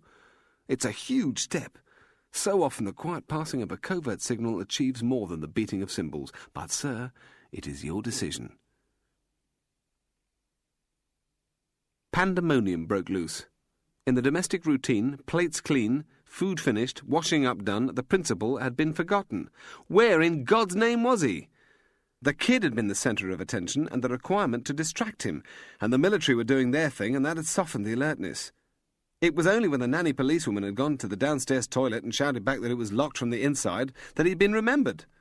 They scattered, Blake upstairs to check the bedrooms, Paget going out to search the garden, Rankin hustling through the ground floor, Davies scanning the green and the road, and not a sniff of him. As they pounded around her, the nanny policewoman told the kid it wasn't anything to worry about. Paget broke down the toilet door. The window was open, the sunlight streaming in. They were gathered behind him to look. The bastard's done a runner! The cacophony of voices filled the hallway. After all we've bloody done for him! Bloody put ourselves on the line for him. Sort of thanks you get from a selfish bloody bastard. What the fuck is he thinking of? Forgotten in the melee, the child shouted, Don't! You're his friends! They stood for a moment, heads hung, shamed. Fenton said into the telephone, So good to speak to you. Of course I feel I know you, although we've never met. Let's put that right. Lunch today, I think. I apologise if you've something in your diary, but I promise you it would be worth your while to scratch it out. There's a nice little place off St. James's, on the right, 3rd Street up from Pall Mall. Italian. 1 o'clock? Excellent. I've heard so much about you. What's it concern? Try remembering a man known as Frank Perry. 1 o'clock. I look forward to it hugely. The chance was given him by his God. The bird was above him, sometimes coming down into the reeds to perch and watch him, but always beyond his reach. One final chance was given him by his God to take him to the Garden of Paradise. He thought of the great men who'd gone before him, slipped from the mountain at Alamut, made long journeys, stalked their target, and he would meet them as an equal in the Garden of Paradise. And sweet-faced girls would wash the wounds on his body under trees of fruit blossom and take the pain from him. He was weak and could move only slowly. He had seen where the target had come down off the high pathway, and he'd not seen him climb back. He knew where he would find him, and prayed that he had the strength to take him. He smelt the burning of the bodies as the flesh melted on the bones. He heard the terror of the screams. He saw the women weeping. He had been in their homes, and they'd cooked celebratory meals for him and their husbands. Frank Perry jerked up his head from the ground. What's happened? Nothing's happened, the minder Markham whispered sourly. What about the tracker? Don't know, haven't sight or sound of him. And for him, the hunter is just a job, or does he care? You wouldn't understand. I understand what I did. You were convenient. They used you every inch of the way. Does he care, the man out there? The man who killed Merrill? He's professional, doing a job for his country, as we're doing a job for ours. As a person, he doesn't care. Dying for his country. Let me tell you something, Mr. Perry, that might help you to comprehend. The Islamic activists in Egypt blow up tourist buses, but it's not personal. They get caught, they get tried in courtroom cages, and are sentenced to hang on the gallows. You and I would beg for mercy, but they don't. When the judge passes the death sentence, they jump up and down in excitement, and they are smiling and laughing and praising their God. He won't give a shit, but you cannot comprehend that. Would he know about the bus? Would he know what I did? He'd know. Could you live with that, the sight of the bodies and the smell? I don't have to, it's not my problem. But I do, and it's my torment. He pushed himself up onto his knees, onto his feet, and stood at his full height. The minder, Markham, was tugging at his trousers and trying to drag him down, but he braced himself and stood straight. He saw the birds gliding in the dark water pools and the gentle motion of the wind in the reed heads, and the calm, unbroken reflections. He saw the harrier swoop low over the reeds. There was an awesome beauty in the sunlight and peace. He identified the corruption that had led him to the crime of responsibility for the burned bodies and the smell. He had been somebody. He had been the man who was valued, who was met at the airport with a chauffeured car, who was taken into the room in the house behind the Pall Mall clubs, who talked to a quiet audience and explained the detail of the satellite photography. He had rejoiced in the attention of being somebody, as if a corporate badge hung from a neck chain on his chest. He had thought himself important, but he had only been used. He shouted, "I am here! I am worthless! It is what I deserve!" The minder, Markham, struggled to pull him down. "I know what I am! I am nobody!" The harrier danced on the reed heads at the edge of his vision, and the sunlight caught on the barrel of the launcher. "Do it, because I deserve it!" In the depth of the reeds there was the dazzle of fire. With the fire was the grey belch of smoke and the telltale gold thread signature climbing away from it. The sound thundered towards him. The birds rose screaming, threshing, shrieking from the pools between the reed banks. The trail of fire rose high above his head, away into the blue denseness of the skies, then seemed to hover as the harrier had, and then it fell. A white line of smoke marked its passing. There was a dull explosion away on fields to the north. The birds quietened and circled. And who would have looked after the boy, Mr. Perry? "I didn't think." "Then start thinking! Get down!" He dropped to his knees. Ahead of him the reeds erupted, as if spitting out what before had been hidden. The young man stood. He was small and thin. The water ran from his shoulders and from his face. He reached behind him and lifted up the launcher tube, and without hesitation he threw the tube far from him, over a bank of reeds, and it splashed down in clear water. Then he bent before reappearing. Frank Perry could see the dangled legs across his chest, and the lolling head behind his shoulder, and he came slowly as if a great weight burdened him. Frank Perry watched. The young man carried the body of Vahid Hussein through the reed banks and out of them. The minder, Markham, went into the water when they were close and made to help the young man, but the weight of the carcass was not to be shared. The young man stepped from the mud and onto the cropped grass. The water and mud cascaded off him and off the corpse. He climbed the bank, grunting at the effort of it, and straddled a fence of rusted barbed wire.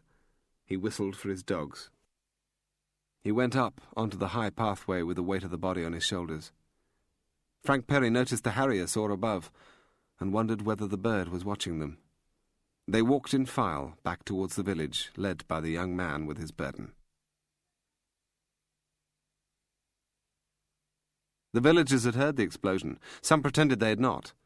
Some broke from the link of their conversation, listened, then talked again. Some heard it and crept away to a corner of privacy. It was not possible to escape the sound of the explosion.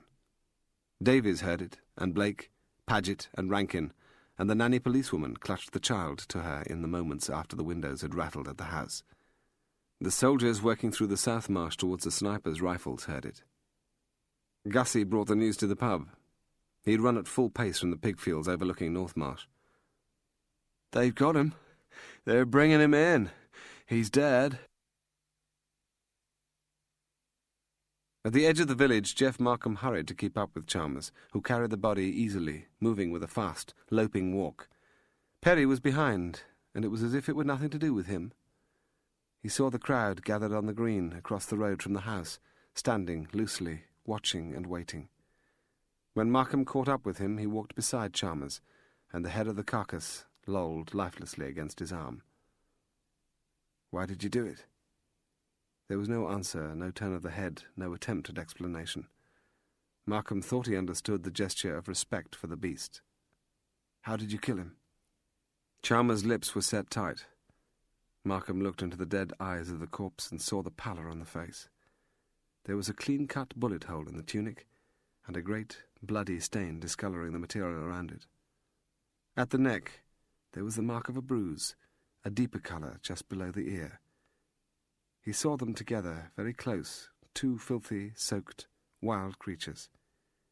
There would have been no fear on the hunted man's eyes in those last moments, and there would have been a gentleness on the hunter's face as he had readied the heel of his hand. The same gentleness on the moor and the mountain when he came close to the wounded beast and its pain. Did he say anything?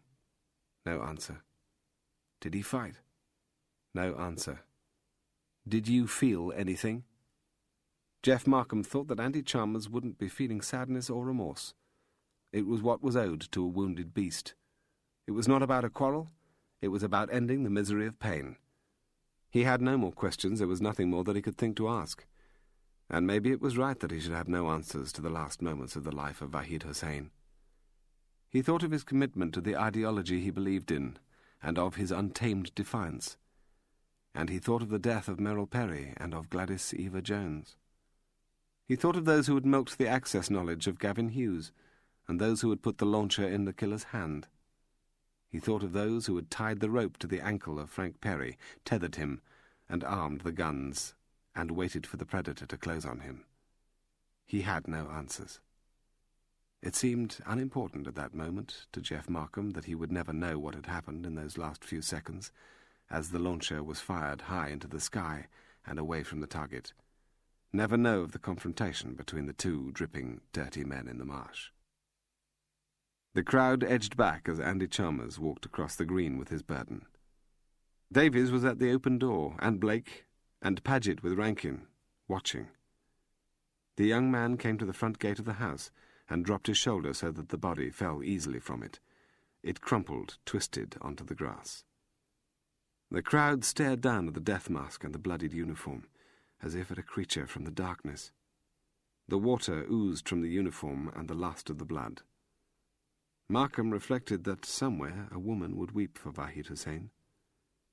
The crowd stayed back, as if they were still in fear of this intrusion into their lives, who had made them make choices, as if he still might sting, might bite, as if he still possessed the power to hurt them.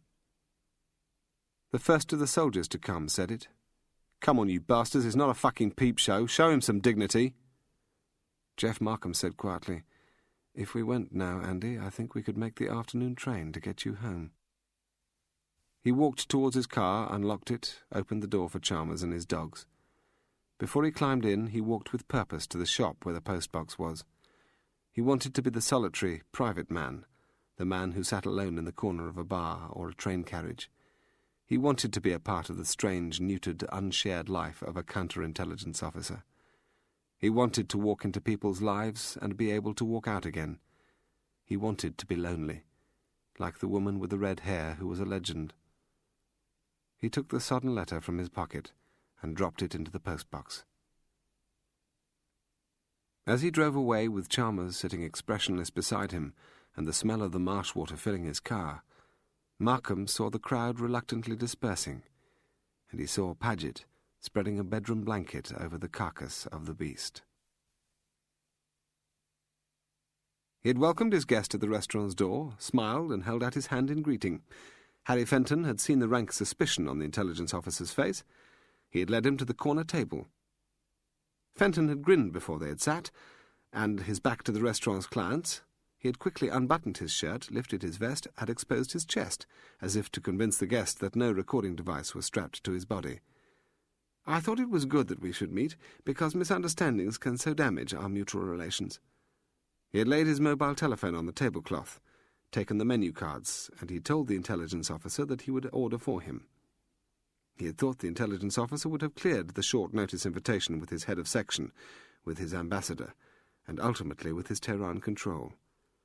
The man had been wary but not nervous, and Fenton had thought him an experienced professional. "There are 4 names that I wish to throw at you, my friend, and you should listen most carefully to what I say, because the implications of our conversation are a matter of some importance." They ate, Fenton heavily and the intelligence officer with little enthusiasm. The mobile telephone had lain silent beside Fenton's place. "It's a question of deals. We are into the business of negotiation. Let us begin with the names.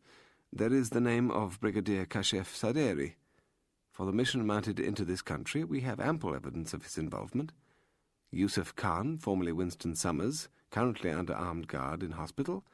Farida Yasmin Jones, now dead, strangled. There is Vahid Hussain.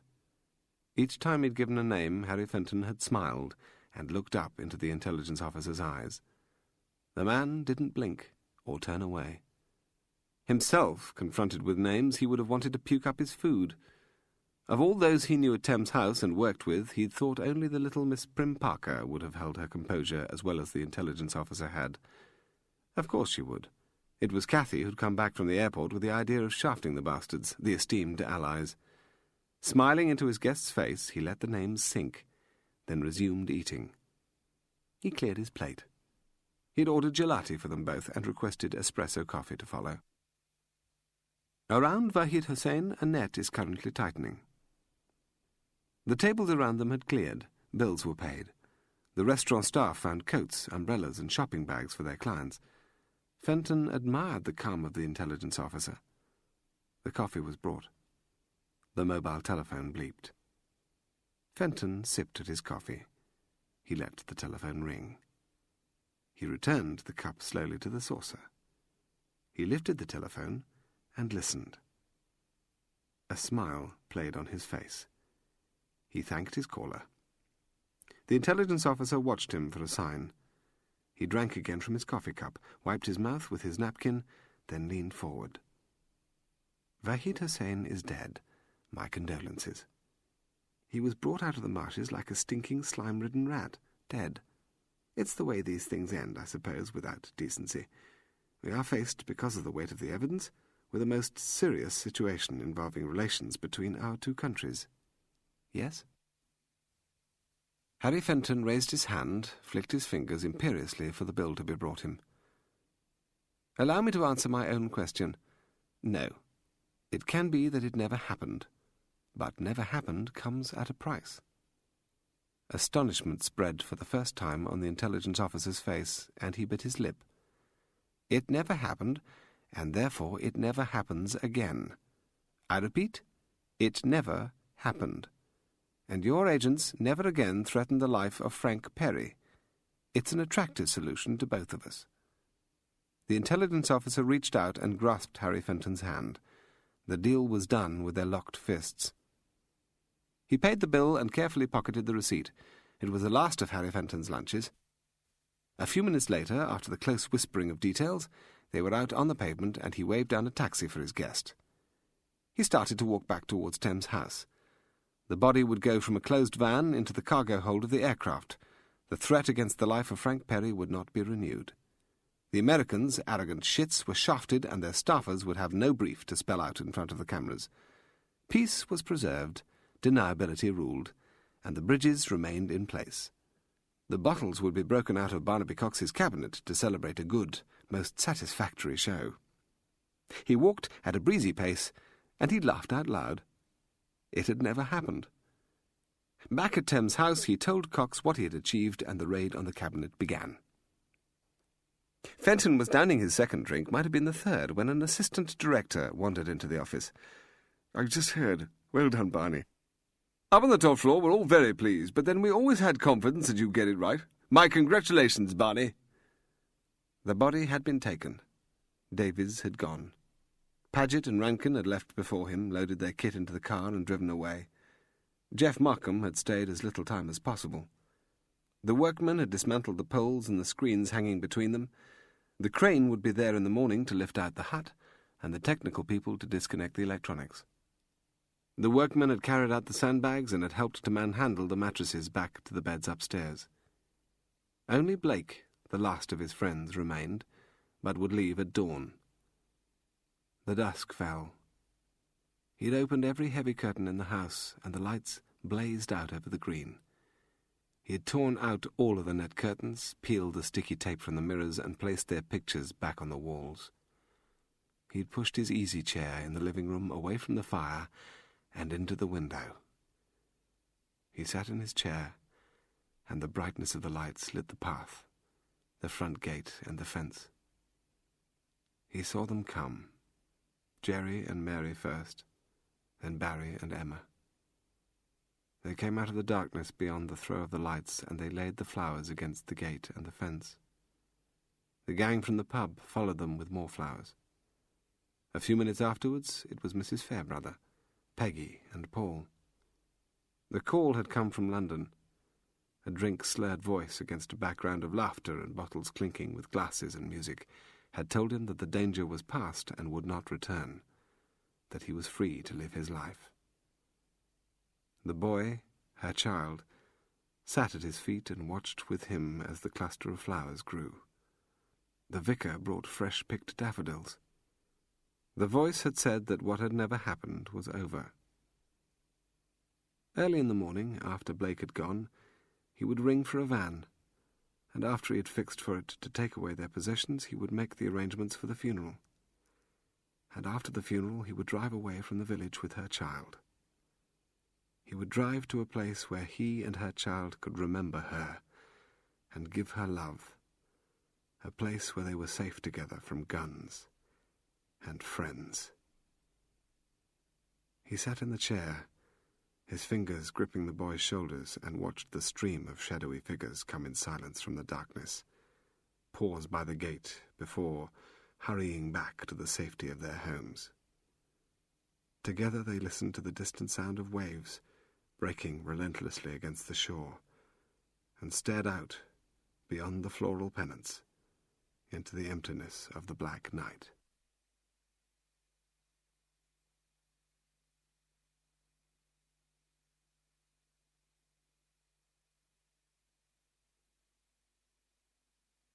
That was A Line in the Sand by Gerald Seymour, read by Anthony Head. We do hope you've enjoyed listening to this Chivers audiobook. For details of other Chivers recordings, please contact us, and we'll be delighted to send you a catalogue listing all our titles and recent releases. Our telephone number and address can be found on the box cover or in the catalogue.